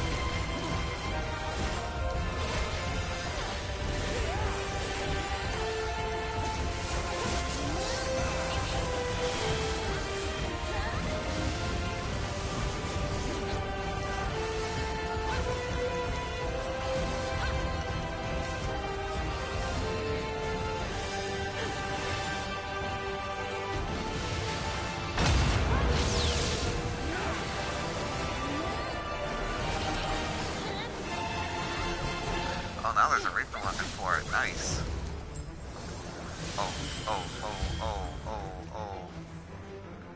Oh, everyone's going over here, so I'm going over here with everyone else. Oh.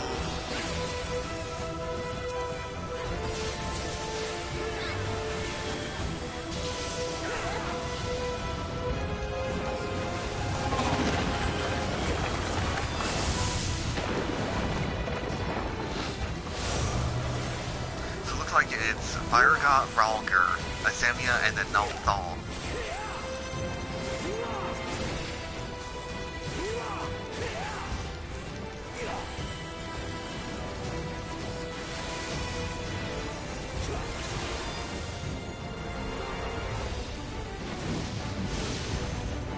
Oh, was close enough.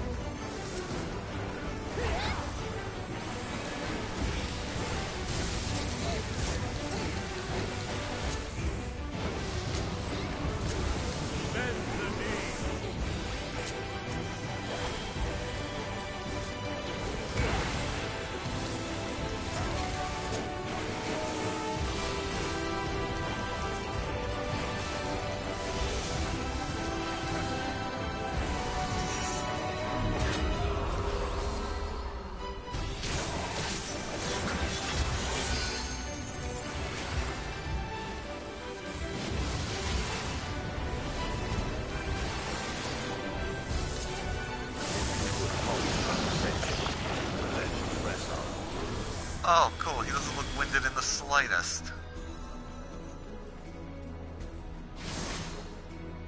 Pantheon Wimple of Aiming. Oh, it's a hat. Oh. Oh, what's the item level? 590.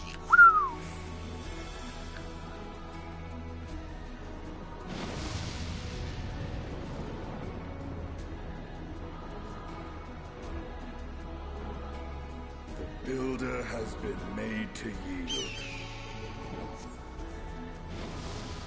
He's got a bird. Intriguing. Then the destroyer shall take your measure. After you have provided my servant with some sport.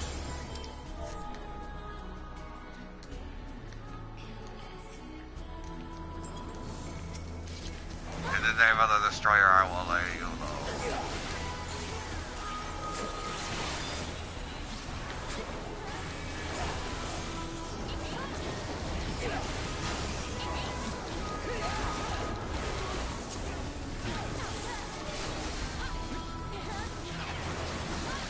My axe will rend you in twain.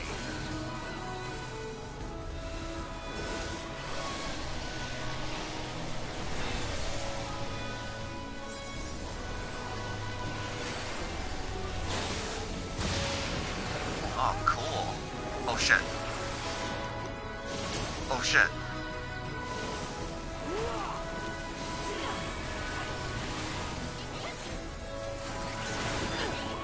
Oh, I screwed up my dot.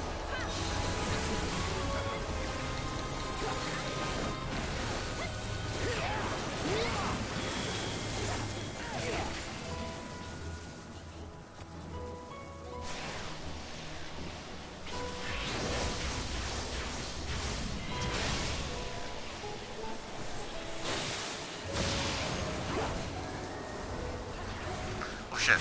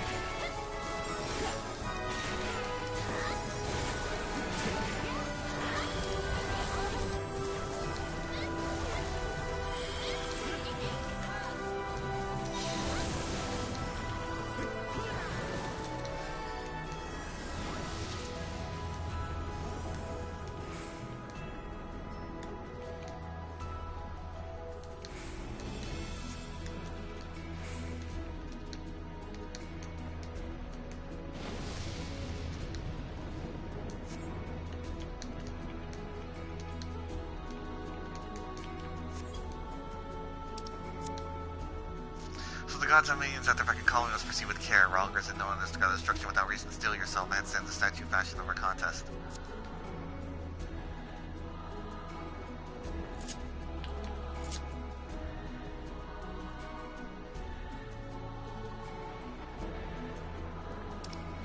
Don't laugh at me.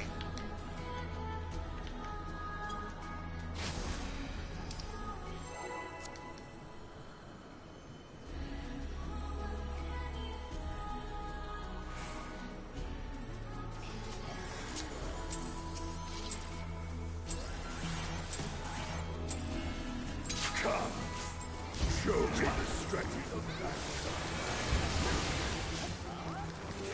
Upon the ground. Huh, they're very fond of lightning.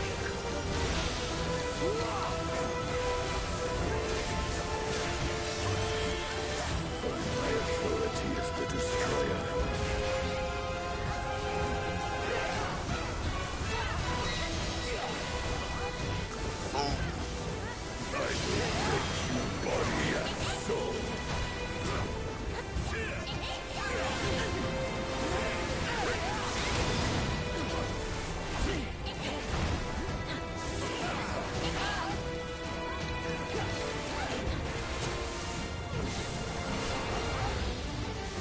Wandering star, descend and destroy.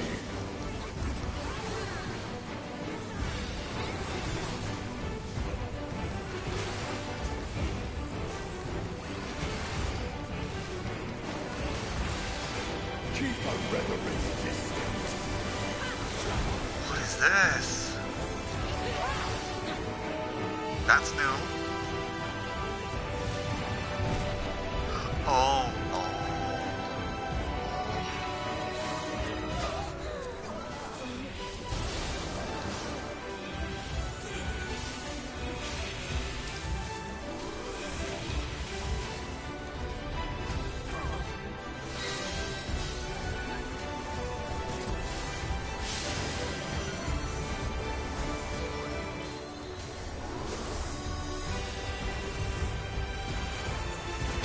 Oh, okay, you see what he punches it into.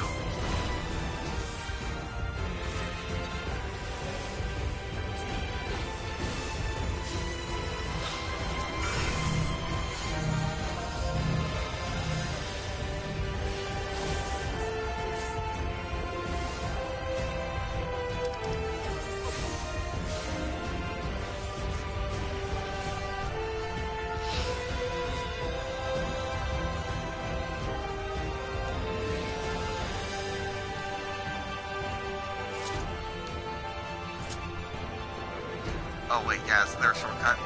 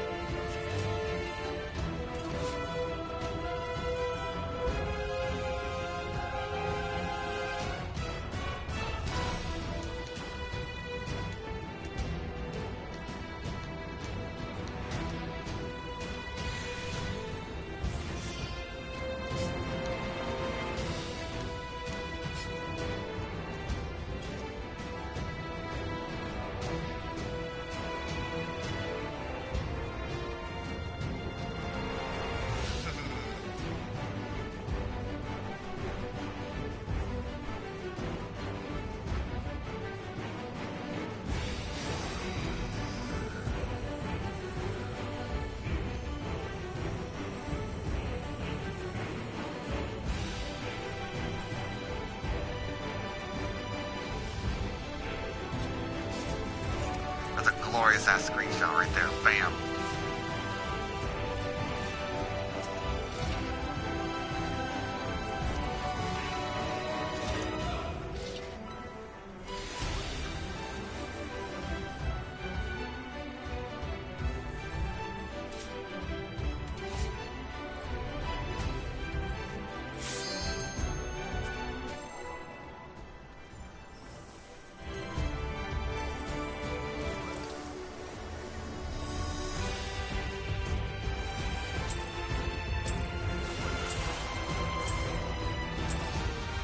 Come, show me the strength of that. Upon the ground.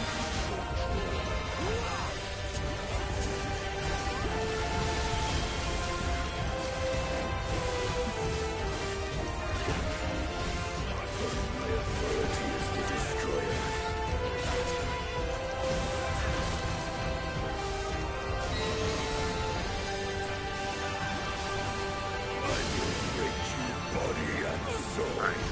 Punch it into the red.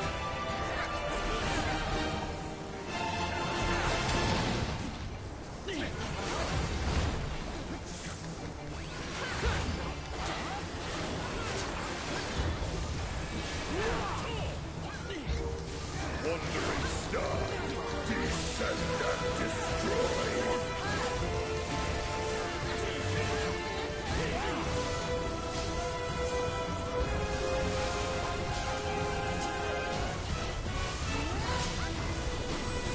Keep a reverent distance.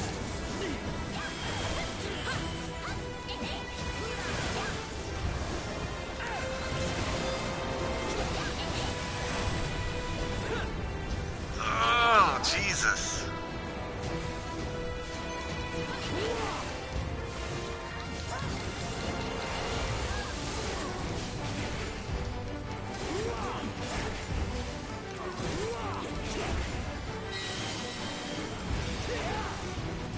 He's gonna punch into blue now. He's punching into blue. Wait, what am I doing?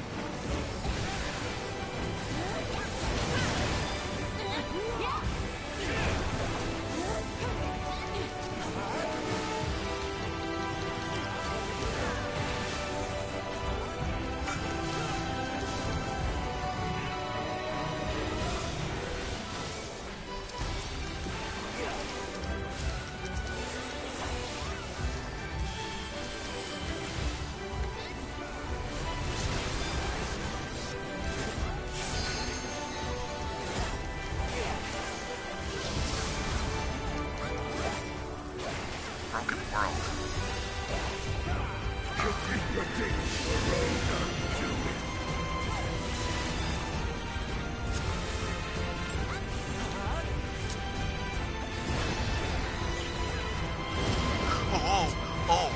Oh God. Oh Jesus. Oh my Lord.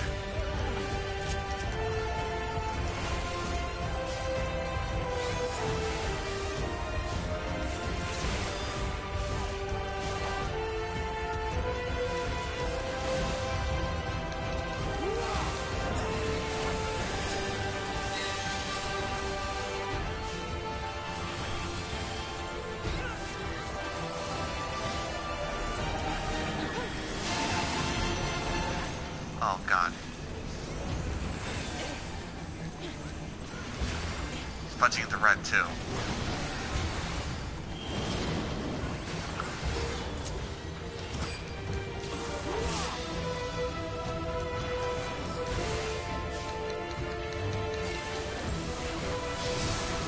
Bask in my blinding resplendence.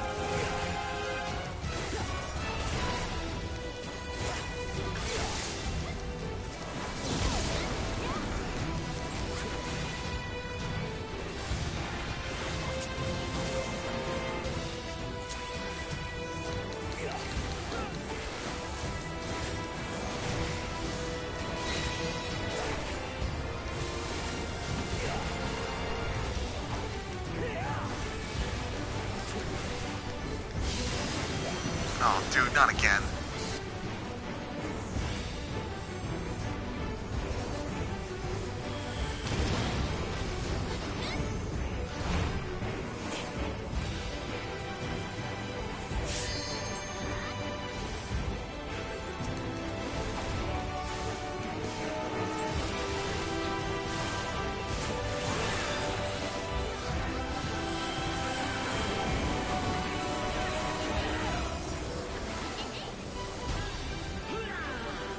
Oh, that's the one that doesn't have anything.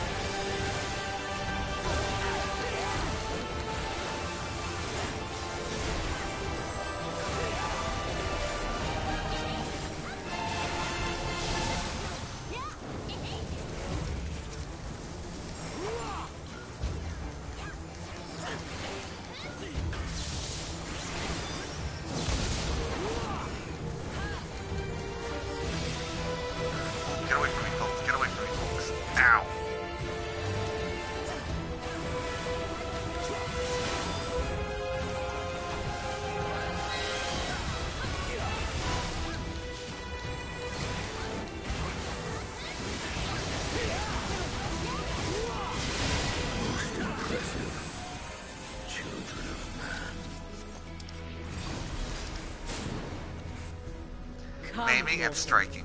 Enter my realm, if you dare.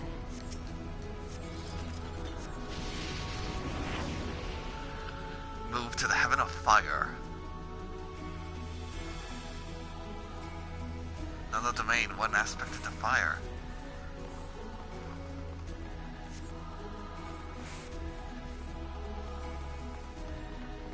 The voice that called out to us. Azemia, the warden.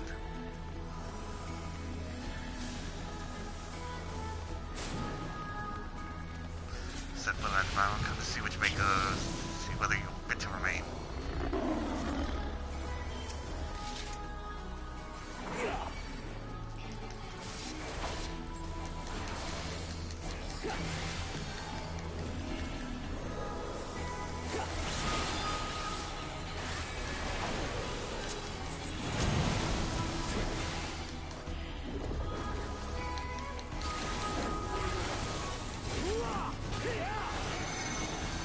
Oh, God,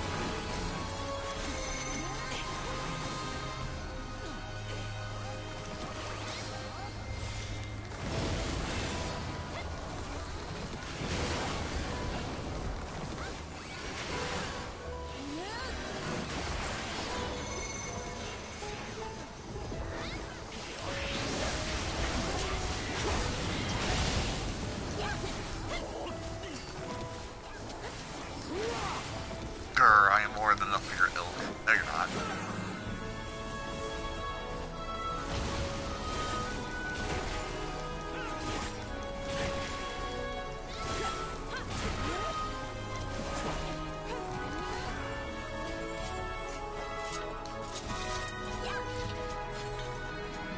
Yeah, minions are no match for you, it would seem.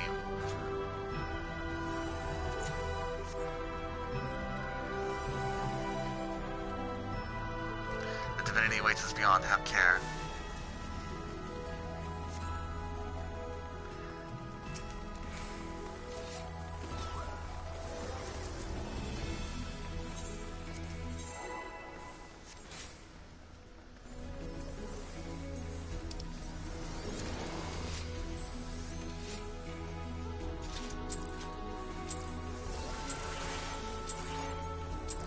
You will be scoured by the light of the sun.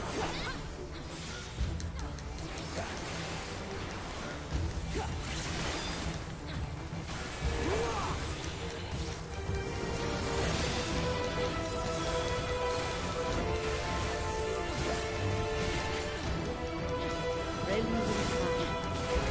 fire woven. In your race, leave naught uncleansed.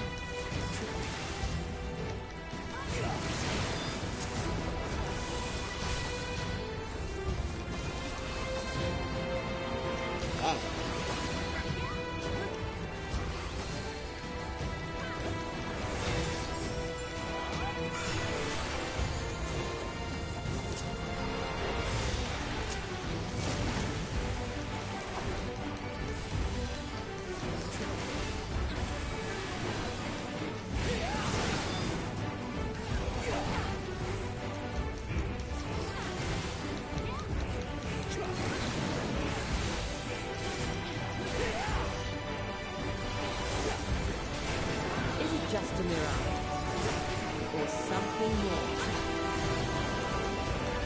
What is she gonna do? She's gonna blow them away.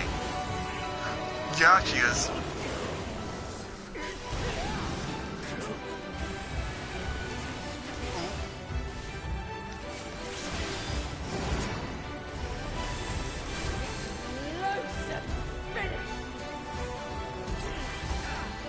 Oh, my God. Whoa.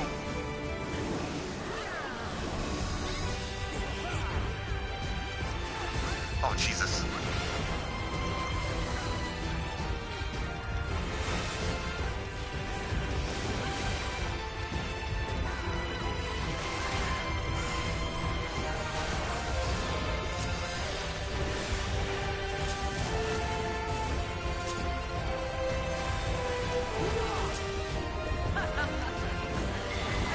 Bird shatter.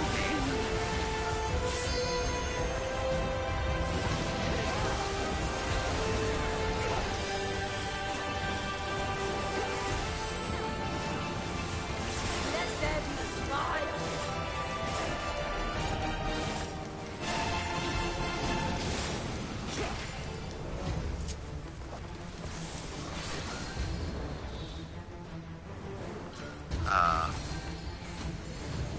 Well, if everyone's moving that direction.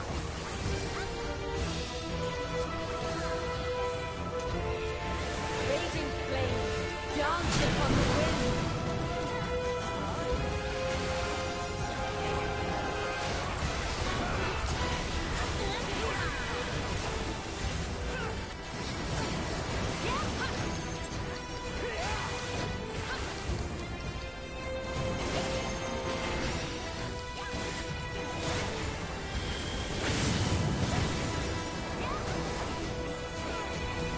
None can escape the inferno.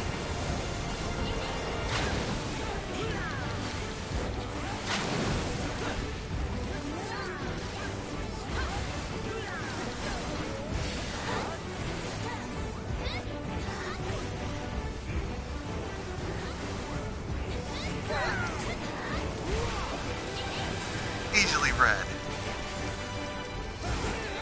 This will burn. Double dawn.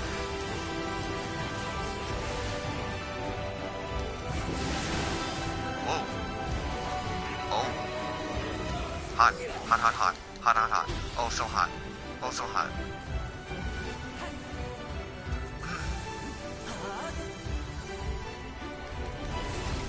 Gift of flame for our children.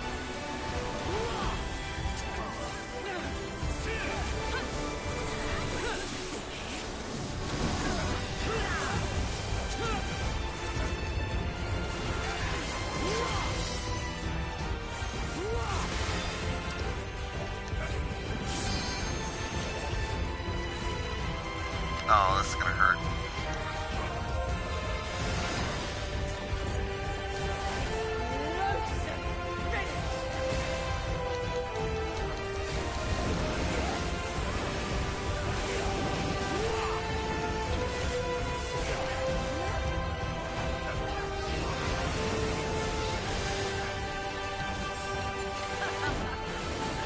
I'm quite warm to you.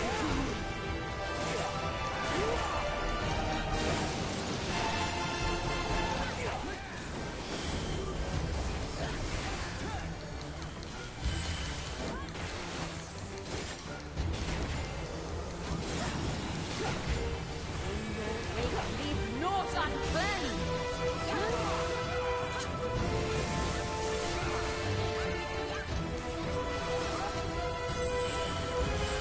Is it just a mirage? Or something more?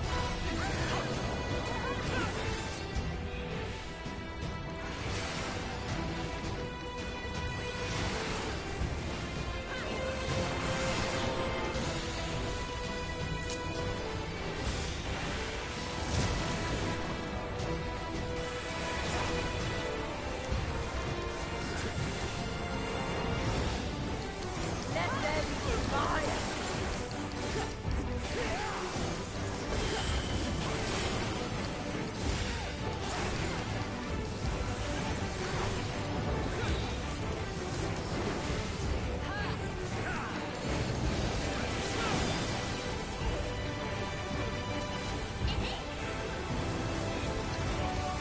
Raging flames dance upon the wind. Ow. Ow, ow, ow, ow.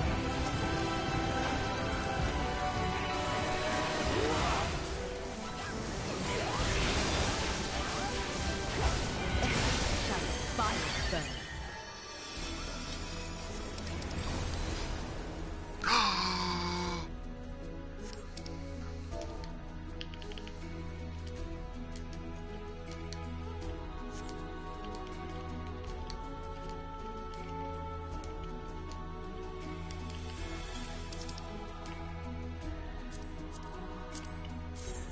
Ow.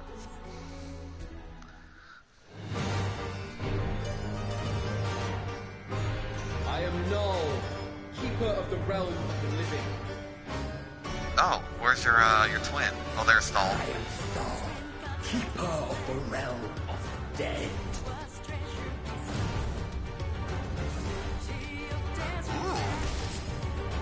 Null, Thal, the traitors, the twins. Prepare to be judged, children of man.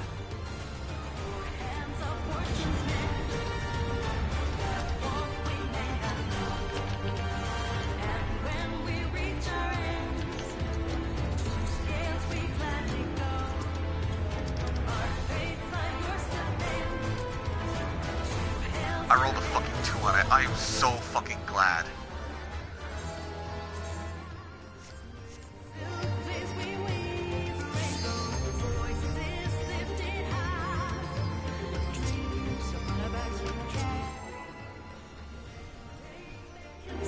I rolled a goddamn 2 on that. I'm glad I'm the only tank.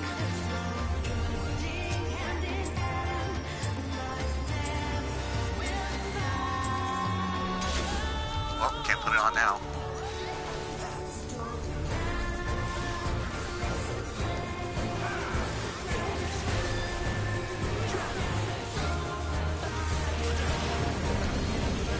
It's above Silver though. You shall bear witness to our might. Hey, no one talking. I'm gonna stand in it. Because it's... Yeah. So the AoE inverts with him.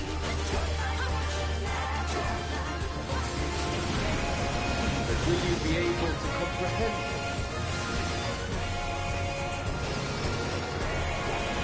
Oh, yep, yeah, I can. Slot this not annulled.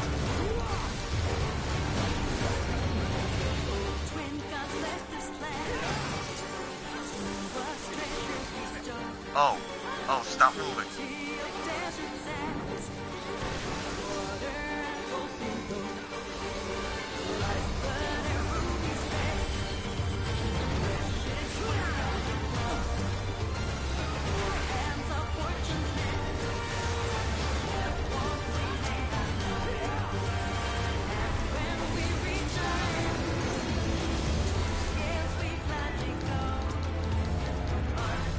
Get away from me.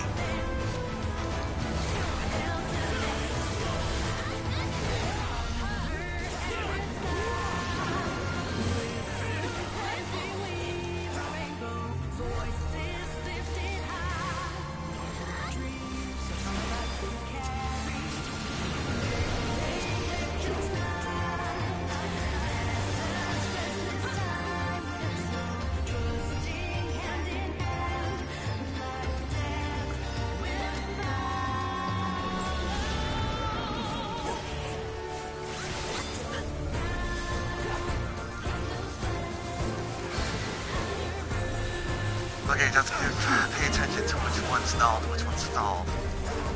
I'm using Hellfire.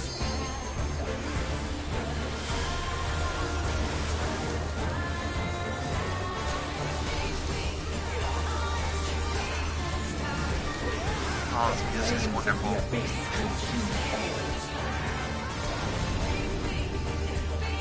Oh shit.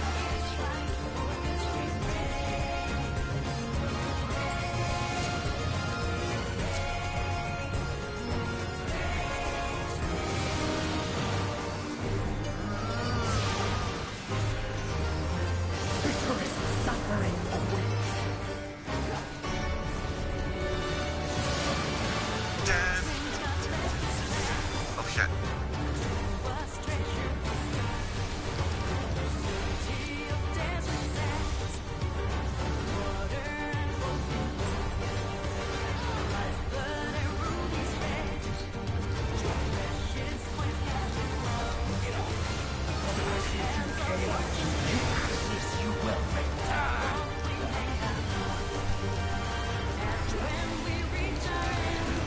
Oh shit, ow.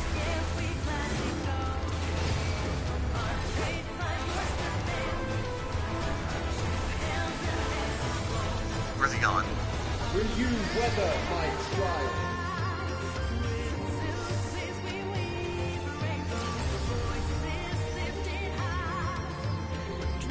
Yeah, I'm gonna stand here because it looks like that.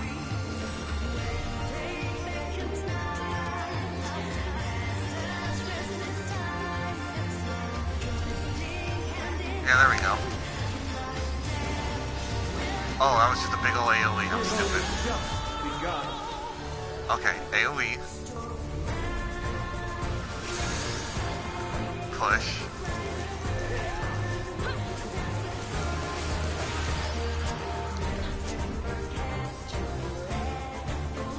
And AoE.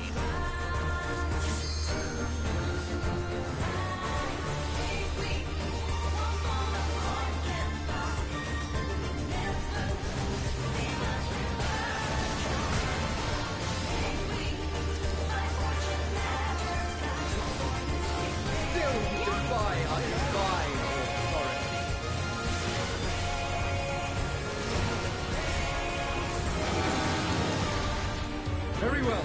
Let us proceed to your judgment. Screw you, I'm stronger than Hydaelyn. Nah.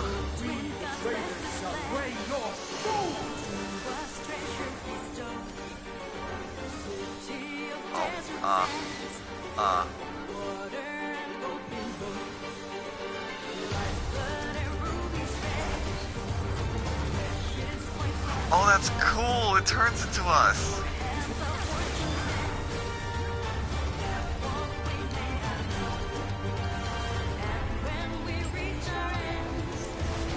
I should probably be tanking one.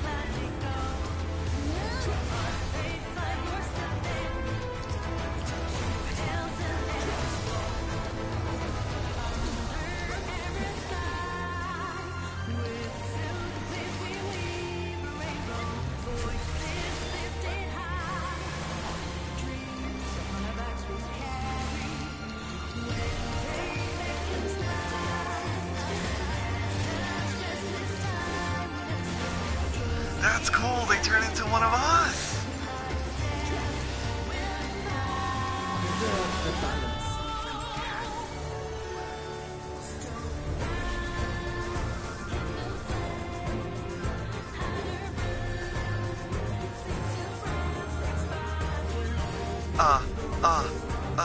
I don't know what that means. Touch? Oh, off balance. Oops.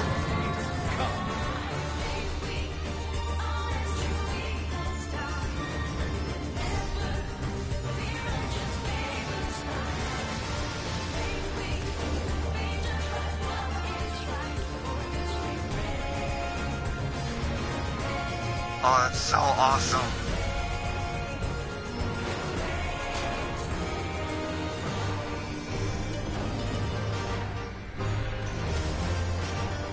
I almost had it lined up with the trailer too.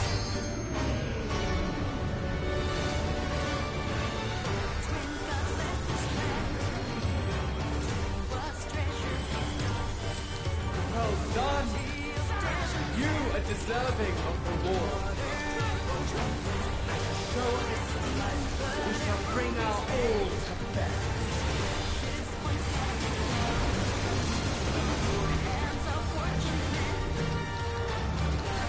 Oh, who's in charge? No.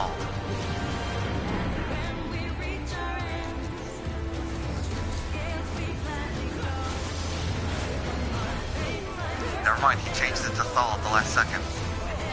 Or Nald. Thal is the other one.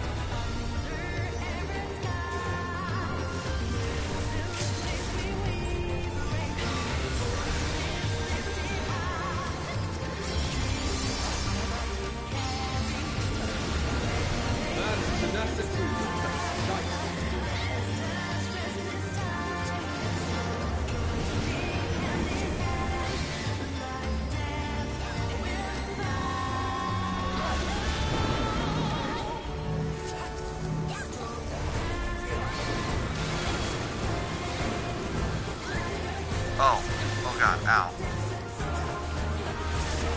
And I'm dead.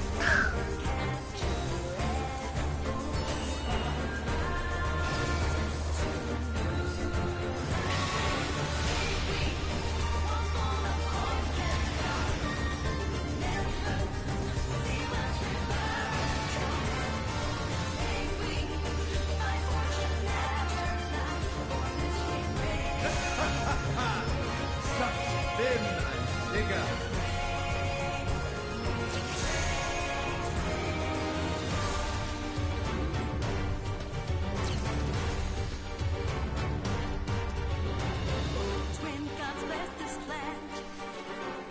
I'm gonna wait for that to go away.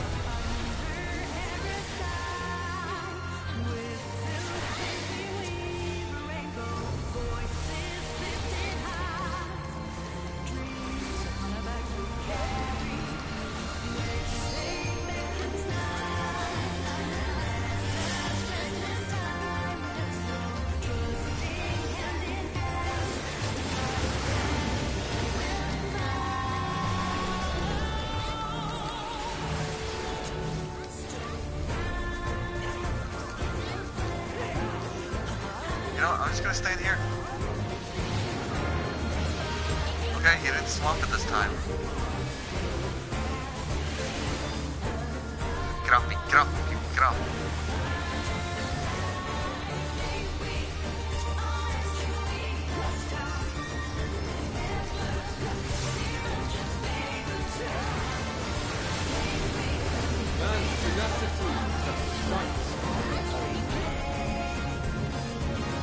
There they are.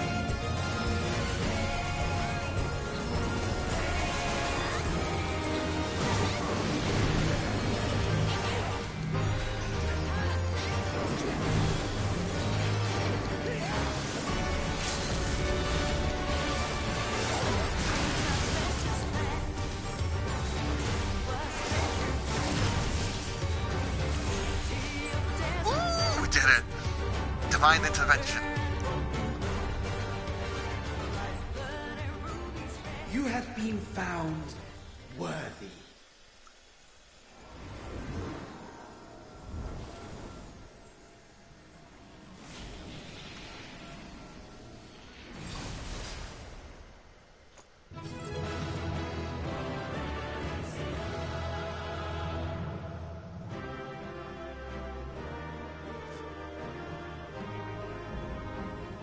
I'm gonna complete.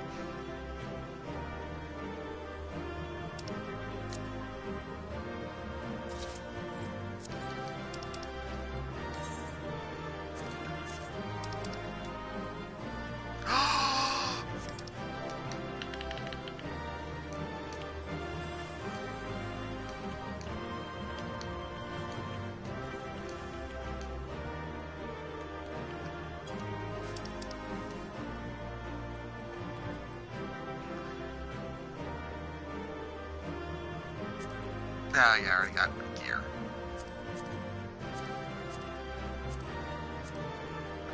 Alright. Time for a gnawed card. Maybe not.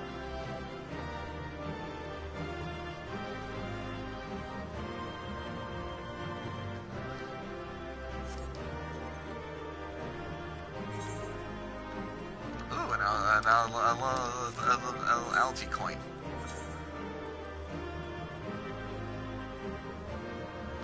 Alright, I'm getting rid of this.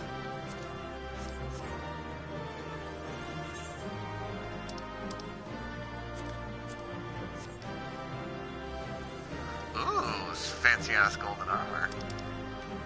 Oh, okay, didn't get it. Didn't get it. Didn't get it. Didn't get it. Didn't get it. Didn't get it. Come on, I made the small joke. Please. Fuck. What did I roll? Whatever, someone got a 90.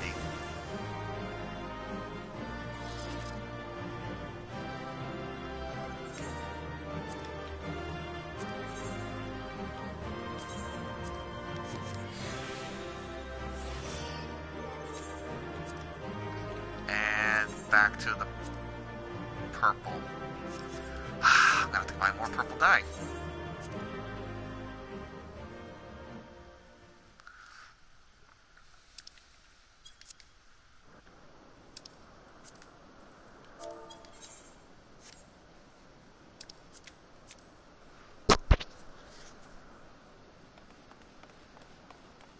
Hey, Carl's here. You're safe, thank goodness. I rushed here as soon as I heard the tidings from Raha. Is this true? Beings claiming to be the 12 have appeared. And I kicked their ass. You defeated them all? Incredible. I had no doubt that you would succeed, but I'm no less impressed for it. Haha, thanks. Haha, seldom have I felt such exhilaration.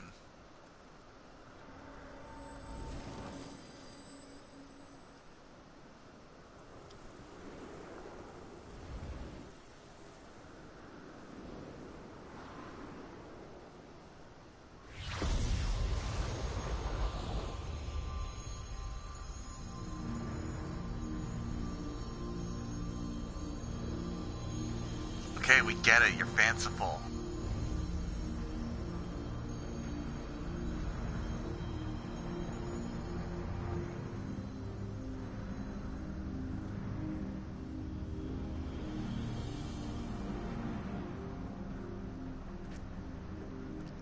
To think that the day would come that we would put on an act for men. I must say, Barbara, you played the villain's role to perfection. I knew they were faking it.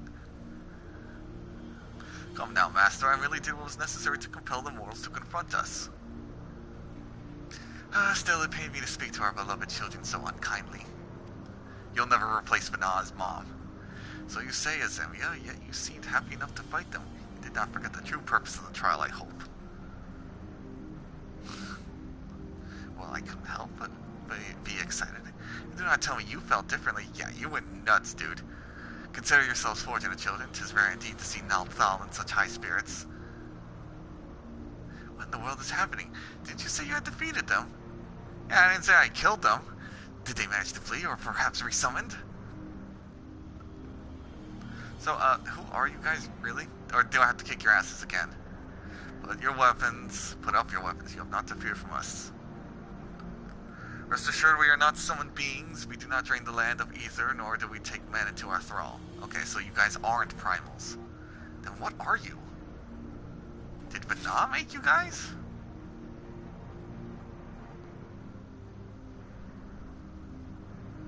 But what of the gods who were summoned during the calamity? The ones Master Louis Small called forth to protect the realm. That was not us, but a primal born of your fervent prayers for our salvation. Indeed, the worst of the calamity was averted and the realm restored, and its aftermath was a direct testament to the power of your hopes. Dynamis. If you aren't primals, then what are you?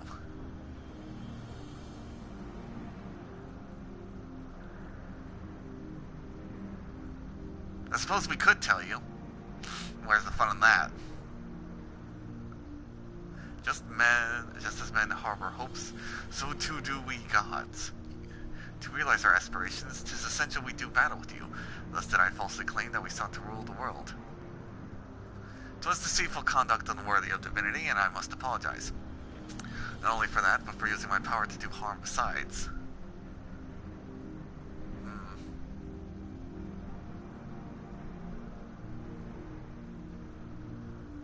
These hopes are yours. Won't you tell us what they are?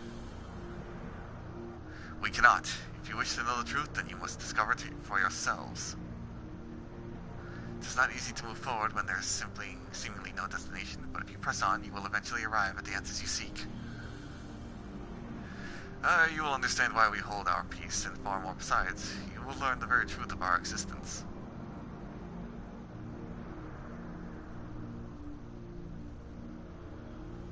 Go forth, mortals, and seek knowledge of us. When the time is right, we shall meet again in this place.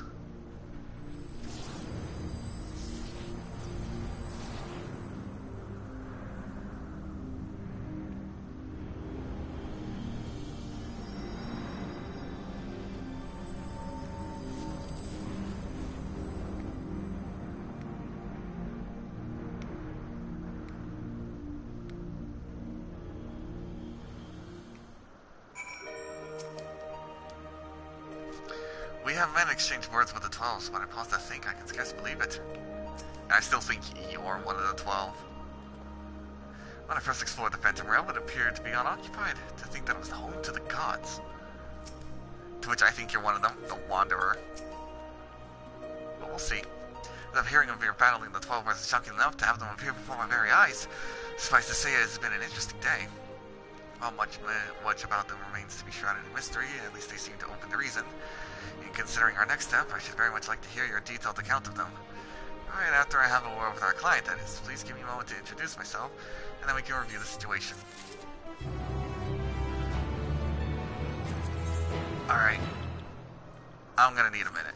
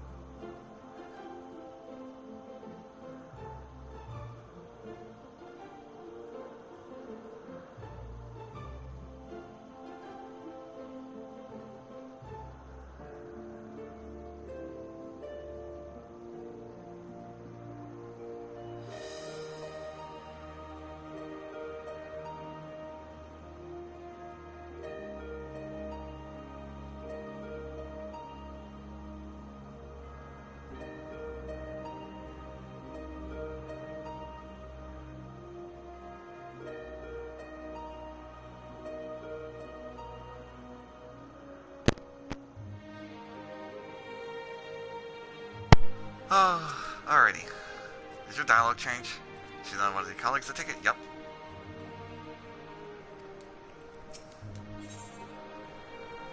A divine dilemma.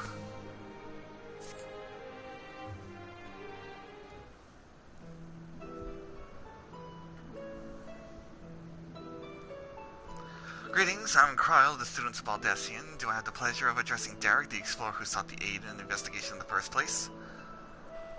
And a monkey. Hi, I'm Derek, and this here is a baby Oppo Oppo.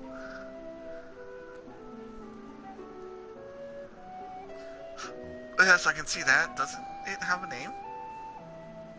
Yes, baby Oppo Oppo.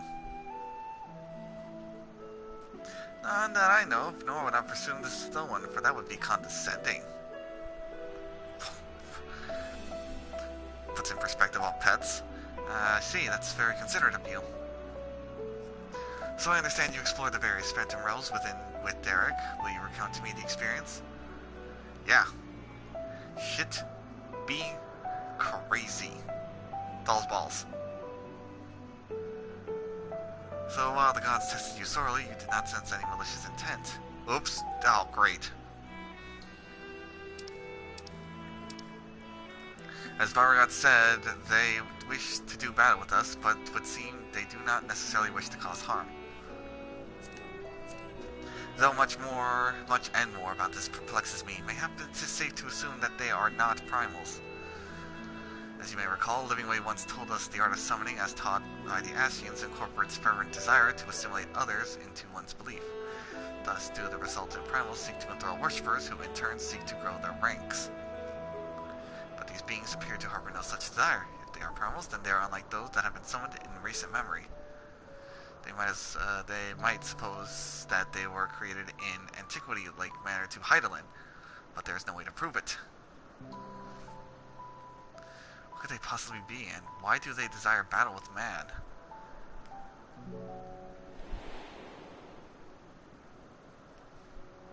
Even your little 12, even of your little Eorzea, you know precious little. The true identities of the 12, for instance. I don't know if this will show up, but this cutscene this little thing needs to be edited. Cause it's not fitting my screen.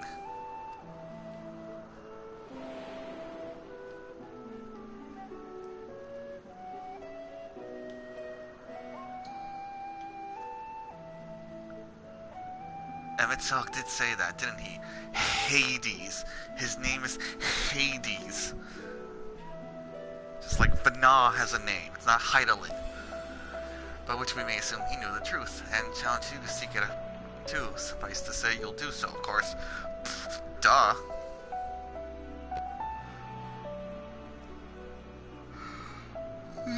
So far as we can ascertain, this is a matter which has implications for the entire star.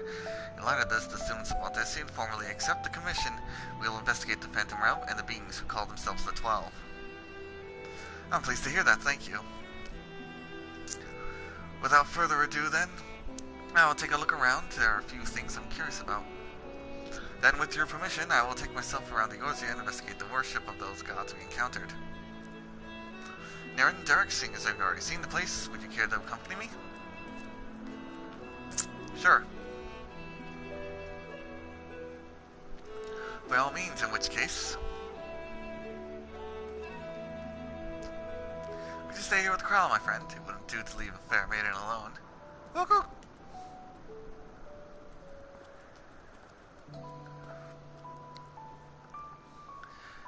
I should be glad for the company. Take care then, and good luck.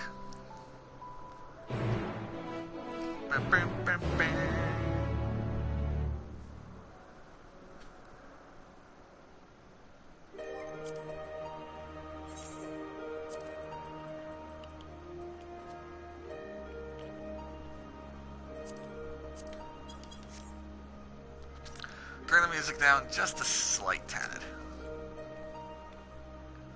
Ra has also shared an observation with me, keeping your combined accounts in mind, so she also can learn from here. Woo. So ask Graha about his plan. Yes, we should. So, to explain my plan, it is believed that the 12 were already worshipped during the 3rd Astral Era when the Elegant Empire flourished. Come to 5th Astral Era, those nations then fought in the War of the Magi. Each took one of the 12 as a guardian deity. This practice has continued to the present day in Eorzea, with some notable regional differences. For instance, Ishgard's hold Halloan as absolute, while Charlene's enjoy a moderate relation with Thaliak. By visiting various locations in Eorzea and learning about the 12 as they are worshipped, I hope to identify any similarities or differences between them and the beings we encountered. In doing so, I believe we will draw closer to the truth of their identities. For our first destination, I propose we take ourselves to Ralger's Reach. The place is a holy ground for worshippers of the Destroyer, and promises to yield useful details.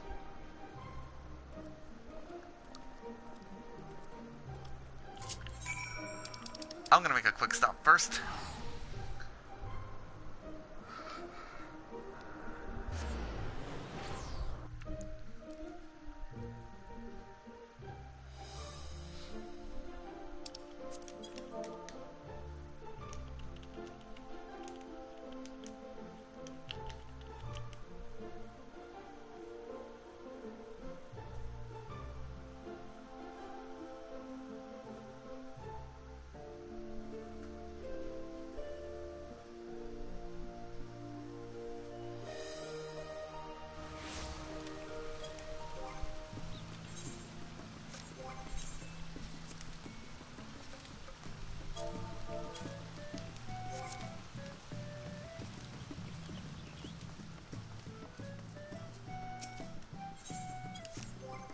Oh yeah, what grape flavor is it? Grape.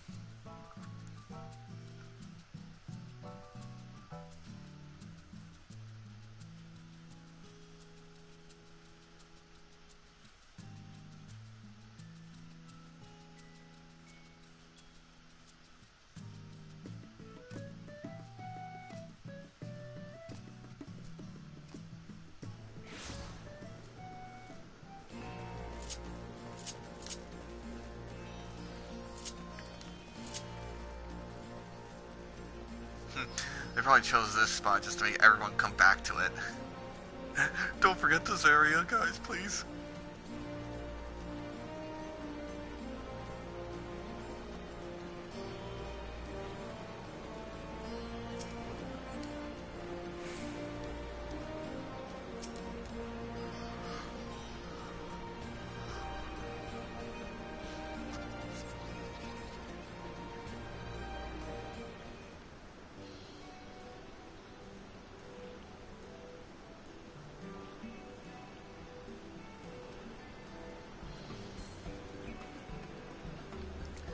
There you are, Niren. This place served as the base of operations for your investigations into Omega, did it not? How delightful to be here together. Omega? If you don't mind me making an observation, it seems you enjoy traveling with company. Specific company. I do. It's something I had dreamed for a long time.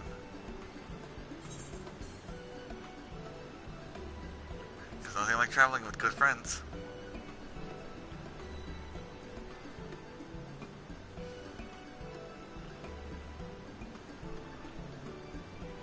Is that so? He's the fucking wanderer god. Well, yourself, do you normally travel alone? In my wanderings... Look, see, he's even saying wanderings. I much prefer to have solitude. Not that I avoid people or communities, mind you. As a matter of fact, I've been here before, on a trail of the Phantom Realm.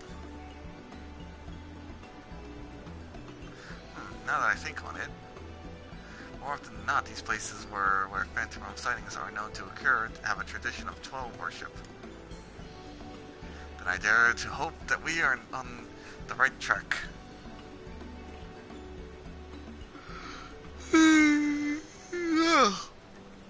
As I'm sure you know, Rhalgr's Reach is home to the Temple of the Fist, the ancient headquarters of the Fist of Rhalgr. Raised by the Mad King Thordarich, the temple lay abandoned for the Alamegan resistance before the Alamegan resistance claimed it for its operations. While I doubt that much literature has survived over the years, the people here may possess some knowledge of local faith. So let us split up and make inquiries and reconvene afterwards to share our findings.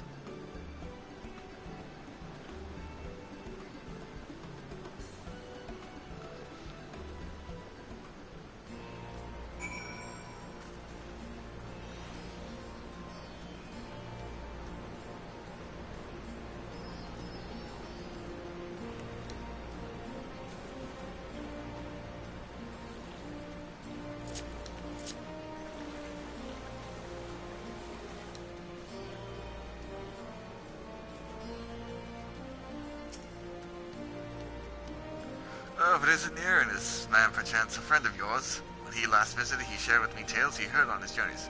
What amazing tales they were. If you have time, I'd love to hear both of your stories. Alas, we're in some haste. We're investigating the worship of Rhalgr and seek literature on the subject. Religious texts and the like. Can any still be found? Just about all of it's gone, sadly, destroyed by the Empire, no, the Mad King before that. But we haven't lost everything. The mighty image of the Destroyer, the tales we share at the campfire, like the legend of our nation's founding.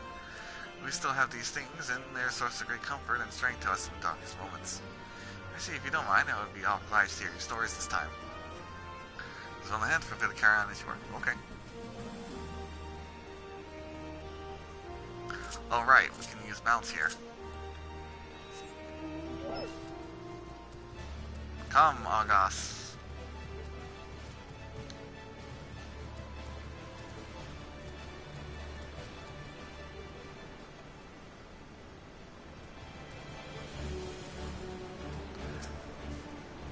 Bloodstorm. You read the words inscribed on the monument. A storm of blood approaches fast. Hell's open heavens weep, where no one's soul doth lie reach the measure of his reach. Once upon a time, Lise explained to you their meaning, that we must prepare ourselves for the strife and sorrow that would inevitably come.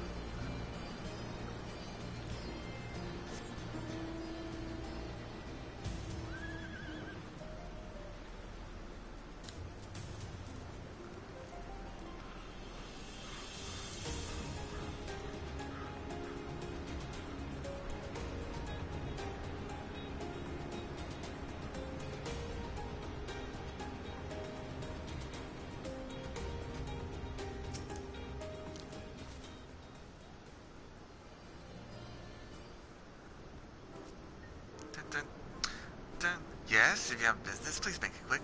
I'm due to meet with someone at any moment now. Forgive me for my delay.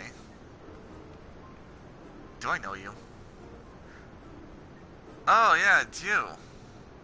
Why, if it isn't the inventor who kindly escorted me to the Temple of the Fist, are you studying monks too, perchance? If so, you ought to work together with me and my colleague here. Few things are finer than joining heads with like-minded folk. Yeah, I remember you, the little nerd who wanted to go through the temple.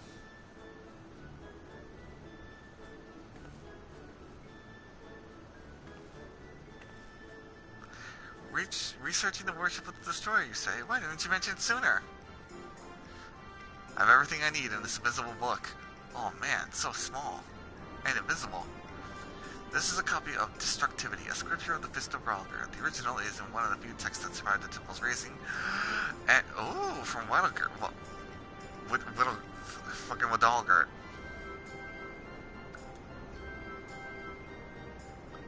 Went to the trouble of having this made for my colleague, only for her to say she doesn't need it, so I'll offer it to you instead. Lest you forget, this is your passion, not mine. I'm simply assisting you as a favor, and I thank you not to put us in danger.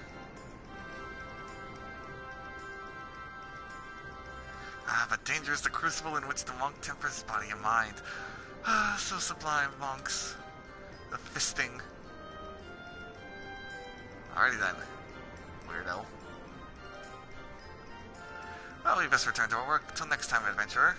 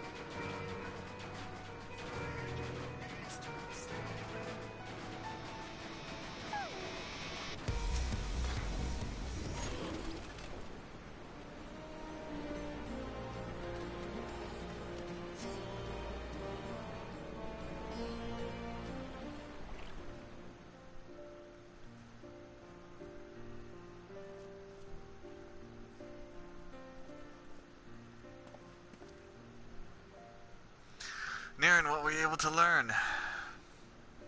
I got a book on the art of fisting.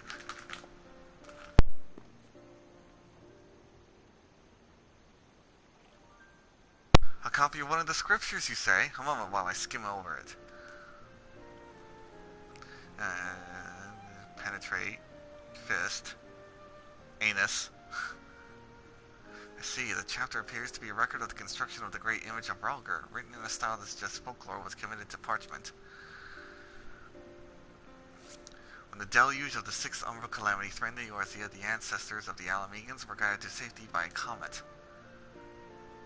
Believing that it was sent by Ralgr, they came to hold him in highest.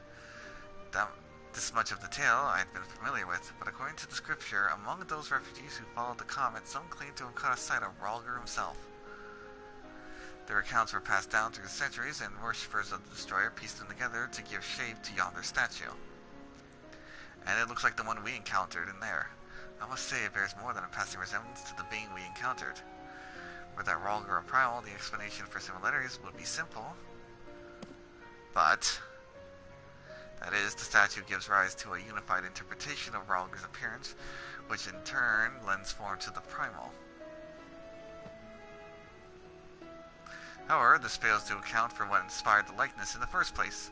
If the scripture is to be believed, it was sightings of during the sixth umbral calamity. Yet, for those witnesses to be able to recognize Ralgr, they would have needed an agreed-upon idea of his appearance beforehand. If we then consider the history of 12 worship, that it already existed in the third astral era, it would not be ridiculous to think that these divinities existed even prior to that.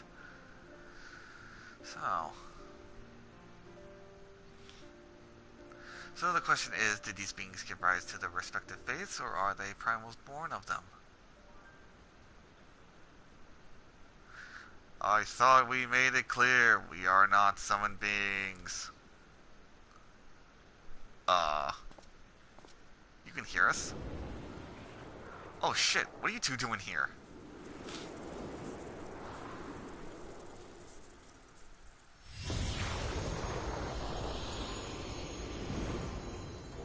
As Hawk and Spriggan.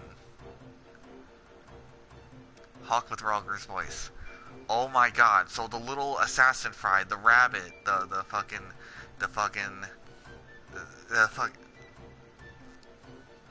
they're minions. They take the form of minions.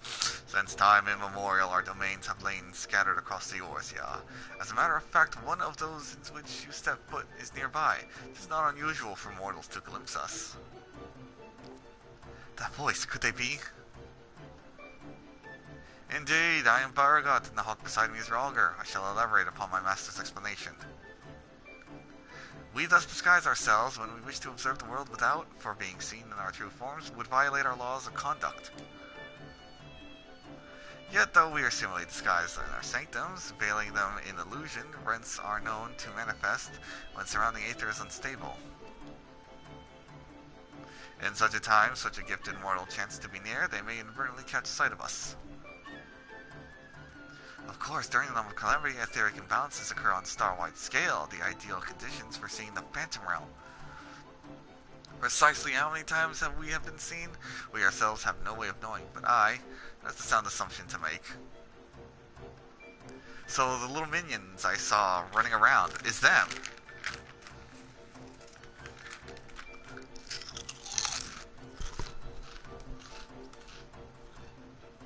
Man, I'm starving.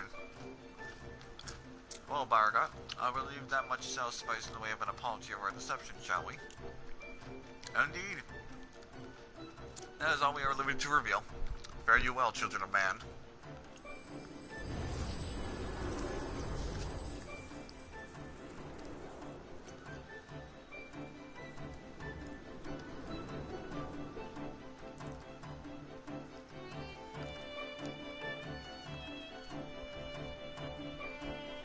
So Ralgar has an association with birds, while Byerga has an association with minerals, which in turn is with Spriggans.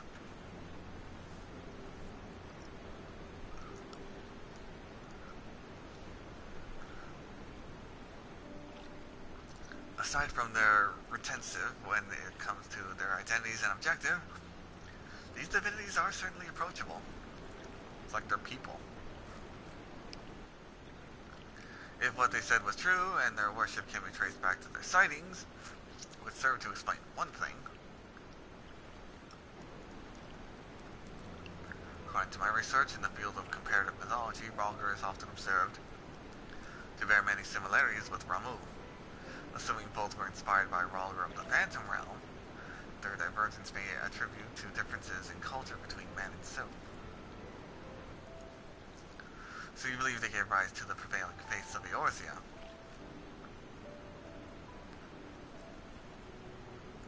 Given available evidence, yes, I'm inclined to. Yet none of this explains their presence. How and when did beings of such power come into existence? We know they're post-sundering. Oh, it's you, Kryle. Has something happened? Truly? Very well. I shall take care of it. Kryle has recruited the Queens to aid in our investigation and authority on mythology. I must go and receive her at the Sunken Temple of Karn, where she is currently conducting field work. After a brief detour to prepare a little something. Conveniently, Thanalin is home to countless adherents of Naldal while I tend to business. May I ask you two to make inquiries in Ul'dah? Very well. Excellent. I will join you as soon as I am able. By your leave.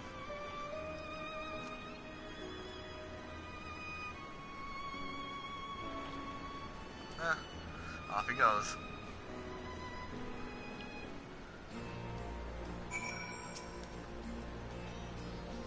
So it's just to be you and me in Ul'dah. I suppose it can't be helped.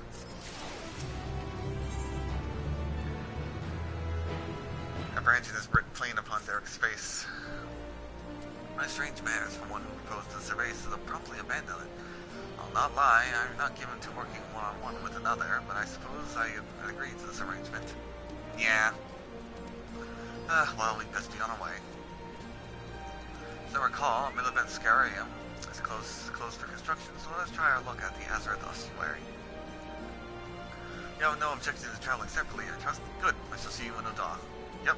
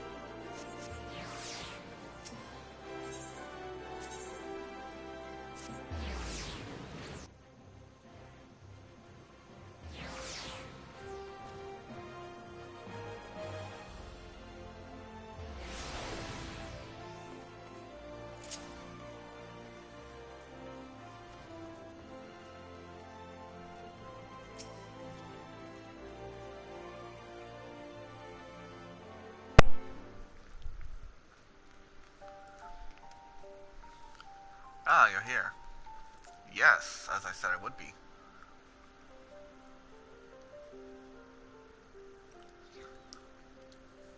Of the deific twins Nalthal, here they worship Thal, who keeps the realm of the dead and weighs the worth of men's souls. In contrast, Nald keeps the world of the living and oversees their financial fortunes. Their names are born of many a location and religious organizations, some extremely wealthy and powerful, exist to nurture faith in them. On the surface, it may seem strange that a hub of commerce such as Ul'dah could be home to such spiritual people, but it's actually quite logical when one considers their religion is, in essence, commerce. In any event, Nalthal is truly unusual divinity. What was originally held to be one god came to be worshipped as twins. Indeed, rather than two distinct entities, that which encountered with a single being possessed of two personalities.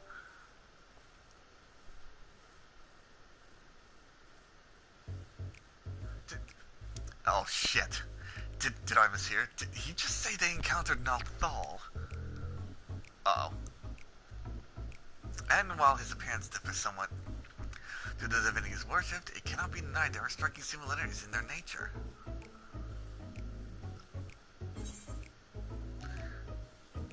We're starting to attract attention.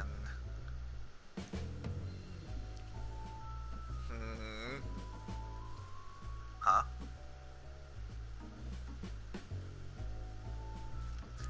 Forgive me, this is hardly the place for such a conversation. Let us continue it elsewhere.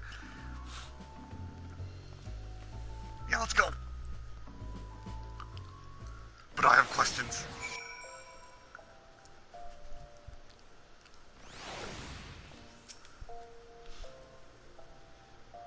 This causes me to openly speak of our encounter with divinity within a place where he is worshipped. Hereon I shall exercise great caution. Thank you for alerting me to my indiscretion, and I ask that you keep it between us.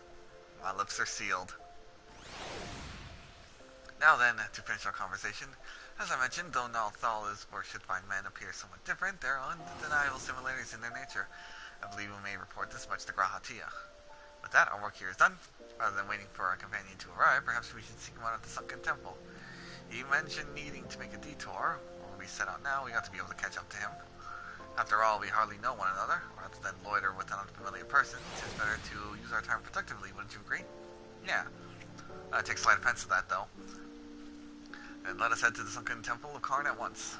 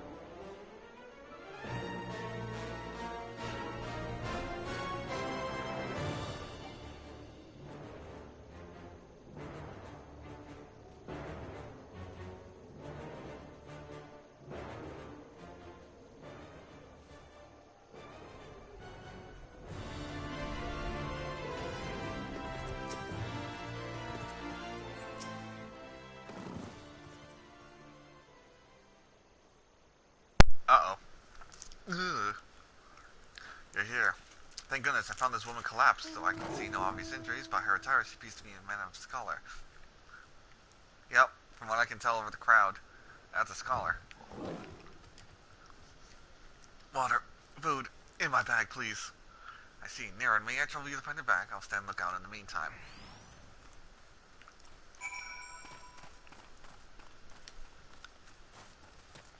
Ah, wall.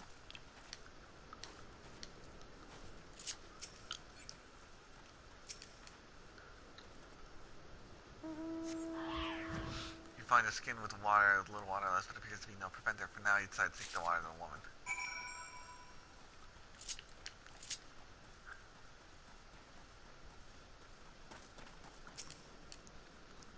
So thirsty.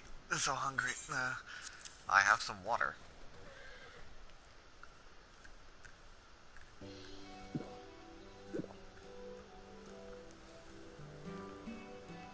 Not enough food. I need food. I have not saved dried meat. Tough as leather. Do you have anything easier to consume? You don't want that answer.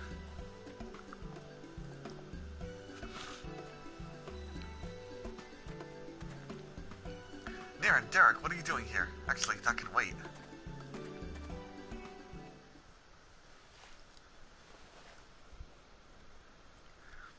Senny Snowgime, I brought you Archon loaf and coffee, made sweet and creamy just as you like it.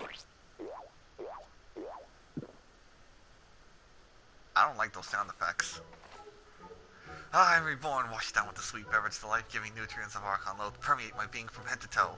Yeah, because Archon loaf tastes fucking terrible. Thank you, kind stranger. However, you know my preferred source of sustenance. You are truly a godsend.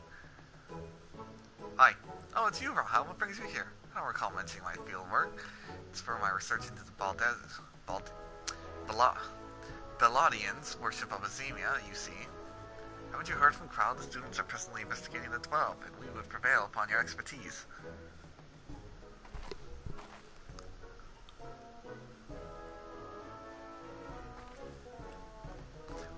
May I introduce Snowgime, expert mythologist. She's a collaborator of the students, and, like many a Charlene scholar, is passionate about her endeavors to the point of forgetting to eat. Seeing as she recovered, I may ask you to tell her about the Phantom Realm? Sure. I kicked the ass of 4 to 12. He kicked their ass. Turns out they're not bad guys. The 12 abide in the Phantom Realm, and you exchange not only words with them, but blows besides. Incredible! Your description of the domains, a thunderous tower in one, and a sweltering city in another, are precisely as the heavens of lightning and fire are depicted in legend. Ancient times, worshippers of the 12 believed that there existed seven heavens and 7 hells. Aetherology has established that departed souls return to the ethereal sea. But it seems those afterlife domains were more than just inventions of mortal imagination.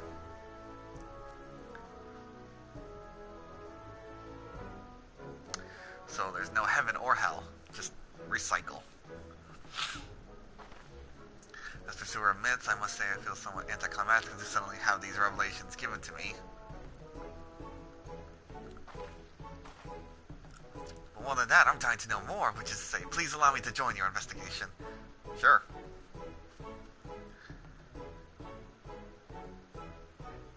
We would, of course, welcome your presence. Without further ado, then let us head back to Umphalis. Carl awaits us there.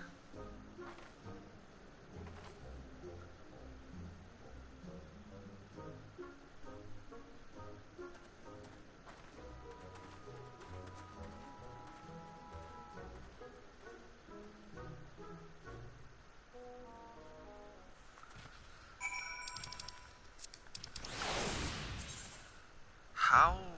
I guess I would get there from Wardona.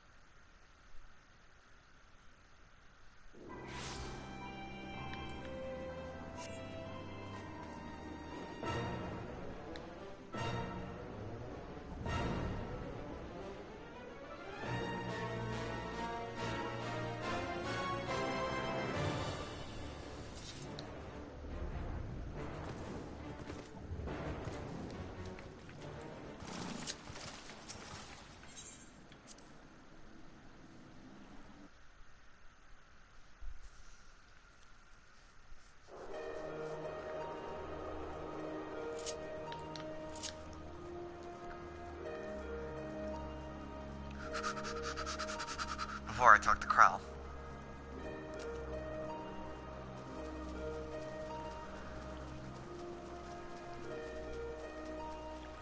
I know your gimmick. I bet you're Thalyak.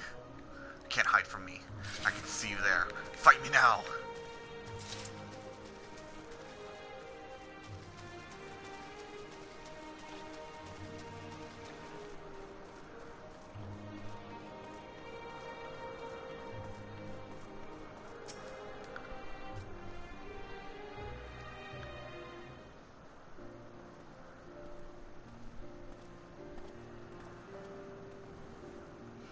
Welcome back, everyone, and welcome, Snowheim.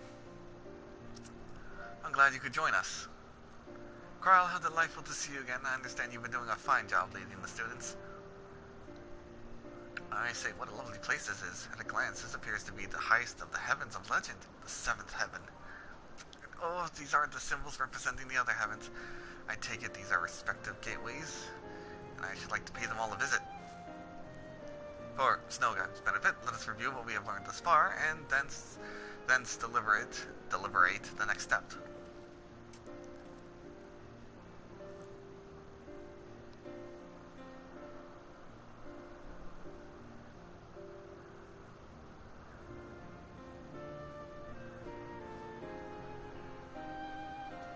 The gods reappeared before us in Ralger's Reach, though they were disguised as unassuming creatures. Their laws forbid them from showing their true forms outside their realm. Yet, in the event of ambient ether becomes unstable during such stirring up or calamities, it is possible for the realm, and indeed the gods themselves, to be glimpsed by the mortals. And such sightings, we believe, have given rise to various faiths practiced throughout Eorzea. As we confirmed in Ul'dah, Nalthal, worshipped by people, and the Nalthal we encountered have more similarities than they do differences. In the course of exploring Unthalas, two things caught my attention.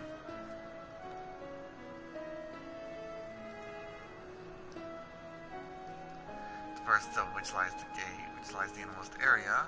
If each of these 6 gates leads to an elementally expected heaven, and we stand in the 7th heaven, as Snowguy says,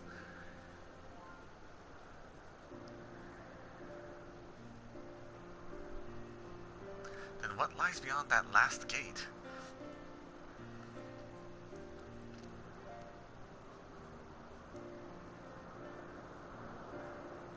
Second is this monument. However, some manner of magic, unlike anything I've seen before. I will endeavor to decipher it, but it will take some time.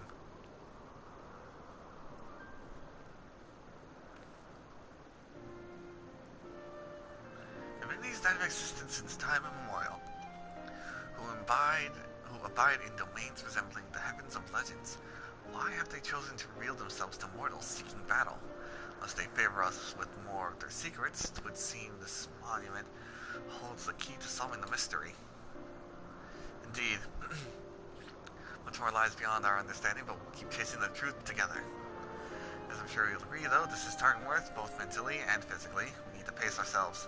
To which end, might we just return to Revan's Soul and have a rest before we embark on our next investigation?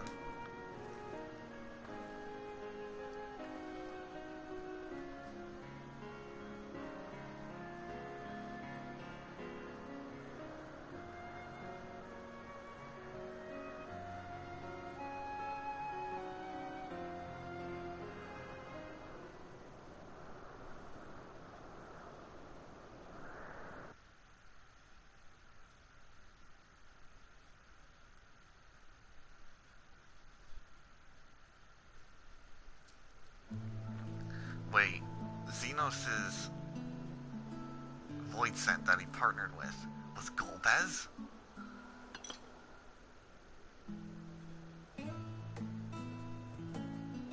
So rarely do I get to simply chat with colleagues, I had fairly forgotten what it was like. Viagra had no have burger.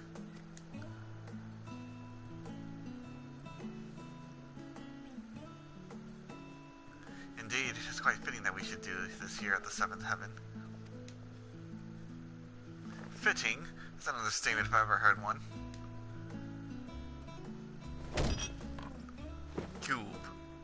The 7th and the highest of heavens, which rules over the reigning 6, was right here in Mordona all this time. This isn't fitting, my friends. It is destiny.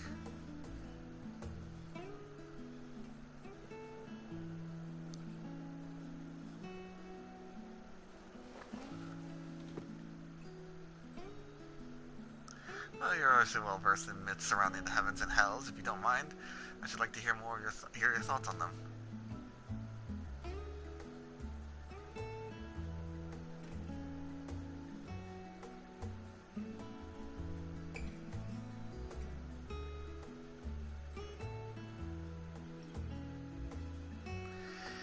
Invested as they are in their research, it doesn't take much to stoke their passions. My apologies if it makes you uncomfortable.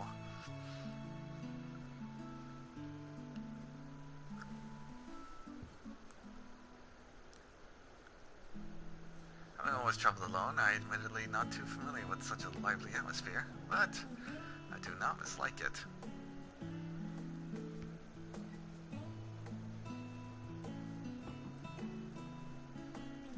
By the way, two of you arrived at the Sunken Temple rather quickly. Did something happen?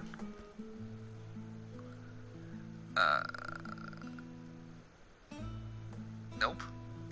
Nothing.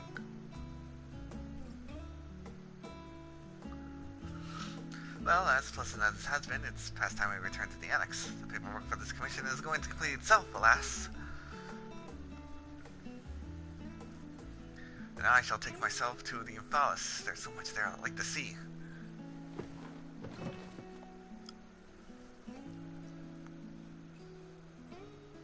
And I shall do nothing. I believe I'll go for a walk nearby. It's getting a little warm in here. Alright, do take care now.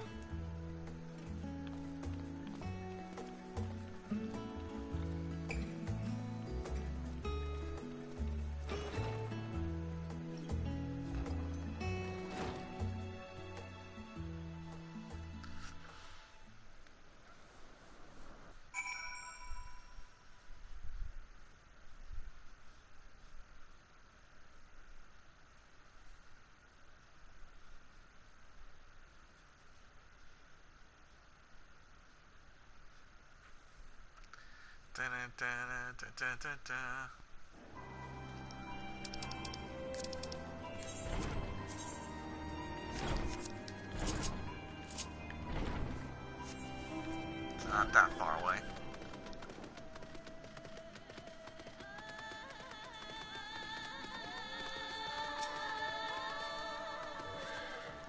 Judging by the lack of people here, say this is the end. Oh, near, I suppose it isn't. The smells and sounds of the tower makes one feel alive. Afterwards, stepping outside alone and breathing cool air, I like that just as much. While we wait for the developments, I shall remain here in the Revenant's Toll. If there's any tidings, rest assured I will share them with you. Thank you for your help thus far. I doubt so much could have been accomplished without you.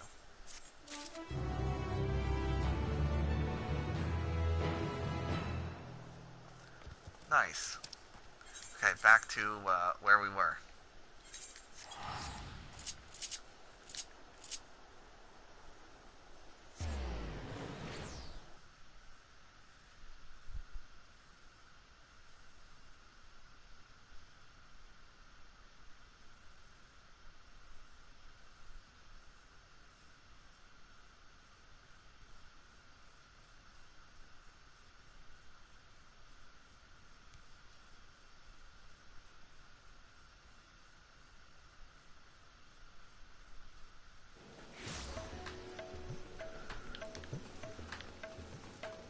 Sorry, Y'shtola, I got caught up in a fight with the freaking divinities of the 12.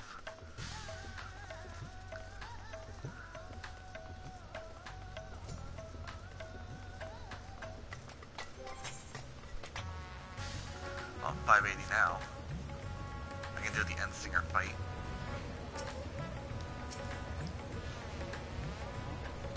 Endsinger Extreme.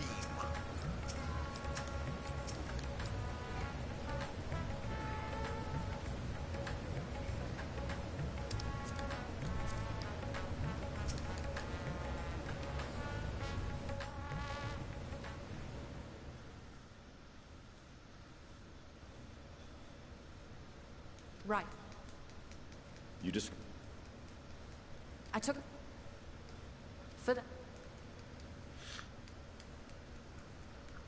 We... Page... From what? have been back to where we were.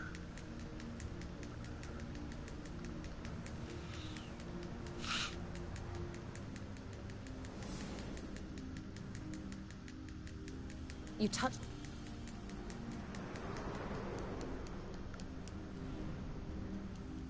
the magic in that...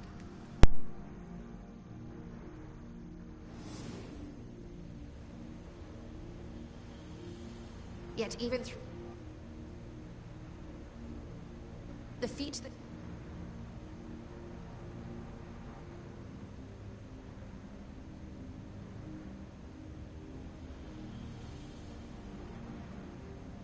Then what of the... An excellent... Though there are several methods by which the Void's den is... For example...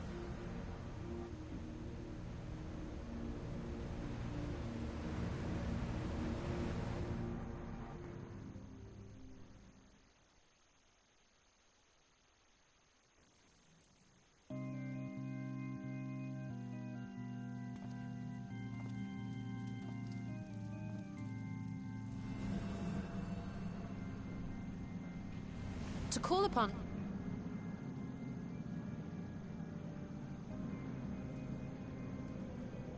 the portal...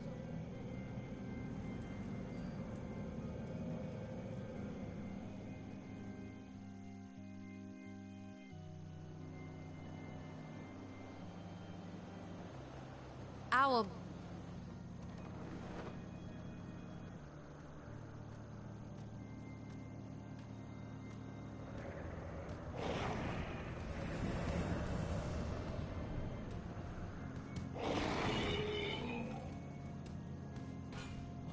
Instead...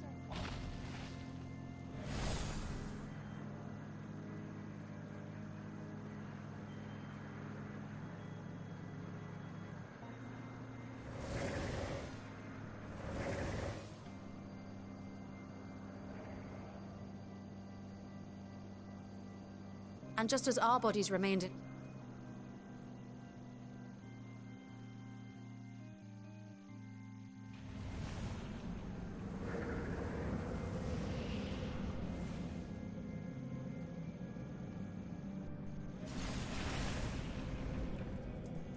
Once at its destination, the summoned soul is granted a temporary shell to inhabit.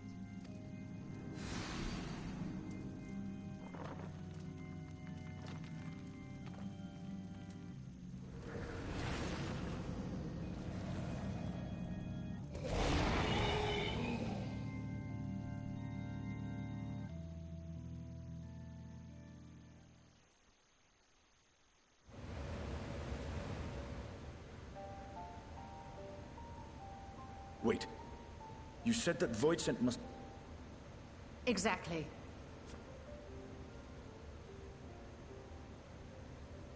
When the hordes poured forth, though to mine... Why is it? I believe... And how... No.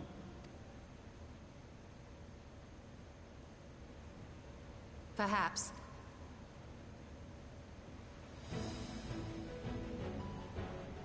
Were you not listening to... Even could you... I assure you I was most attentive. But if I were to bring along one...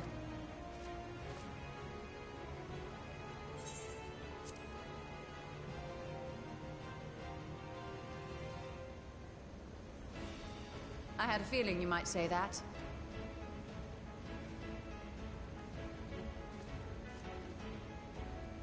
Once again, I put my life in your ever-reliable hands. That said, as much as I would like to march straight back to the Void Gate, there is the small matter of being unable to open it without the Satrap's personal authority.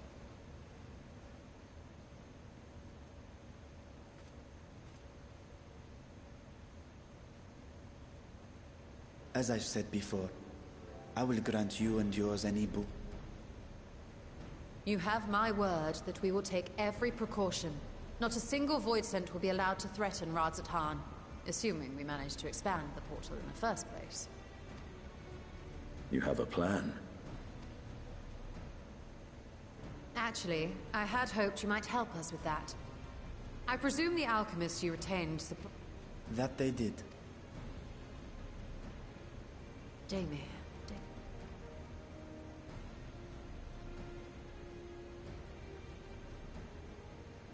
I did not fully comprehend the theory, but their research began with a voidsent which had slipped through the fissure. After a thorough examination, they created an arcane simulacrum possessed of similar qualities. A man-made voidsent, if you will. It was apparently indispensable in their efforts to enlarge the gate. A man-made voidsent?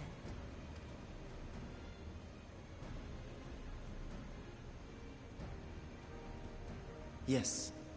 Being great admirers of the Archons, House Daimir submitted detailed notes to Charlene's official committee. They expected praise and accolades for their simulacrum, and were thus devastated to be informed that their work had been classified as prohibited material. If that's true, then those notes might still be stored in a forbidden archive somewhere. Not Google, of course, since that library had yet to be built. Which leaves us with... Charlie itself. With Graha's favorite place to sneak around.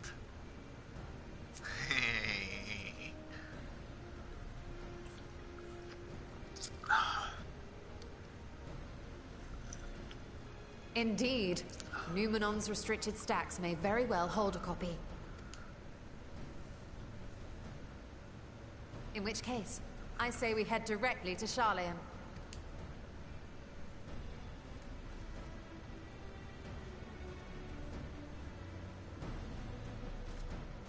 Unless you anticipate needing help to reach the high shelves, I see myself being of little use. Go on ahead. I still need to find Mirad and tell him about the Khalzal Foundation. Well, Grahatia did complain about the shelves being high, and I could use someone who could jump. Oh wait, I'm a Dragoon as well.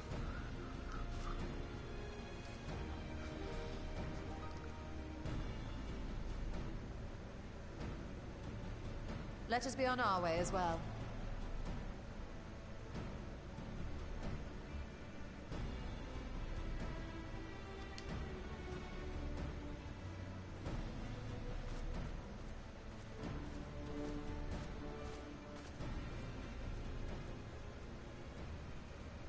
They are resolved to venture into the void.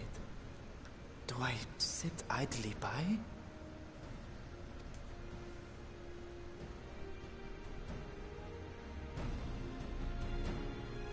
Hey, wouldn't be the first time I went in there. And one of the strongest I went toe-to-toe with.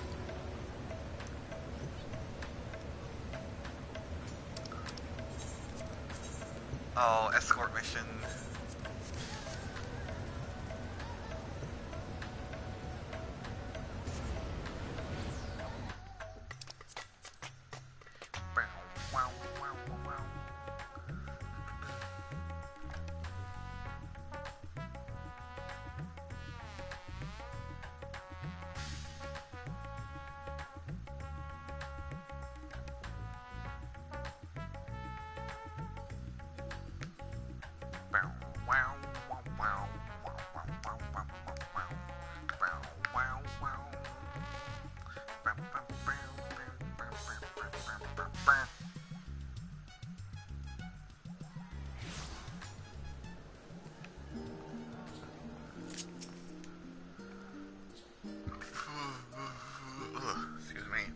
If we're to enter Numenon's restricted archives with the minimum fuss, then we must secure the permission of the Forum.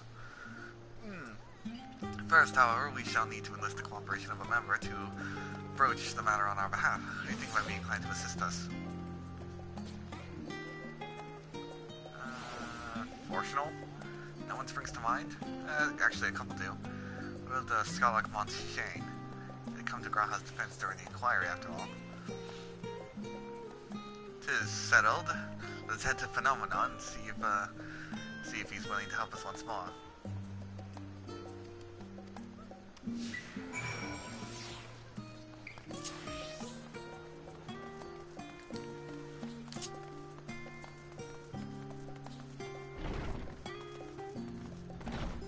Whoops.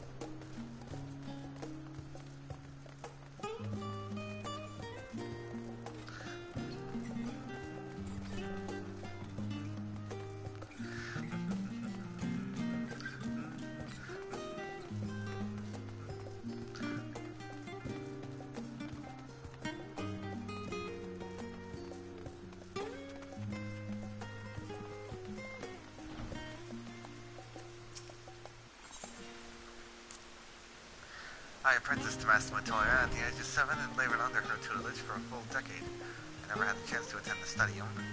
The Thancred, as I recall, soon after Master Luxor took him in off the streets, he was put into the care of another Archon.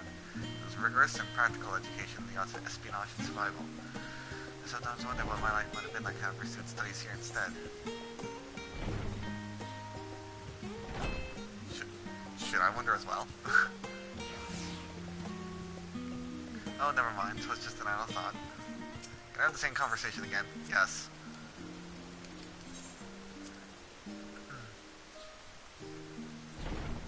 It does sound lovely. Afternoons with friends, spent sipping tea and debating theories. Still, I want to give up my time with Master Matoya for the world. The dank cave I studied in was about as far from any bright area halls of the academia as one could get, but it was a wondrous magical childhood nonetheless.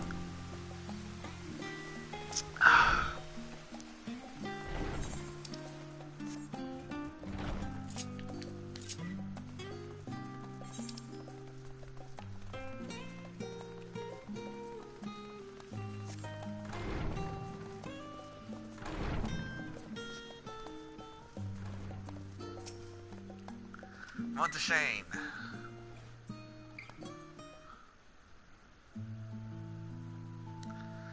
Visitors, and quite esteemed ones at that. What may I do for you? Pray forgive the intrusion, Skarlock, but we were hoping you might help us secure permission to enter Numenon's restricted archives. Oh, no fortuitous forays into the stacks this time, eh?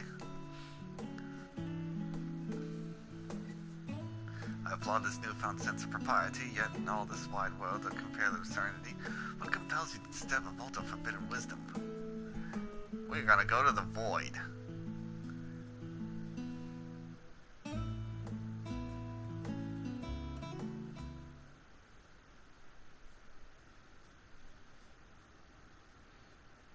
Fascinating. I had no idea such a technique existed. I would have been surprised if he had. If my assumption is correct, the research left behind by House Demir has lain dormant in Charlie's archives for many centuries. And if you unearthed this research, what then? Surely you don't intend to cross over into the void. That is precisely, in fact, precisely what we intend. Precisely. To what end, pray tell? To develop a method of traversing the rift, for one, that I might keep my ward to a distant friend. Your boyfriend. Renar. Sentiment aside, I have journeyed to the end of existence. I have heard, felt, and thought endlessly about the truth of our world and the echo of its future. And yet, I want to understand everything, to unravel it all down to its very last secret. What scholar worthy of the name wouldn't force open a void gate or two if a grand revelation was promised a reward? Marvelous! The audacious proposal worthy of Master Matoya herself. After hearing the whys and the wherefores, I for one do not believe you would use the knowledge for ill. I see no reason to not present your request to the forum's consideration. Yeah, and if anyone of them wants to say nay, remember I saved their sorry hides from extinction. Although your position would be better received if you had the support of another well-placed acquaintance, I know just the man. By Master Potional, of course. Yeah, you can hardly ignore an earnest request from his dear children's most treasured comrades. I was hesitant to approach him directly, but there is no denying that having Master Potional on our side would tip the balance in our favor. Very well, we shall pay a visit to Levier Estate and plead our case. One last thing before you go. Consider it a personal favor if you might share with me your discoveries you make in the void. My appetite for knowledge is every bit as insatiable as yours, I'd wager, so if you could see your way to indulging an old man's curiosity. Of course, Scholar, we will be sure to pass on any revelations. I can tell you, I've been in the void before. It's dark, dank, it's grape flavored. Any more talky-talk spots? No? Okay.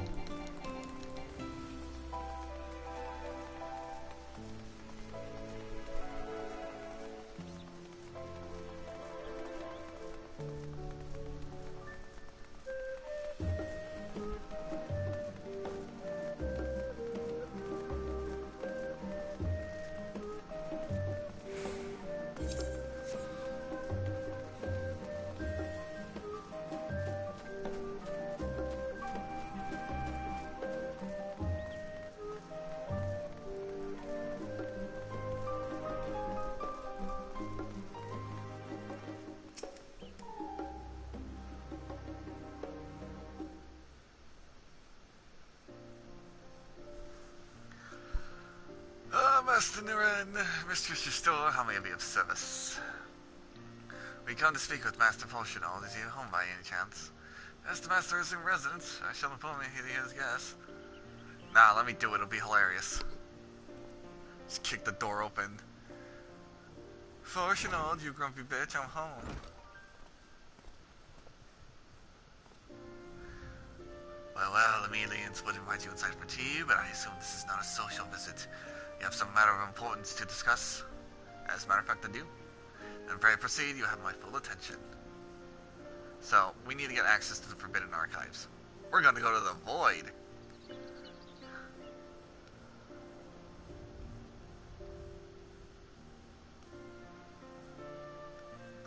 Well, I suppose I should praise you for following the proper protocols this time around.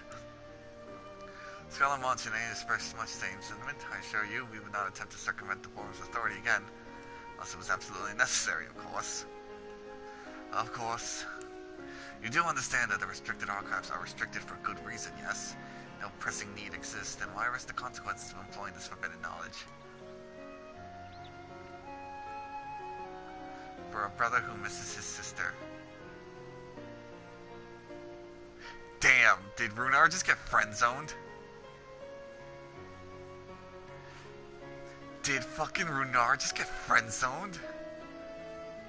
She was his guardian and his friend, a selfless hero who crossed a rift between worlds to save her homeland from horror and suffering. But the brother has given up on thoughts of reunion. He spends his efforts elsewhere, watching over people yet healing from the flames of the final days, loyal to his duty while betraying the longing in his heart. There's no vital mission, perhaps, reuniting these siblings, but it feels a worthy cause to pursue all the same. As the one who feared losing his loved ones, spent years in research to prevent it, surely you appreciate how painful the separation must be. That was a dirty trick to pull you, Stola. Reflections are still very much a mystery to us. Offering to share your experiences in the forest should constitute a fair exchange for our cooperation. Light. Light everywhere. I vomited it up at one point. Literal vomit of light. Don't celebrate just yet, the forum must still be convinced. I do request to list the day's deliberations and deliver the decision to you at the Valdesian Annex.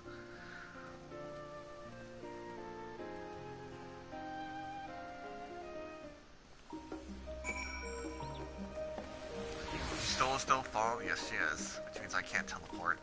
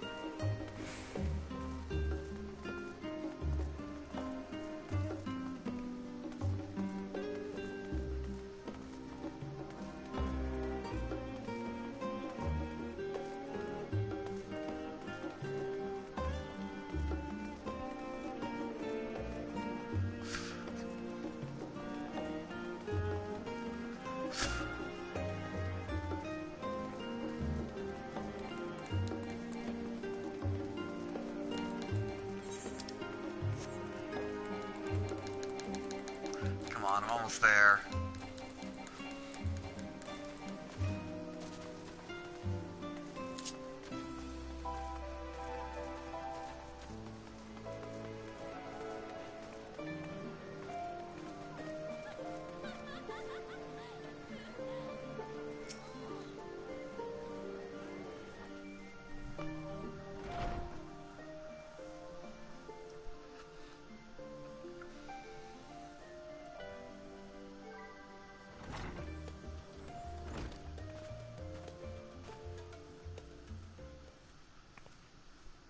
So, what did the forum decide?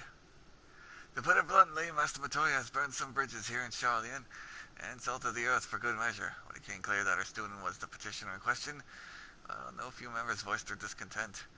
And the chamber was reminded, in no uncertain terms I might add, of the incredible debt we owe to you and your companions.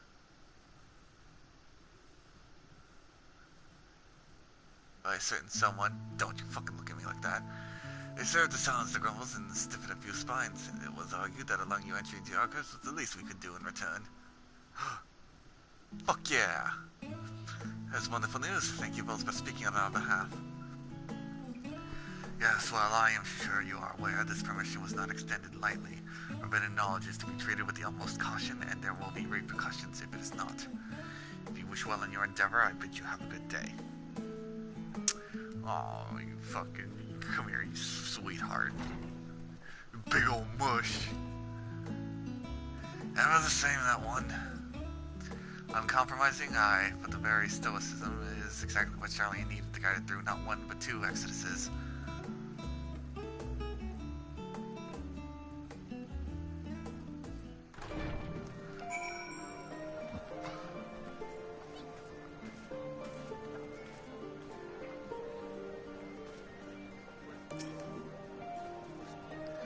If I were 5 years younger, I'd cast aside my lectern and join you on your adventures in a heartbeat.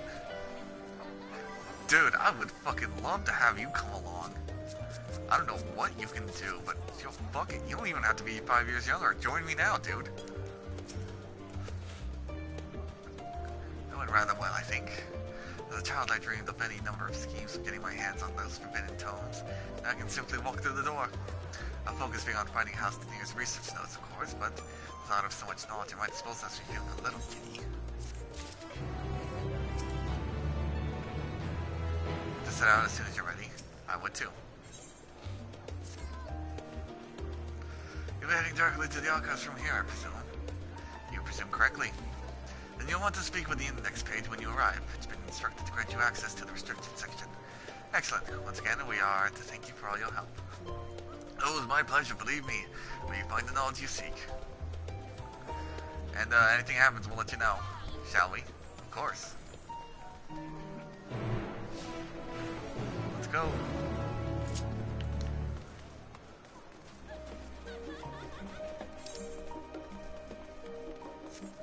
another dialogue option.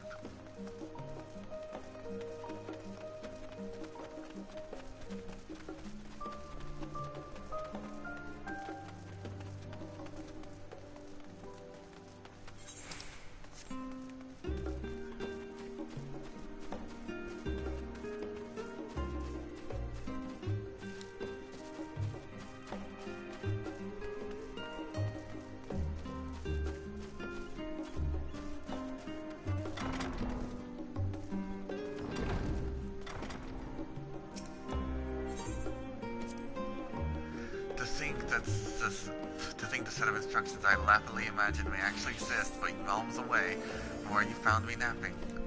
If I had known that Alzadal's the third's exploit sooner, I could have well saved myself days of research. Even a children's book might have pointed me in the right direction. To achieve the impossible, one must needs be flexible in mind and look beyond conventional wisdom. A lesson I had already learned, but clearly not taken to heart. Don't sweat yourself, Y'shtola.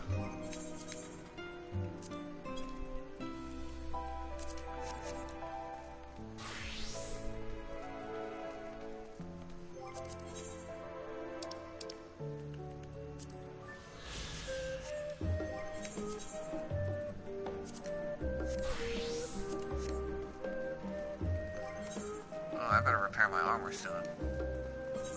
It's taking a bit of a beating.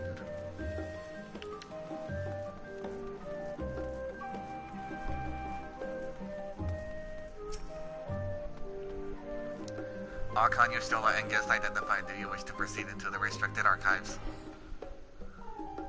Follow me if you would. Watch your step and please note that the use of naked flames is discouraged.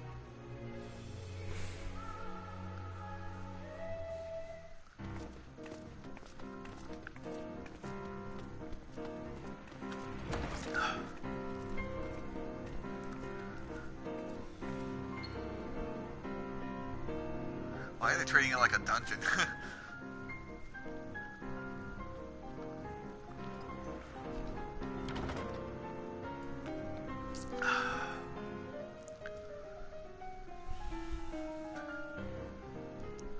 If House Damia's notes are to be found anywhere, it will be here. Let us begin. Right. Time to get my learn on.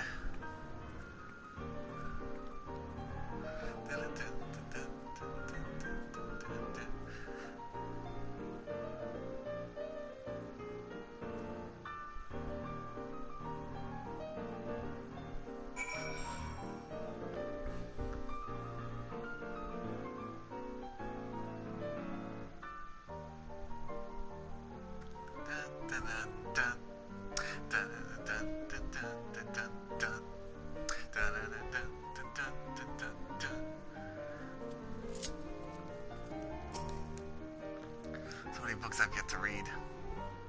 Yes, as we heard for one specific volume, you need to remind me. Just making sure. No smoking, no throwing books, and no yelling out Eureka in an obnoxiously loud voice. I'm doing that.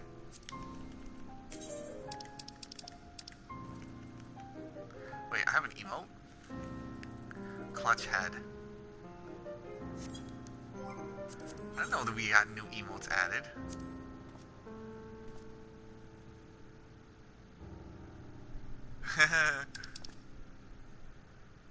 Content. So happy. Alright, hold on. Said no Eureka? Well...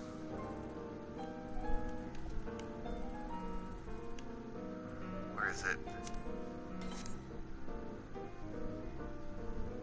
Take that. Defying authority.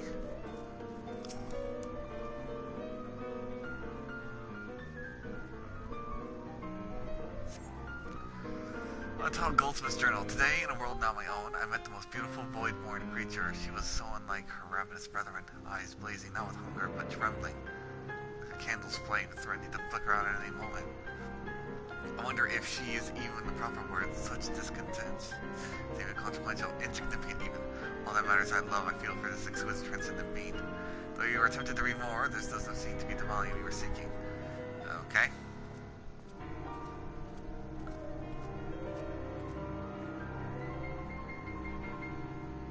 Oh, there's only 3? Weighty tome.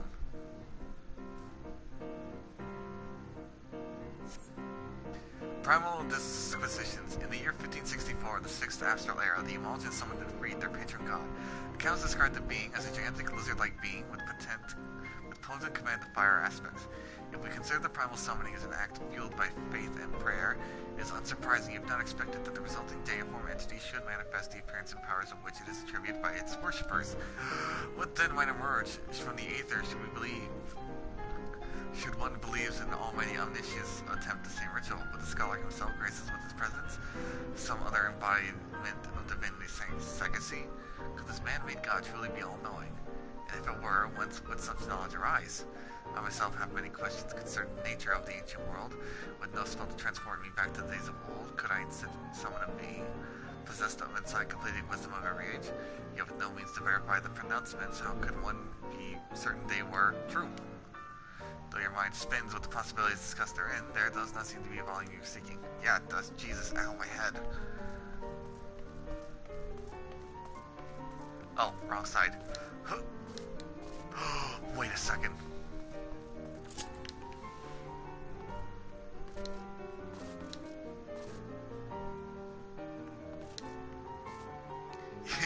Yeah. I overshot it. Alright, this might be it. Epiphanies of House Daymere. The following pages detail an advanced method for manipulating wraith-spanning apertures as devised by Nu Hassan, the 9th Patriarch of House Daymere. We present these research to the full faculty shrine as both token of our friendship and expression of our boundless admiration. If you have located the forbidden tomb we seek, you still will need to make a final confirmation. I found it. Having something you'd like to show me? My apologies, I flipped open but a single book and was completely absorbed by its contents.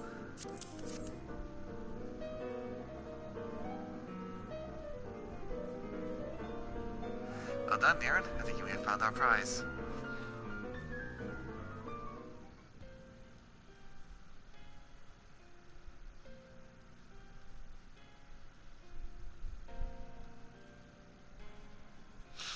Smells like Thavnir. The ether signature is unmistakable. I've felt the traces of House Daymere's resonance many times at the Great Work. Time to see what all the fuss was about.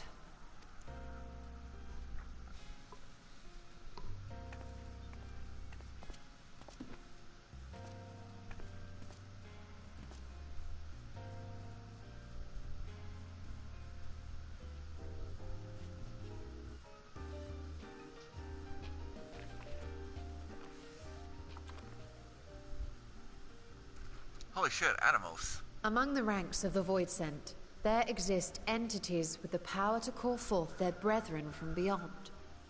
The species known as Atomos, however, is uniquely prodigious in this regard. From its distended maw, it can expel an endless procession of void-born creatures, a talent which sorely tested the Radiant Host in its battles against these abominations.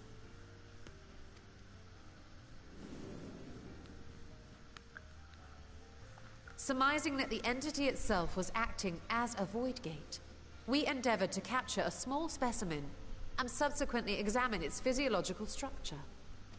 Our findings revealed that the Atomos had absorbed a planar fissure into its own flesh, which it could expand at will into a functioning gate.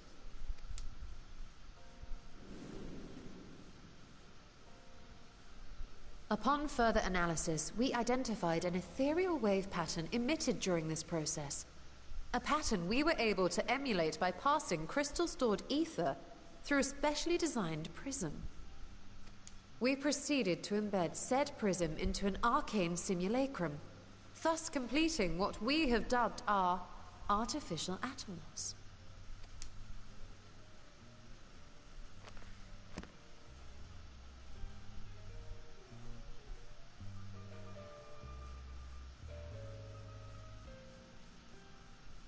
How could I have been so blind to the possibilities? This species, not to mention its ability to summon Voidsent, has been discussed among academics for years now. You know, it's funny you mentioned being blind. Just before the advent of the 7th Umbral Calamity, we received reports of Atomos sightings from every corner of Eorzea.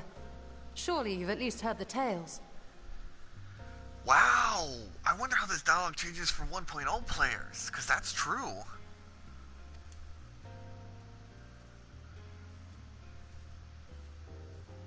And still, House Daemir went and built a mock Atomos of their very own. I'm not surprised the Archons consigned their work to a restricted archive. It was no easy task, but at last we've unearthed the volume we've been searching for.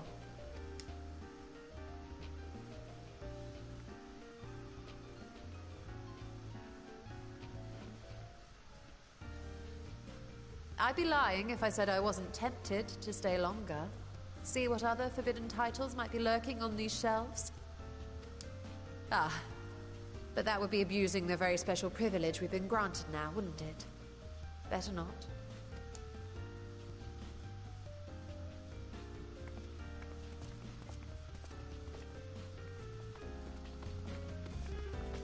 I wonder if traveling to the void, the 13th reflection, is easy because of its darkness aspect. Because the reason it's able to travel between there is easier because of Zodiark, who rewrote the world.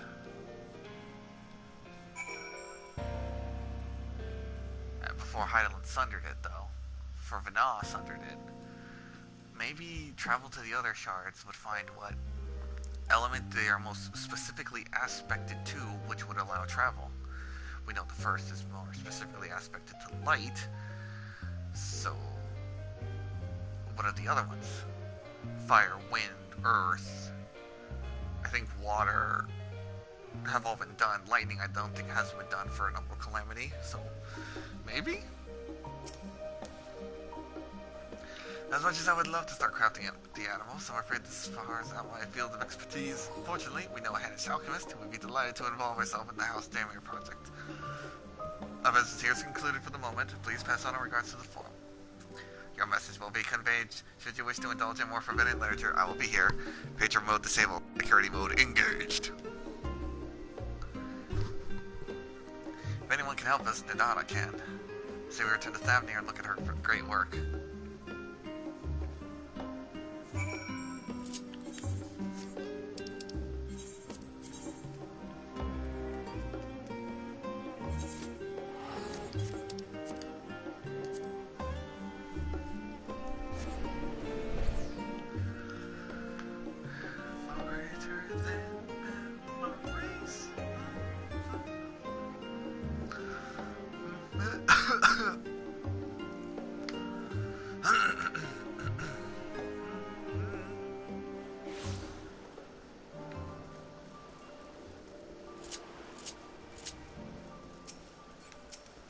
Nirana.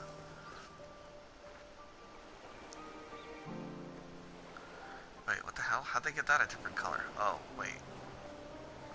It's probably just still blue.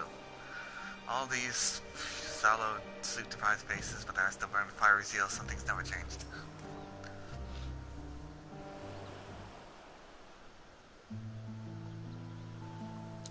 Ishtola tells me you're pursuing a most fascinating study, and that you want me to be a part of it?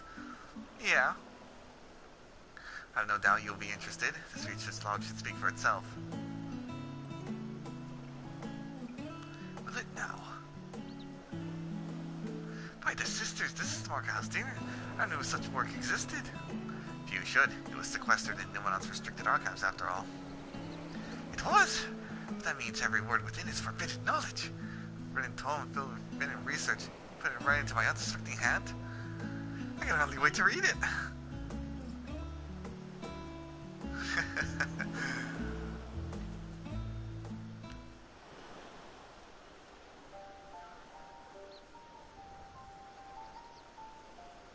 Think the Daemir were developing such marvelous techniques so long ago. How many innovations could have been lost over the centuries, I wonder? Now that you glance over notes, what say you helping us build a new mock Atomos? Oh yes, 1,000 times yes. Work on a Damien project that had been redoubled, that even had the redoubtable scholars of Shalia trembling in their sandals? No alchemist of the great work could resist. You are a woman after my own heart. Oh, I suppose I should ask, what do you mean with this big mouth Samarkand once we built it? We're gonna go into the void. So there's a secret void gate, and it's sealed in the ruins at the bottom of the bounty. Today is a day of revelations indeed. It's the purpose of our man-made utmost to expand this hidden portal, and I will need to see it for myself, I think. Manipulating rift-spanning apertures is not the sort of thing you want to attempt without first taking into account every single factor. And by all means, accompany us to the vault. I plan to lead us back there shortly, once we've finished gathering the components I require. Shalia's markets provided the raw aquamarine and pure water crystals, but I might need help obtaining a small quantity of astrally infused water. For such a liquid, you need to go no further than the Font of Maya. The ascetics of old once favored the place of meditations, and the water which flows there now is enlivened with the flow of ether. That sounds perfect. If you're so kind as to fill us a flask at the pool, I will position Vitra to join us. The idea I have in mind won't amount to much without his authority to command the Void Gate. Shall we be about it then? We'll be back here anon. Yep. I'll go get some water.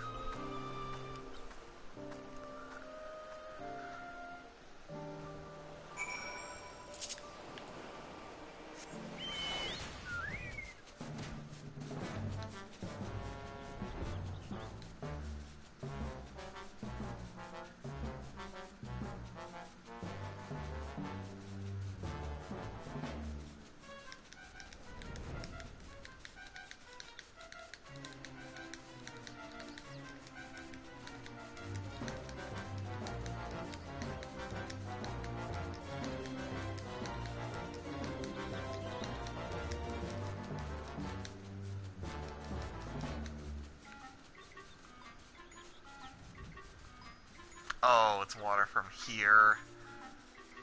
Here. Her body's not still down there, is it? I mean, I know it was buried, but... Okay, good.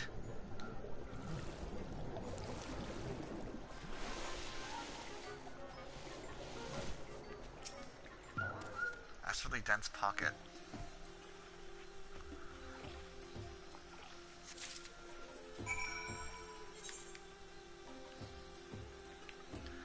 Wait, what?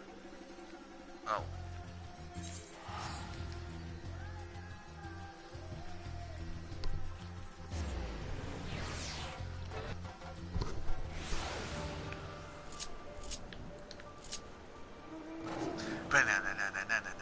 Estonian.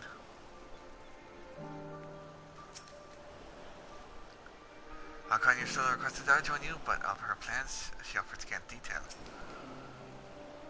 The boy Murad was glad to hear news on our nation. It means a new life for him and his sister. Oh, I forgot to mention, the Font of Maya attracts aggressive wildlife, and you should watch out for them when you go there next time. My apologies. Do you have the flask for me? Here you go. Yes, this should suffice. Thank you, Niren. Quick arm. Void theory. Look who I came across. Estinians seem to be in need of diversion, and we, in turn, may have need of his lands. Right then, now that the little party's assembled, let us make our way to the ruins. Will we have need of Matsia's boat again? Not this time. Once Ustad informed me of our destination, I arranged for a vessel to be made ready at Akiali. Your Excellency, ever gracious host, shall we?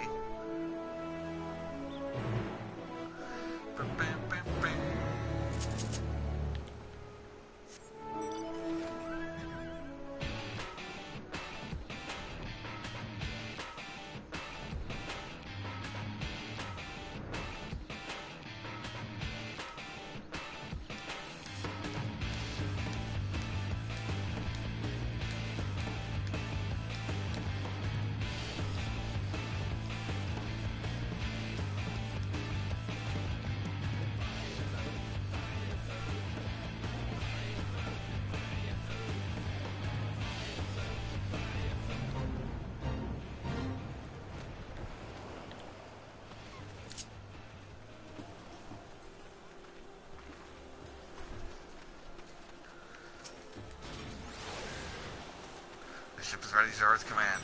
Out of thanks, we set sail at once. Oh, this is so exciting. Azadal's legacy, to see the truth of the legend with my own eyes. All aboard for the treasure vault. Yes, please.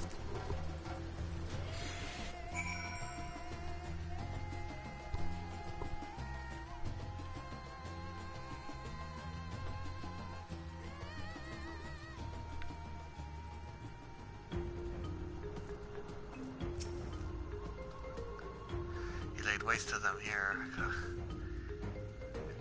He laid waste to them ere I could utter a single word. Estinian, did you destroy everything again? I thought we cleared this place of constructs the last time we came to see if your stragglers remained. Oh my god, dude, were you not paying attention? You were there when they said they could restock them. Poor Peter, he really should have spoken with Destiny before he left. I think we cost them in terms of construct materials. Estinian did it, I didn't do it.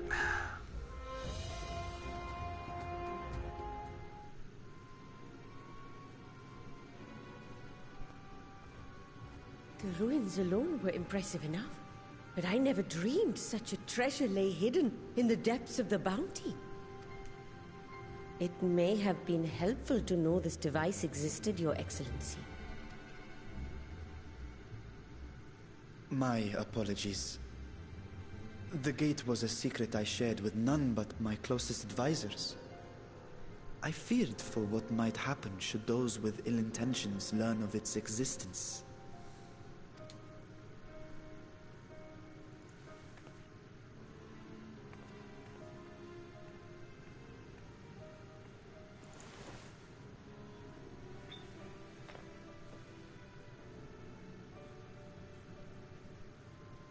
What is it you're doing now? There is something I wish to verify. The NOAA reports claim that a short stint into the void carries little risk of etheric imbalance. Should one suffer an injury, however, or if one's expedition drags on longer than intended, that risk becomes significantly greater. Graha theorized that a warding scale would confer protection from the void's corrupting influence. But I would prefer to test that hypothesis before we set foot in the 13th ourselves. So, this is an experiment of sorts? Yes, an experiment. Tell me, how would you go about testing the efficacy of the warding scale?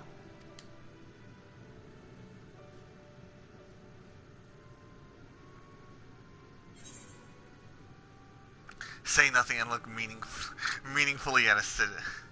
Might as well go myself. Say nothing and look meaningfully at Estinian. Please, I want to do this one so much. I know she's gonna send the familiar. I'm doing it. What? Why are you looking at me like that? Surely you'd not expect me to wriggle through that tiny portal.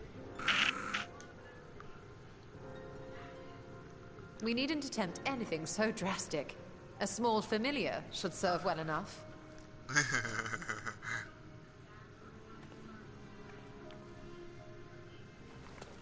Now, a lowly imp can navigate a fissure, no matter how narrow. Which means an arcane entity of similar stature should be able to manage the same.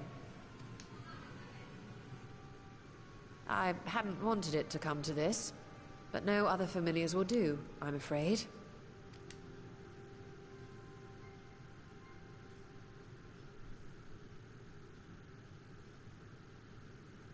I mislike the sound of that. What manner of fiend does she mean to summon? From ocean rise and cloudbank form, from mountain spring and rainfall storm, from river flow and life be born. Oh my god.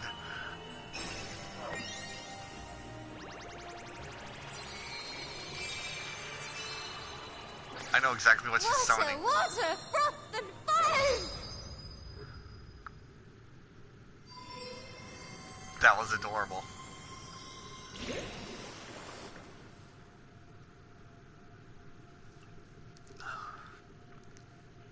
Ready your arms.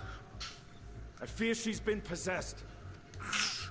Oh, come now. That was adorable.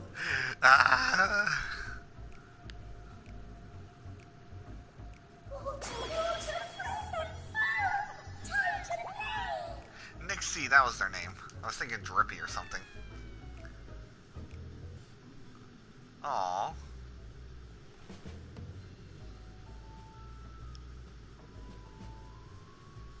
She's embarrassed. Though not my first choice. These familiars I conceived of as a child have the best chance of fitting through the gate. Oh, that was so fucking adorable. I only wish my younger self had considered a more dignified ending to the creation ritual.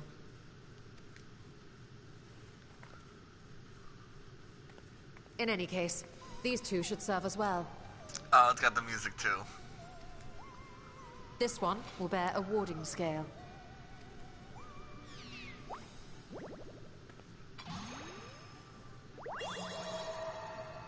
And when they return from the 13th, we can observe how the talisman, or absence thereof, has affected the progress of the Void's corruption. If I could impose upon you to open the gate. Your Excellency?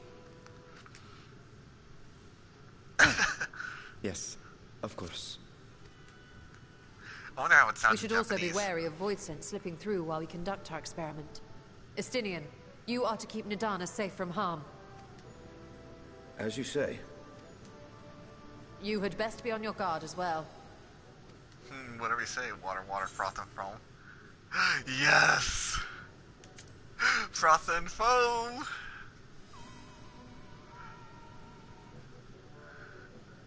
Oh, are you volunteering to join the Nixies? I could shrink you down, you know. I know, you turned me into a frog. No, I was kidding. Let us begin, shall we?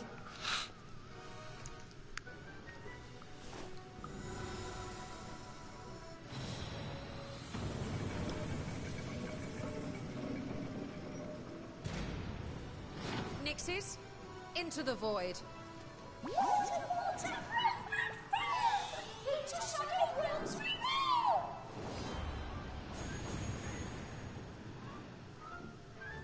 Godspeed, little ones.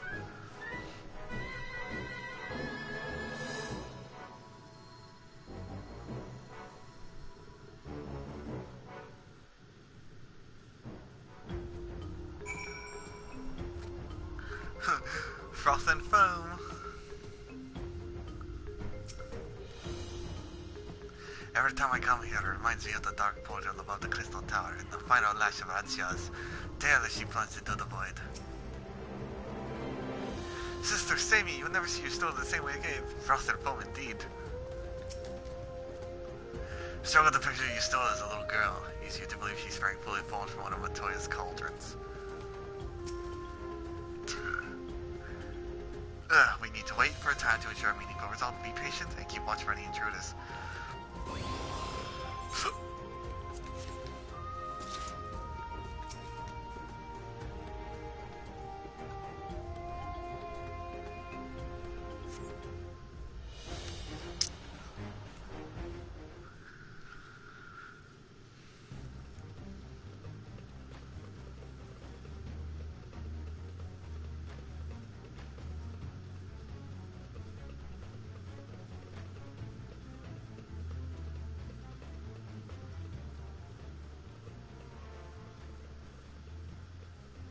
I think we've waited long enough.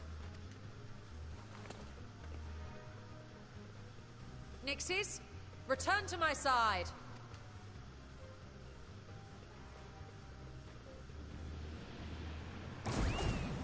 Oof.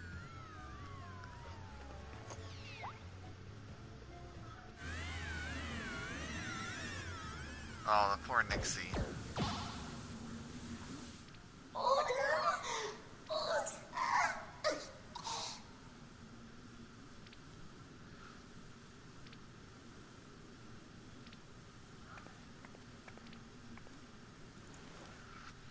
Thank you, little one.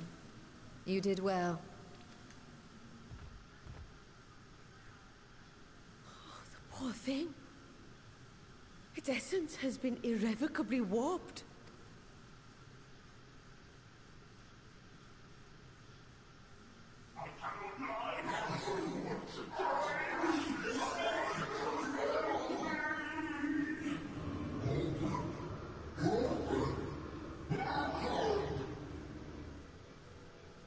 out of time.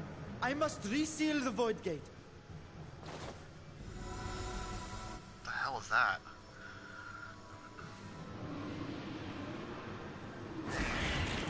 Oh shit. They're coming through!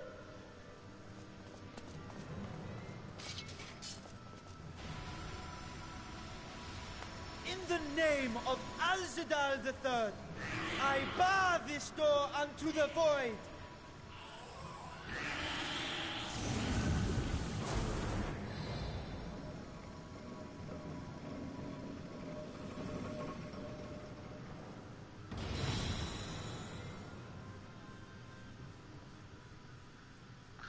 Oof, that was close.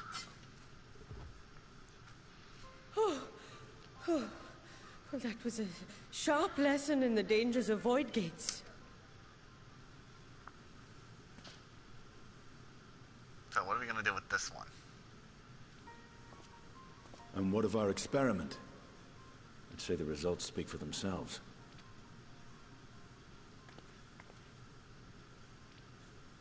The unprotected Nixie has suffered extensive etheric corruption. As Nidana observed, it's well on its way to becoming a void scent.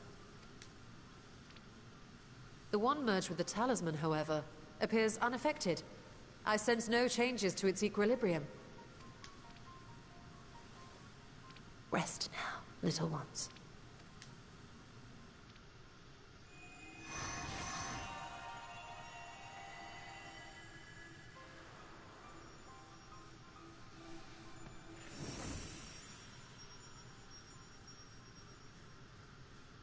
Graha's theory was correct, then. So it would seem. But while our second familiar was untouched by void energies, the talisman itself shows signs of degradation. It was, of course, originally designed to shield the soul from primal tempering. It stands to reason that etheric corruption of a different sort would affect it differently. We may need to modify the warding scale's design to account for the 13th's uniquely unstable ether. You've said much of the Void's instability, but my imagination fails me. What manner of place is this broken world? The same as how the first was overwhelmed with light, the 13th was overwhelmed with darkness. Ah, my apologies. I forget that not all of us spend our days sequestered in dusty archives. The 13th is a reflection of the source that was drowned in a flood of darkness. In Emmett Selk's own words, this tragedy was a result of the Ascians' attempts to force a rejoining. They erred in their haste, and made of that world a useless void.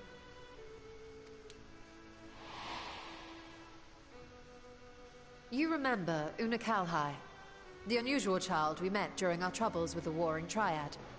He explained the fate of the 13th thus. I wonder if you never did that, would this cutscene happen? The champions of that ill-fated world used the stone known as Auracite to contain the power of primals. But those self-same heroes were gradually corrupted by the Auracite's bleeding energies, transforming into fiends with an endless hunger for ether. By the time anyone thought to oppose them, Light's strength had grown too feeble, and the balance of the 13th tipped into eternal darkness. It was Elidibus, as I recall, who rescued Unakalhai's spirit from his final battlefield. But I wonder if there were others whom the emissary saved from oblivion. I know someone.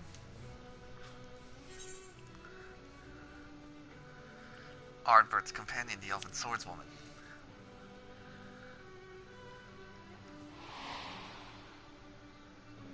Silver? The adventurer who traveled with the Warriors of Light? And you say she was another of Elidibus's pawns?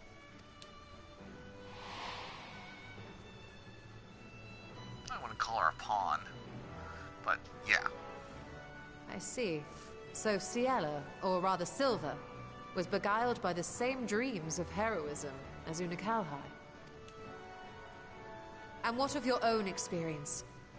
Will you tell us of what you observed during Noah's expedition?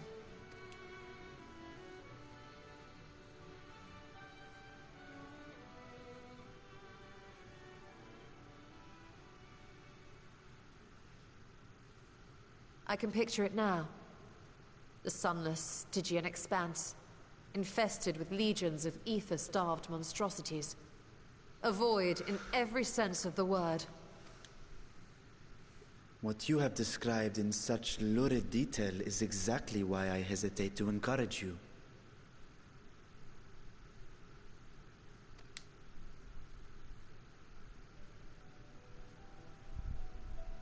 Worry not, great Vritra. Our journey into the 13th is but the first leg of a longer voyage. A voyage that shall lead us to other reflections, to new mysteries and discoveries. And I mean to be there every step of the way.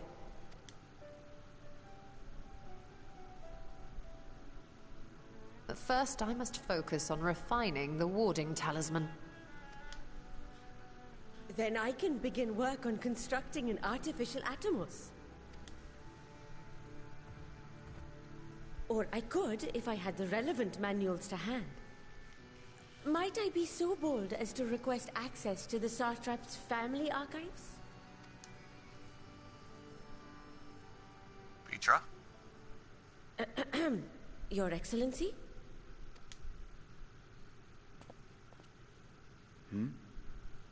Oh, yes. That can be arranged. I will speak to my officials upon our return. Zoned out there, buddy. You okay? We will see you back in the city then.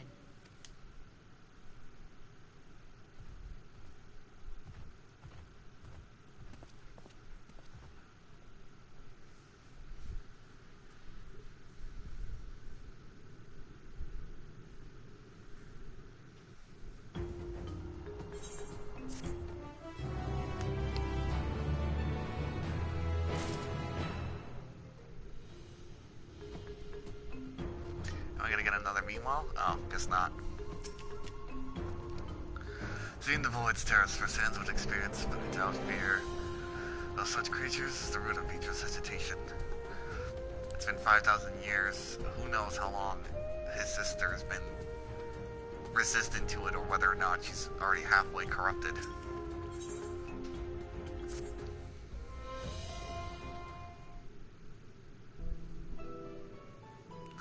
Once Danana succeeds in replicating the Malcantos, the door into the 13th will be ours to open.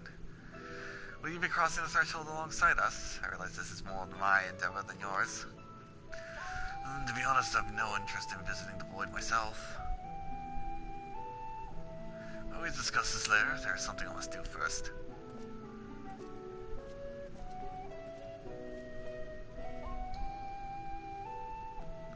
Why does everyone insist on being so secretive? I at least had good reason for not wanting to explain my Nixie ritual. Shall we proceed with our other preparations then? As we saw, the warding skills can be effective at protecting the bearer from other sources of etheric corruption. Nevertheless, the talisman's durability need be improved to withstand the void's influence for a prolonged length of time. And I think that is the problem we can address without involving the brilliant but busy alchemists who created it. Who do we know that excels at this kind of structural augmentation? The elegance! Garland Ironworks. An excellent suggestion. As I recall, Sid himself is no stranger to the void and its volatile energies. With his experienced hand at the helm, I have every confidence that Ironworks can strengthen the warding scale. I really wanted to say the elegance. Oh, they're still in Rolger's reach.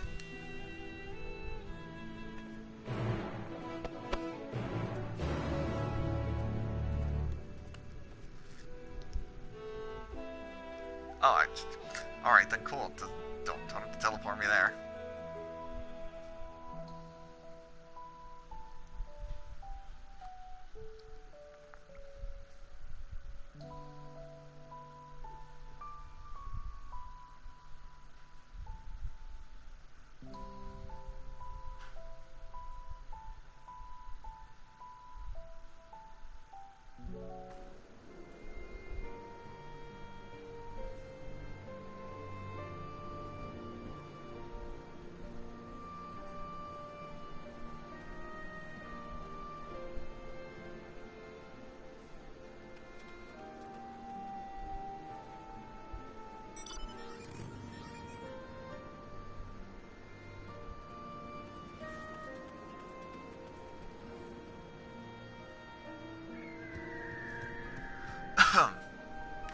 Where was I?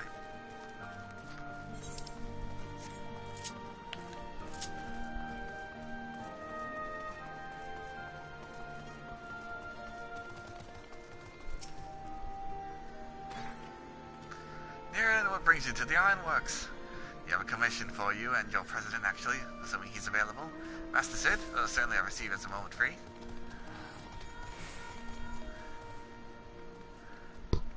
Oi, Master Sid, there's a rabbit and a cat here for you.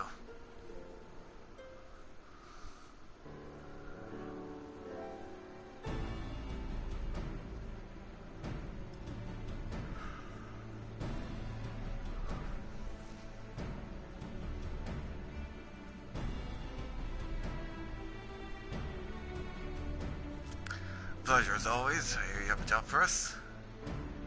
As a matter of fact, we do. I need you to strengthen something for me. Heading into the void to find the lost dragon. That almost sounds pedestrian compared to your last adventure. Honestly, I don't know if you could say anything that would have surprised me after I meet you on that bloody mess. Ha! Don't mention it, please. Alright, let's take a look at this talent of yours. You said there were signs of degradation. Yep.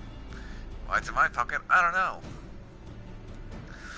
Seems some manner of corrosion has set in around the scratch on its surface, which is what corruption seeped into Nero through his wounds. In which case, our best bet was simply prevent the scale from being damaged in the first place. And how might we achieve that?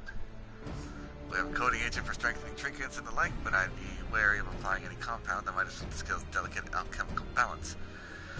Far safer to dress it in armor. Okay. Construct a protective casing, one utilizing metal alloys with high etheric conductivity, so as not impede the talent's primary function. Suit of armor, as you said. Nero's compiled data on the 13th, so I'll have him pitch in with the design just to be sure. If it were only such a deal to convince him to follow our safety protocols. I swear I've never met such a reckless employee. In any case, we may need some time to untangle the particulars. Understandable. We know how busy your schedule is, and the final result will doubtless be worth the wait. The hard part will be ducking Jesse and our constant barrage of demands while we think about doing the fun stuff. We'll see what we can do.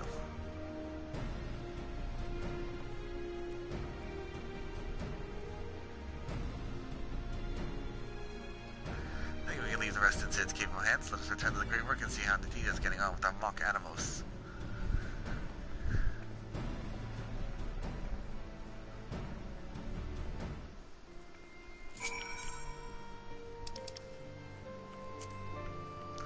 You don't.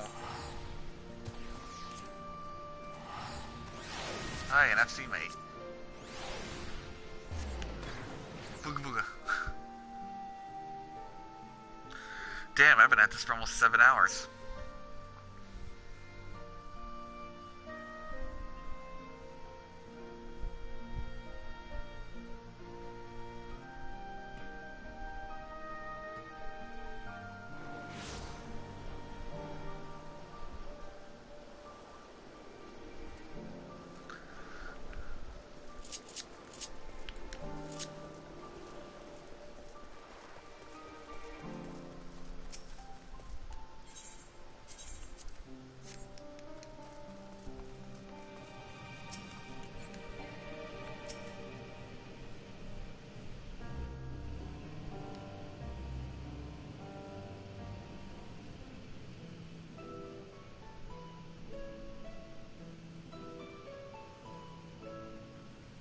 Hey, Stola. The adjustments are going well, I hope? 'Tis a lengthy process, but the end is in sight, yes. That's wonderful news. I myself had some good fortune searching through the Satrap's private records. What I found was a transaction log dated around the same period as when Al-Zadal's legacy was built. It included a purchase list of highly exclusive alchemical components, and I knew I'd discovered the key to making the artificial atomos. I then visited the High Crucible to commission the materials. After I'd explained my requirements, I was beset by volunteers insisting I allow them to help with the entire project.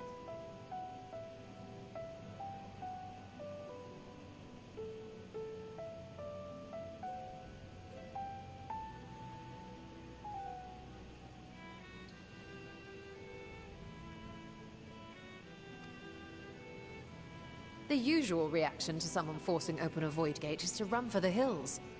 Harnish academics certainly are a different breed.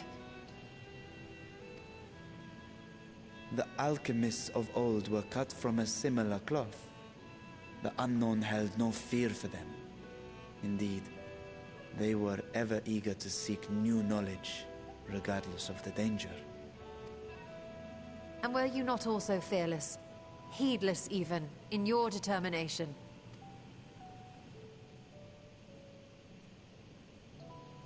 My sire entered his dormancy before I was hatched. And so it was Ashdaya who kept my eggs safe and warm. It created a bond between us. Even long after I learned to fend for myself, I rarely strayed from her side. She was my guardian, my sister, my dear companion. And not a single day passes that I do not mourn her absence. No matter how deep the darkness, I would not surrender my search. I promised myself the time would come when we would once more take to the skies together. But I am satrap now.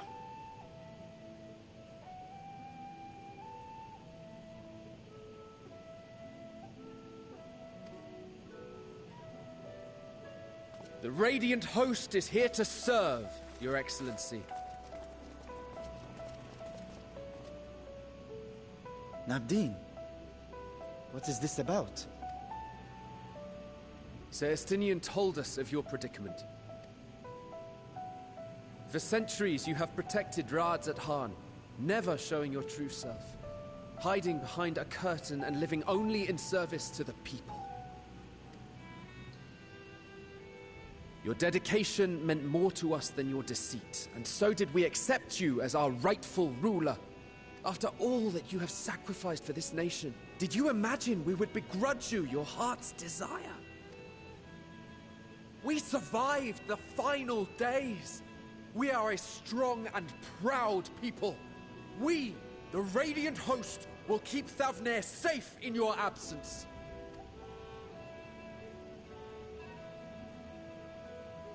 I am grateful for your loyalty and for your encouragement. And yet... Now you listen to me, Varshan!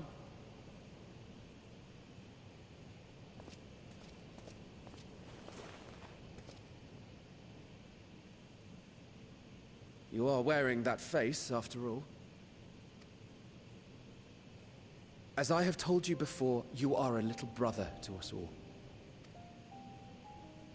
And if you are family, then so too is your sister.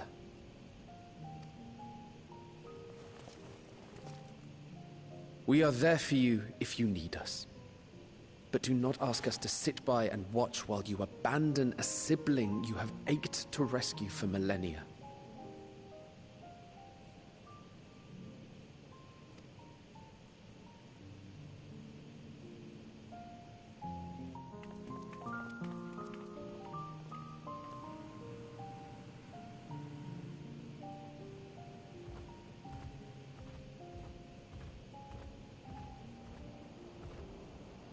We will succeed in opening the way.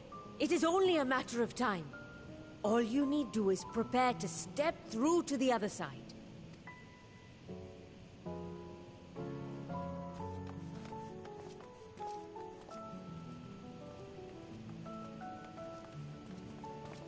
Your Excellency, I wanted to thank you for building the orphanage. It means so much that my sister and I will have a place to be together, safe and happy. And I hope that you and your sister can be together again, too.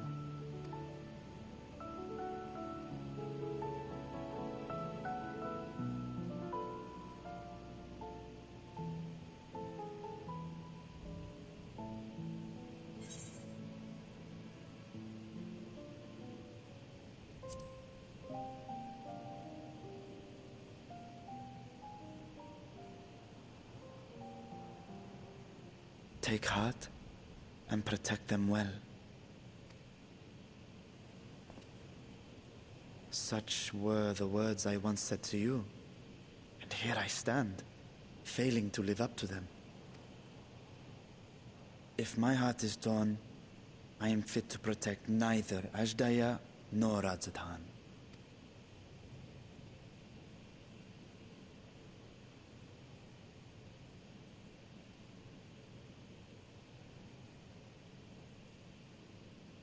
My people, I have come to a decision.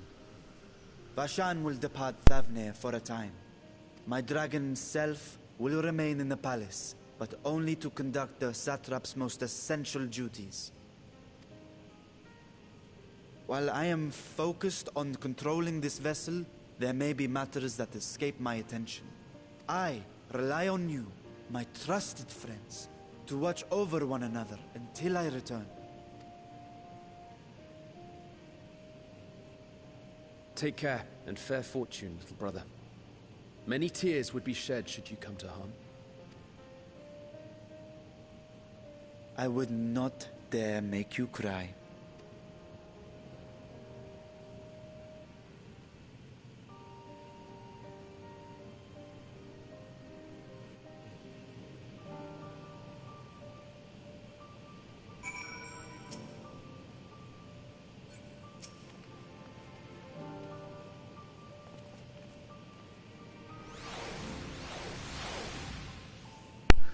Surprised me, Estinian, for a lone wolf. You've shown an unusual degree of how we say involvement in helping you reach this conclusion. Just for the greater good, the worm's thundering sighs were keeping his citizens awake at night. That travelers believing the palace rocked by some unnatural storm.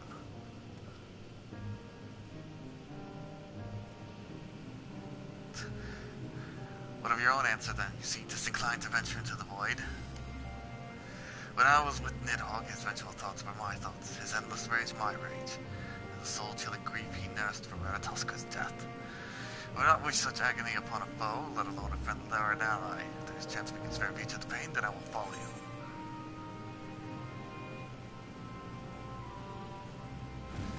Unusual crew we have here. Oh my god, did we get to have a dungeon that lets us go into the void? Indeed, perfect for our purpose, I should think.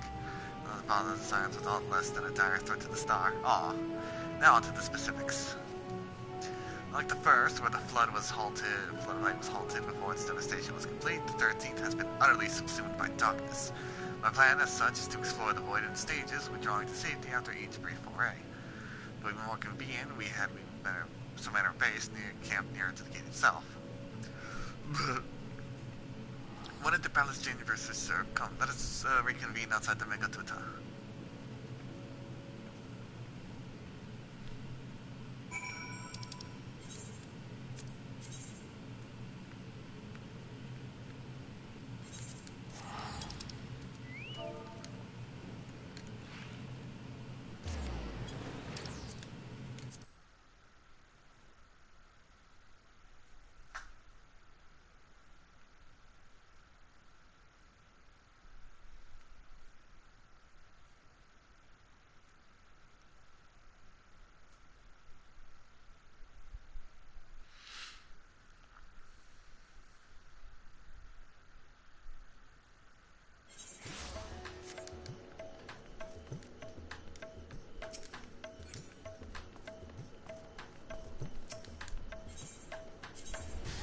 Megatuta.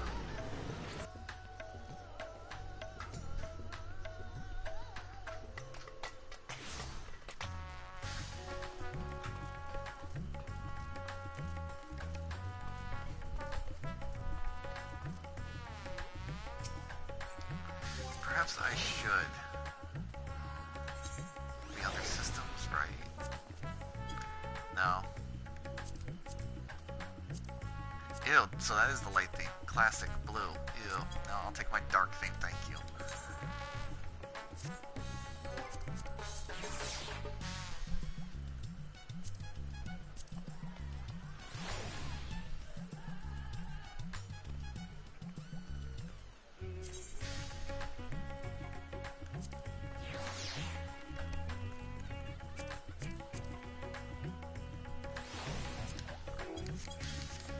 There, I should be able to have my chat open when it opens up again and not have any possible spoilers set in my way. I was put up in a guest room in the palace while I waited with my audience in vitro. I expect we'll be given something similar. Oh, who am I talking to then? Here we go. Barshan.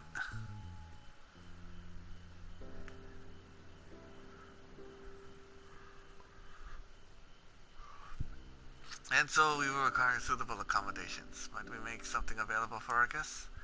All chambers are presently hosting the great amount of treasure we carry to the vault. Once the foundation's activity begins in earnest, however, we can redistribute the trove and make a room ready or two for habitation. I don't mind sleeping on money. Good, please inform me when you completed the arrangements. Seriously, I don't mind sleeping on money. And loot, so much loot. As you heard, we will have you settled in Megaduta in due time. As ever, you are the most gracious, Your Excellency. You risk yourselves to aid me in my search for Azaja. Providing the comfortable quarters is the least I can do. Only wish we knew more about our destination. The gods only know how long our explorations might possibly take, or what the chances our success might possibly be. Succeed or fail, I am grateful for you for convincing me to at least make the attempt. On that note, I will return to the great work and lend what help I can. Preparations to make it to the 13th, now is the time. Only is my arm on my lands. Perhaps I'll train with the Radiant Host to pass the time before we depart. You know what this means to me, Niren, but my purpose need not consume you as well. We are headed to another world. Find what joy you can in the experience, for you are a traveler, and an adventurer at heart, this I know.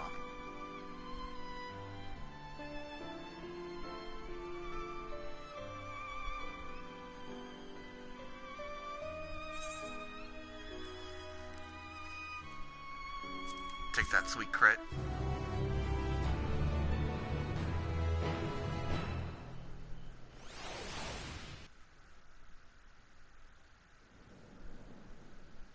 Meanwhile, in the 13th.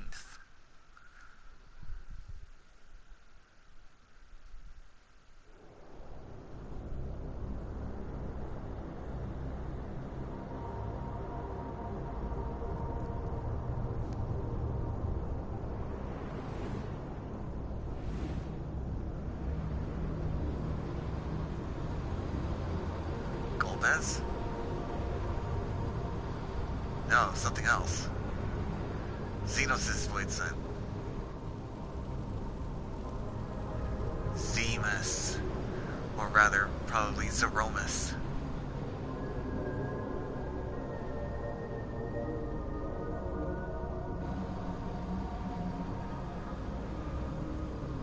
Oh, or now it's Xenos' void son.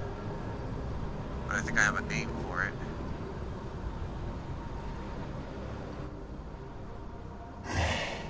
And thus I am returned.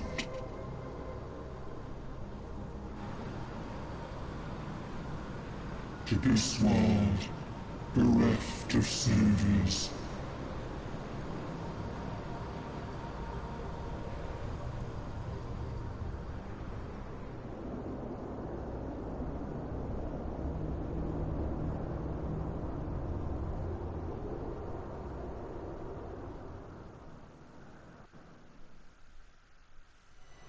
Damn it, it's over!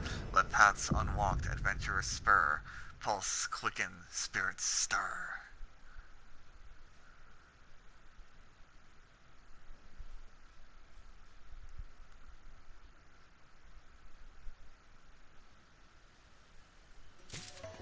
Oh, I'm caught up.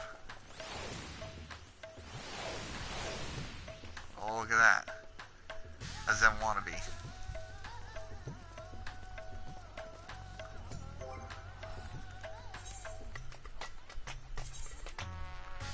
Did I get a new title, I assume? Yep, newfound adventurer.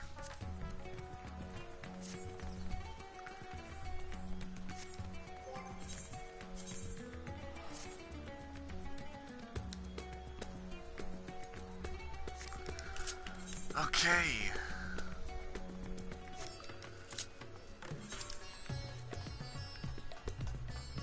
Bond Eternal.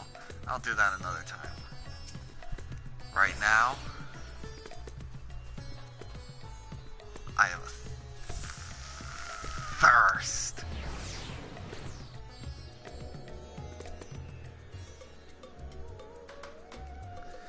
To do the Endsinger's aria.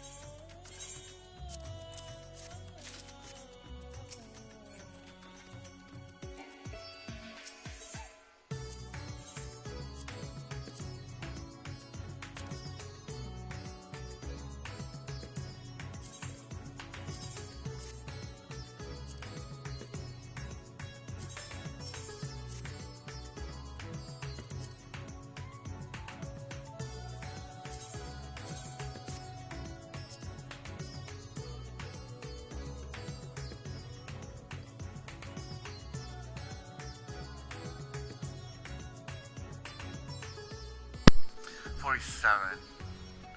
12. Don't put it just 1 point over. I don't care.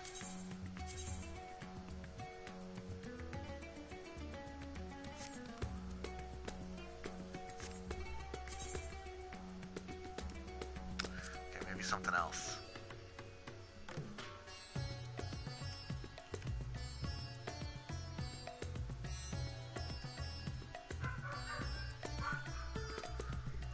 It only does put me 1 point over.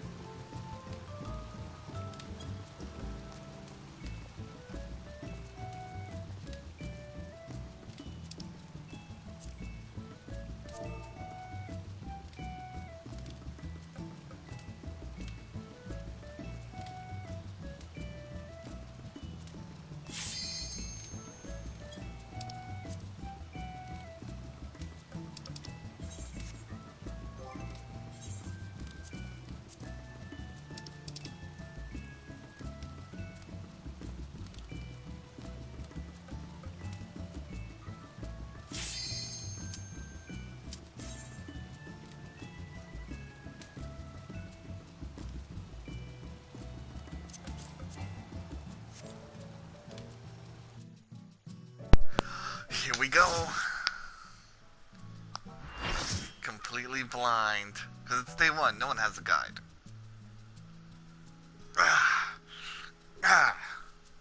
Let's do this.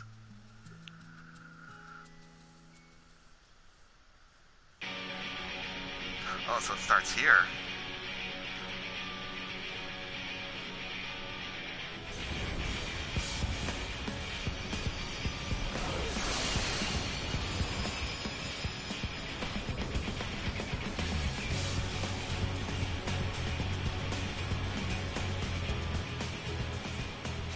Hope is it futile, utterly futile. Such feeble light is powerless before the darkest despair.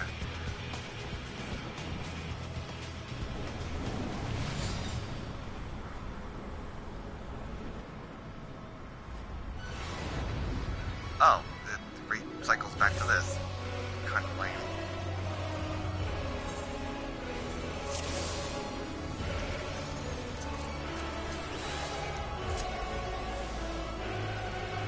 Oh fuck, I don't want to be the main tank. He's got better gear than me, he's the main tank. Fuck.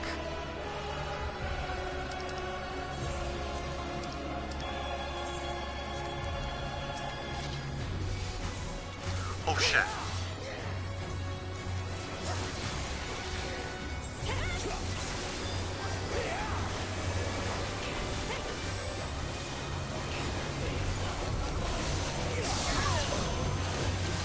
Oh, no, what the fuck is that? What the fuck is that?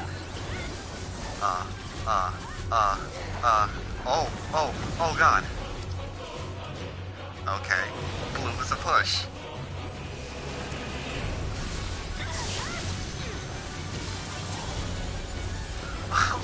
What the fuck is red then? The AoE? Now there's a head? Okay, red is AoE. Uh-oh.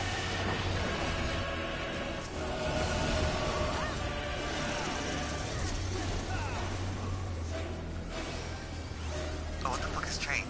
What the fuck is chain? Utterly futile. Ow. Well, everyone else is dead.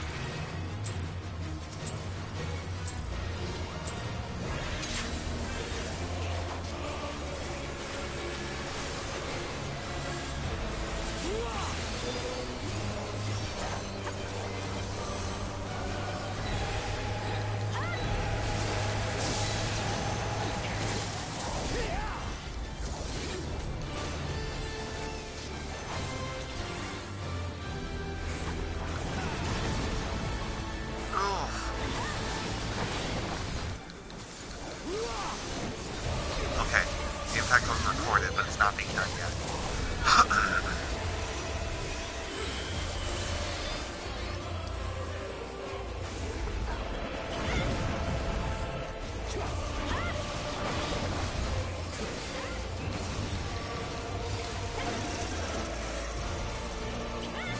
Okay, who's my partner?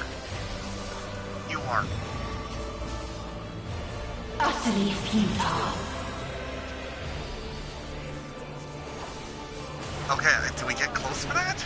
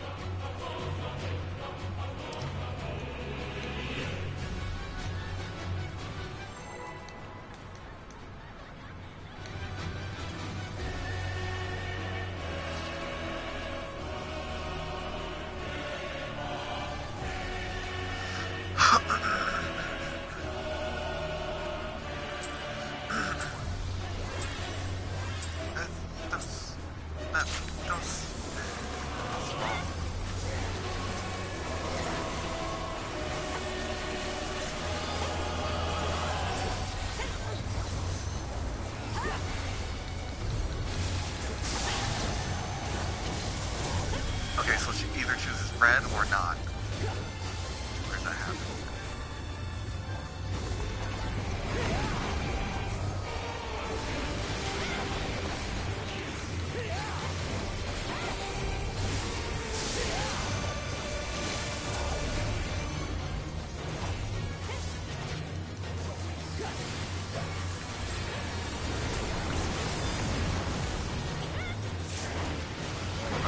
Can I get some heals?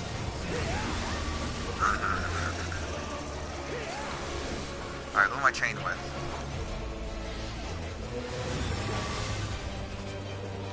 Utterly futile.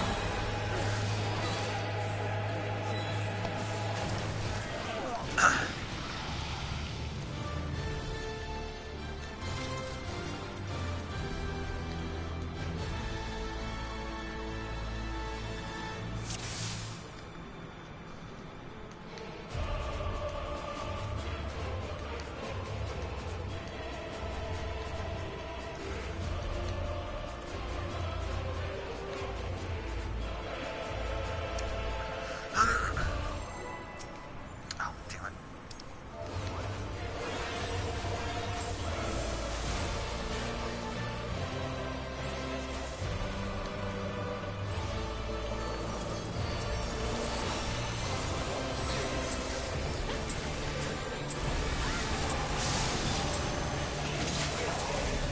Okay, we got the push.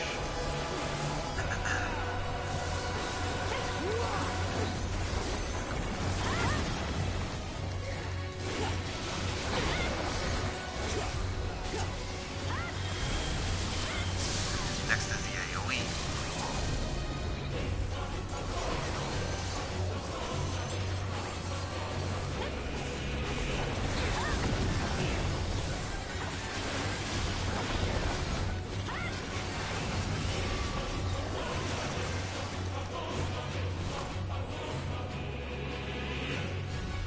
Oh god, you're like right there.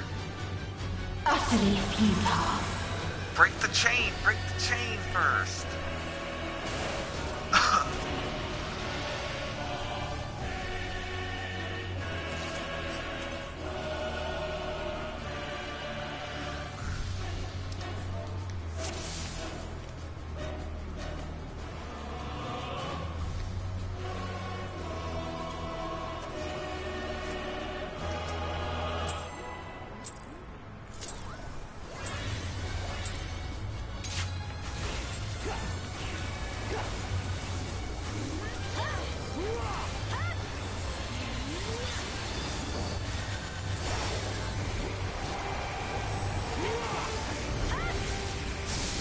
Alright, let's do that one more time. Let's spread the raging.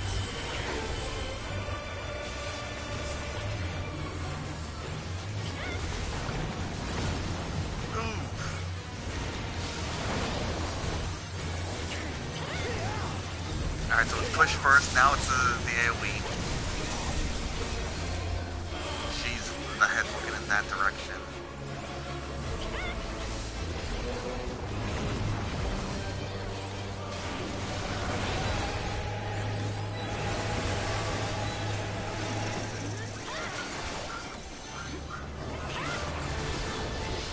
Okay, break.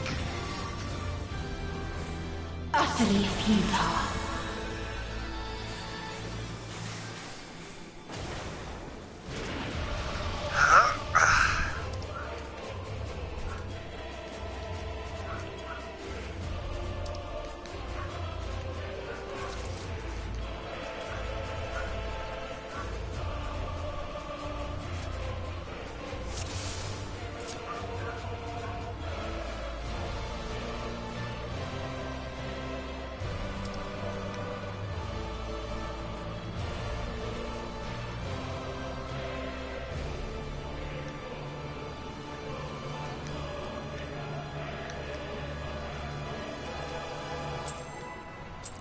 Oh, oh, oh.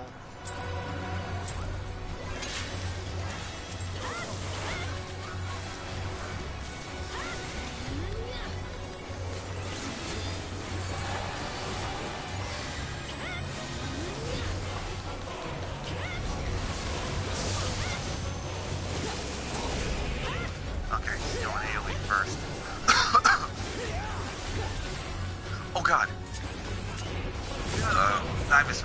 Oh shit, I'm dead. No, I'm alive.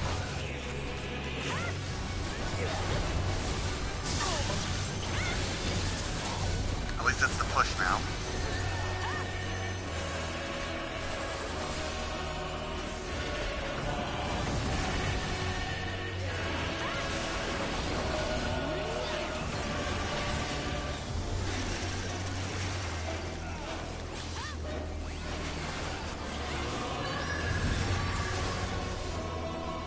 Utterly futile.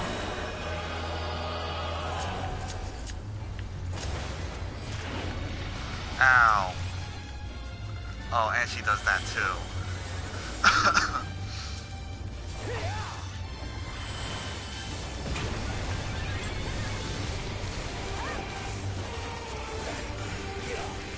Oh shit.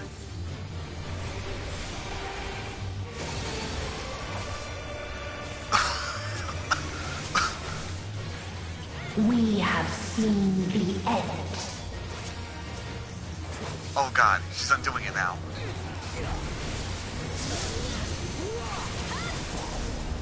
Oh my god, she's stacking more.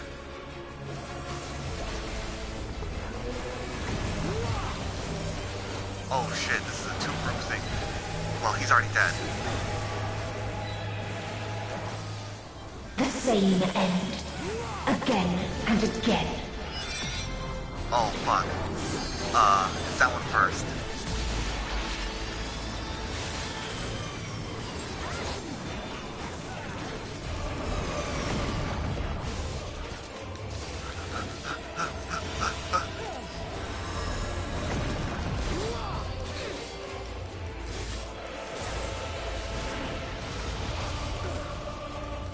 Oh shit, that's a continuous thing.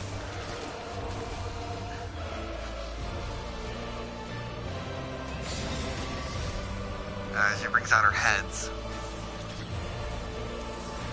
I'm sorry. Wow. Okay. So two have a safe zone and one doesn't.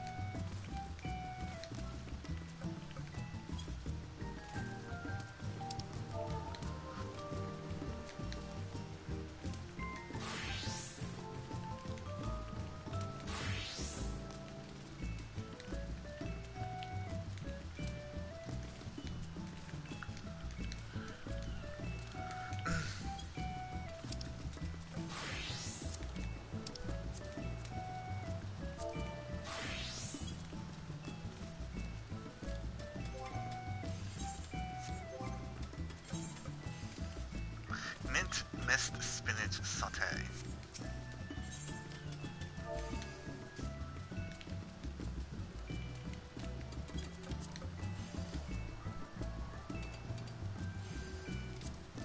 Oops, that's alchemist.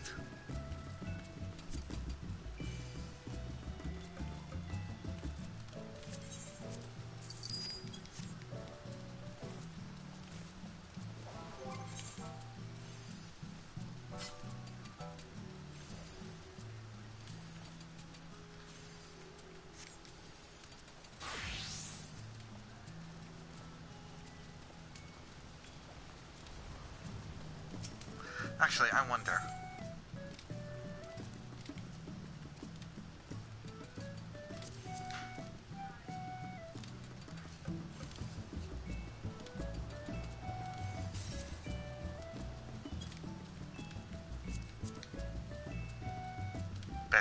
Bet you any amount of money. Somebody already has a brand new minion and is charging an obscene amount of money for it.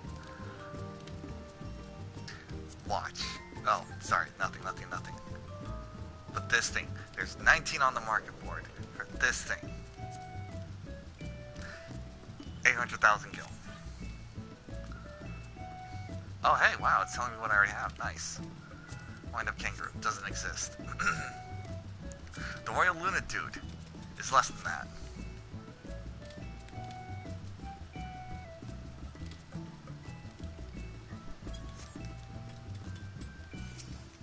Actually,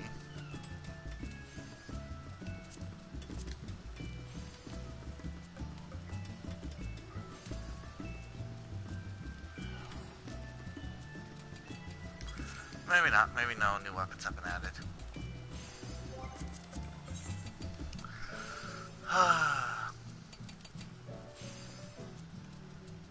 Oh, now everyone's fucking doing the goddamn fucking raid. No one was doing it earlier.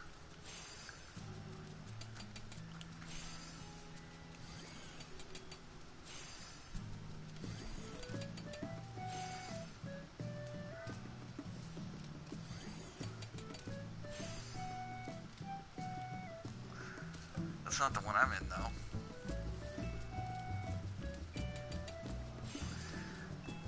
Yes, yeah. Ah, there we are.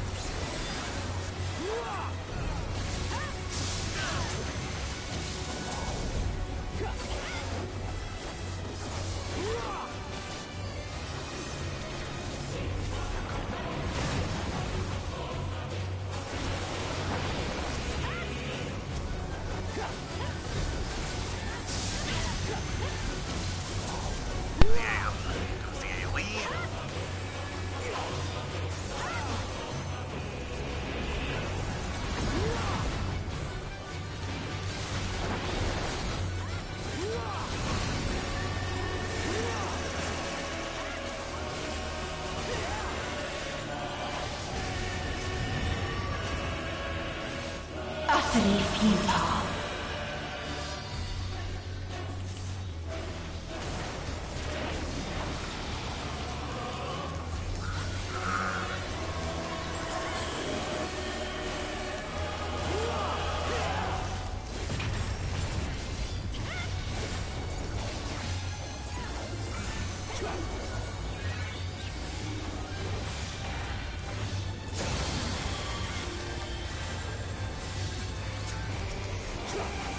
We have seen the end.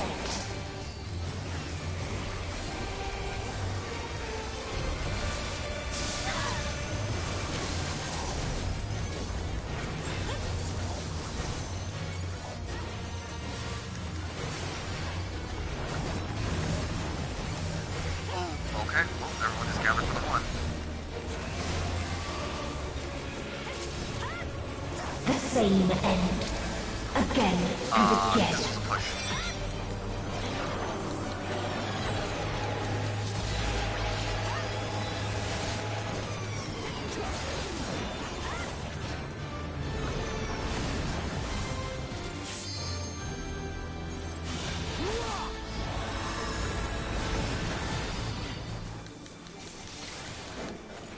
Oh shit.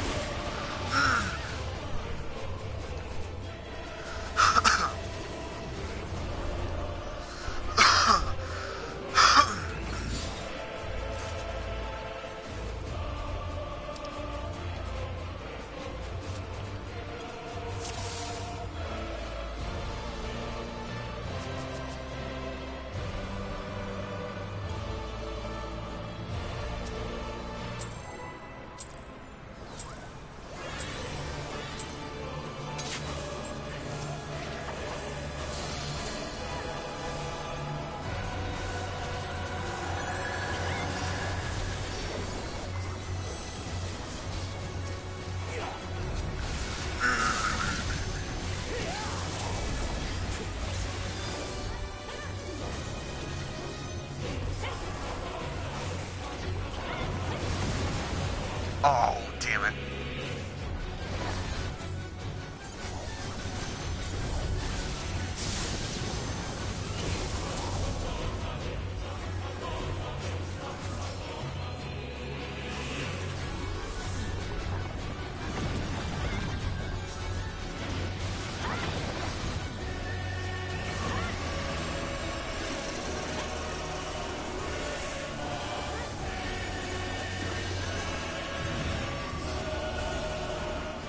Utterly futile. Okay, not all of us get the chains. Some of us do.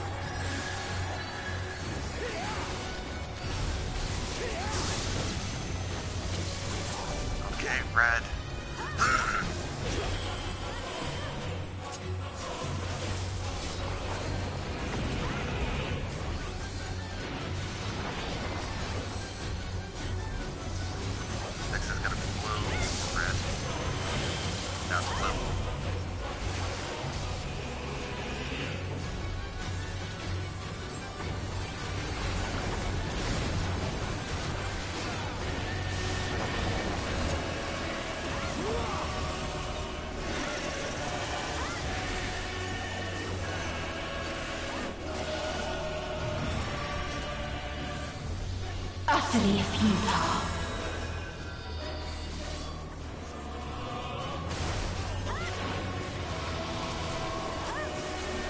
Ow, I still got hit by that.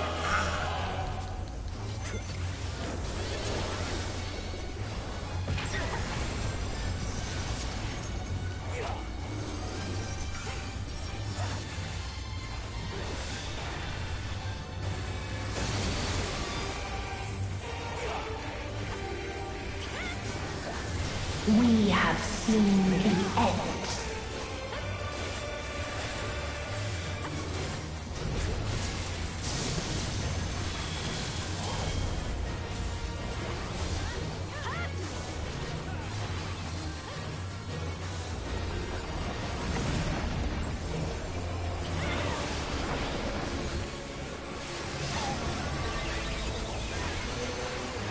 The same end.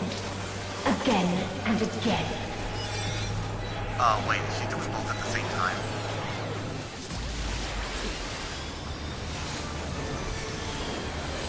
Yes.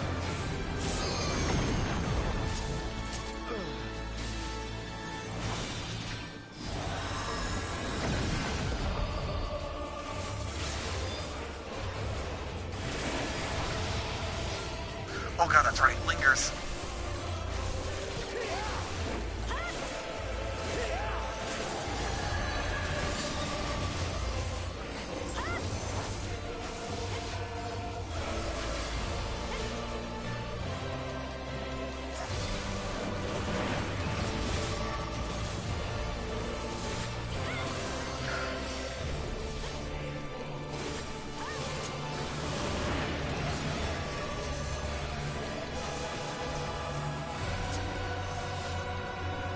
Oh, bitch.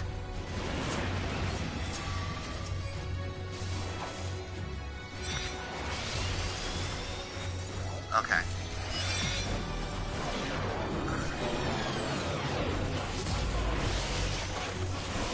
That's the weird head thing.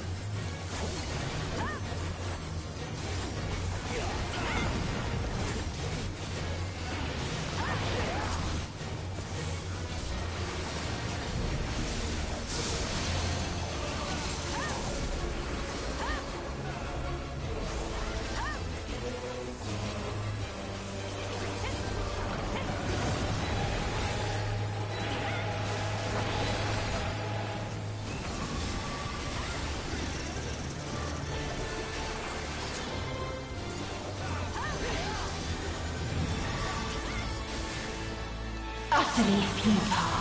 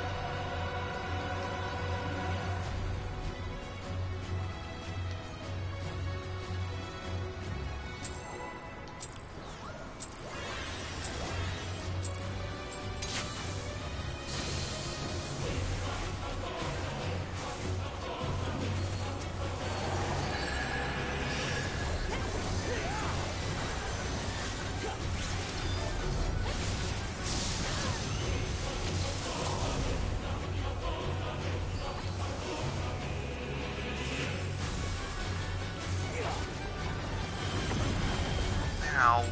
Why are you guys rushing? I want us to complete this, but let's figure things out, man.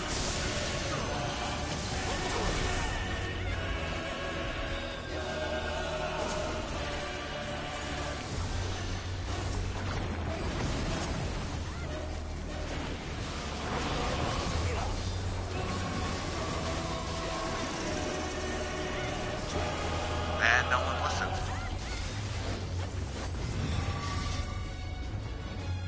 Utterly futile. She's doing eyes.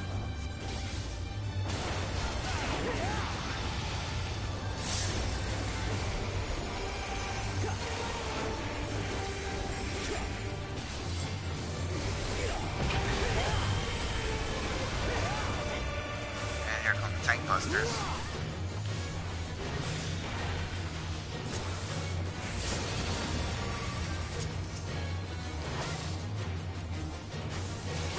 We have seen the end.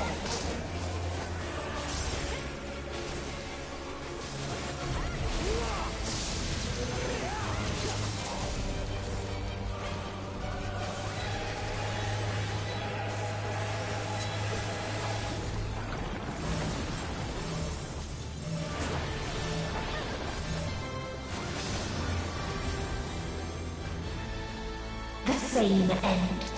Again and again.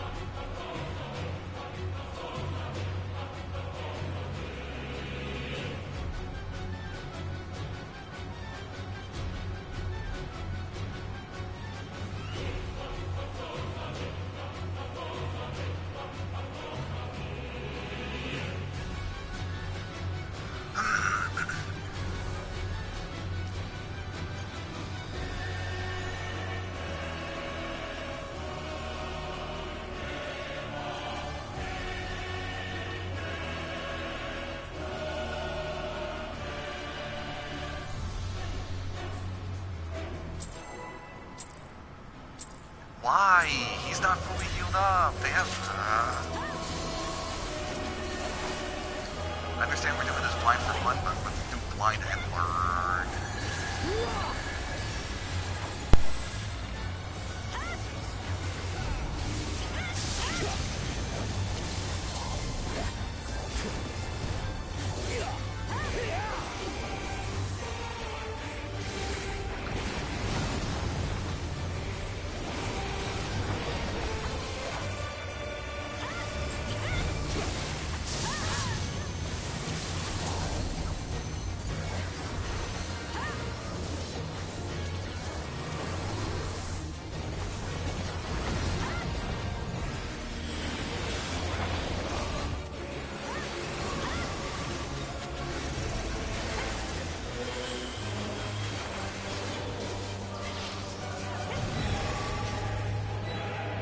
Utterly futile.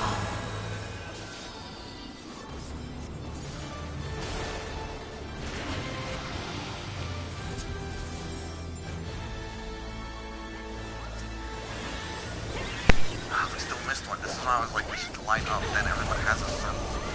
Alright, tank buster. Oh, please, stand in the tank buster, please.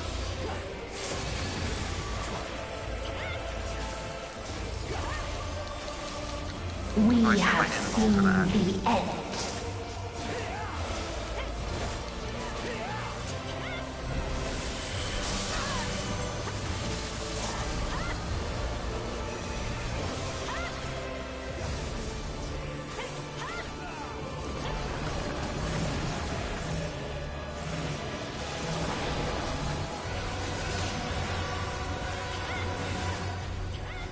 insane end.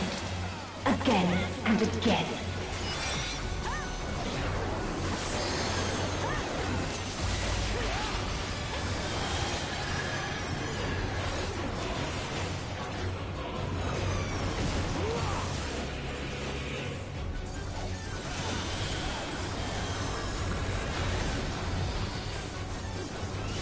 Don't go back in the middle, she's...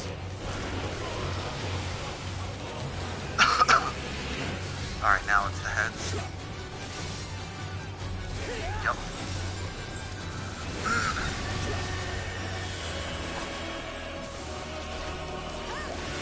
Nope, it's this one.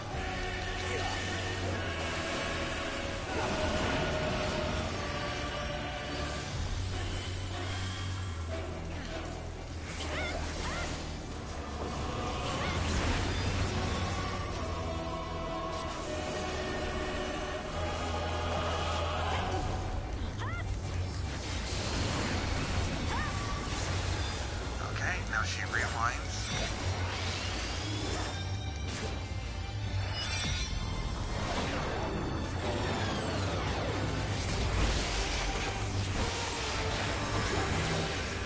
Oh yeah, it's that one. No.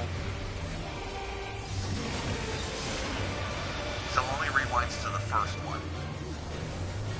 And then it drops a double AoE on us, and then it tank busters again. Okay, now I got the head thing down.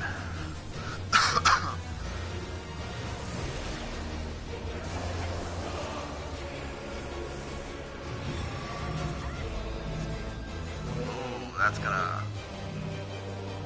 It even targets my dead body, wow.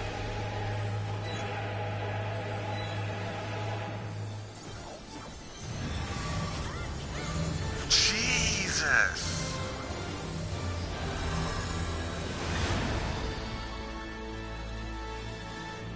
Our second despair has been recorded. Oh great, I guess this is time delay shit.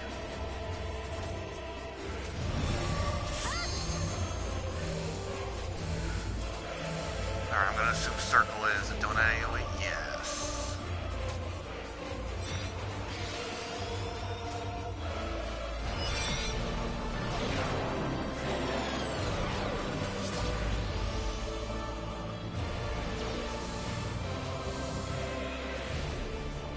Embrace the quiet.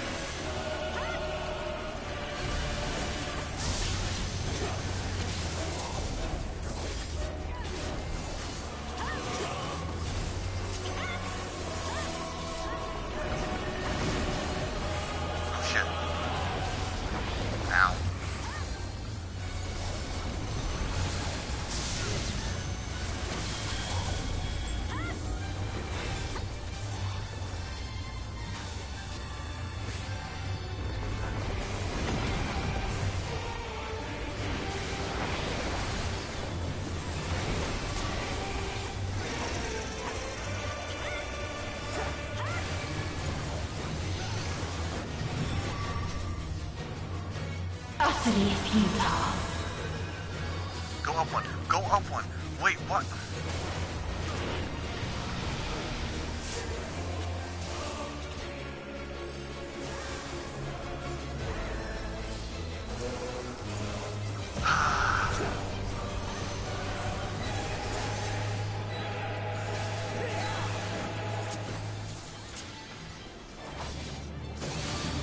Ding. We have seen the end.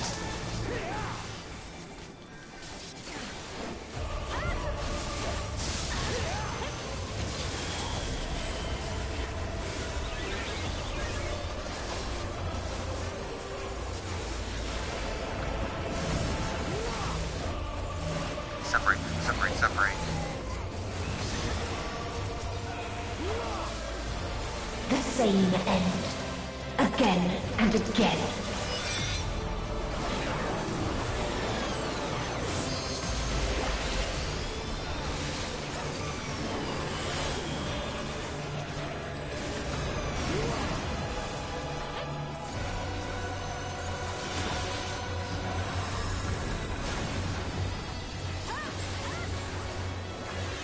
Oh shit.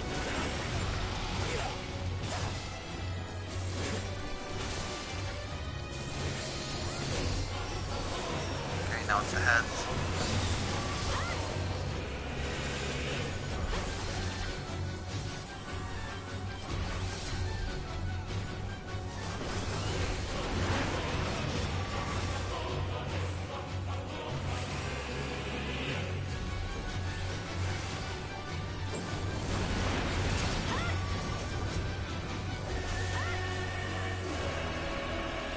Maybe she's not close enough.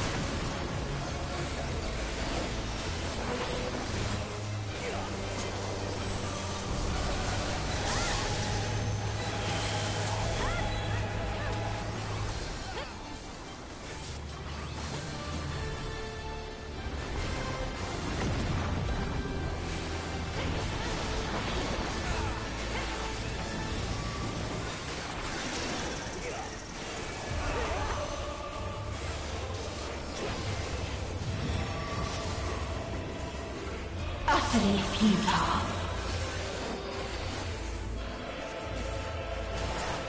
Oh my god, why do we always miss one?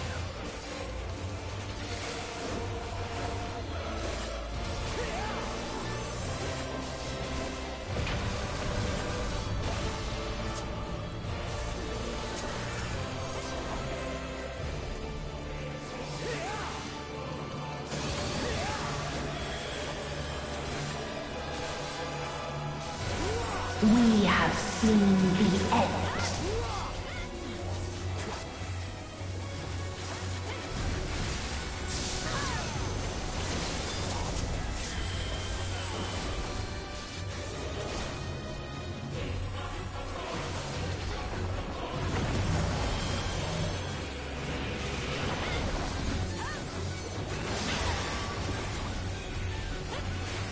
The same end. Again and again.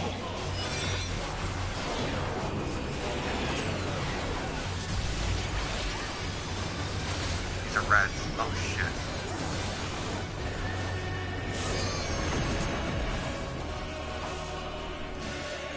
Blue is easier because at least you can blast yourself into a safe zone.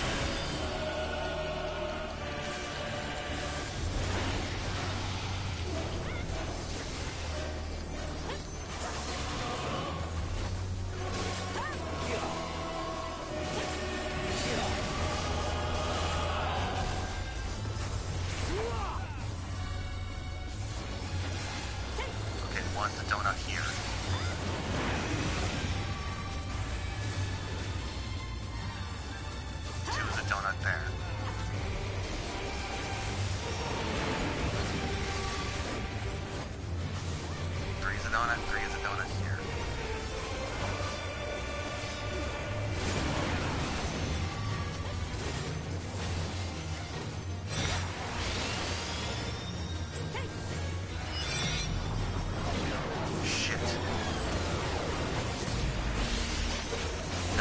Nope.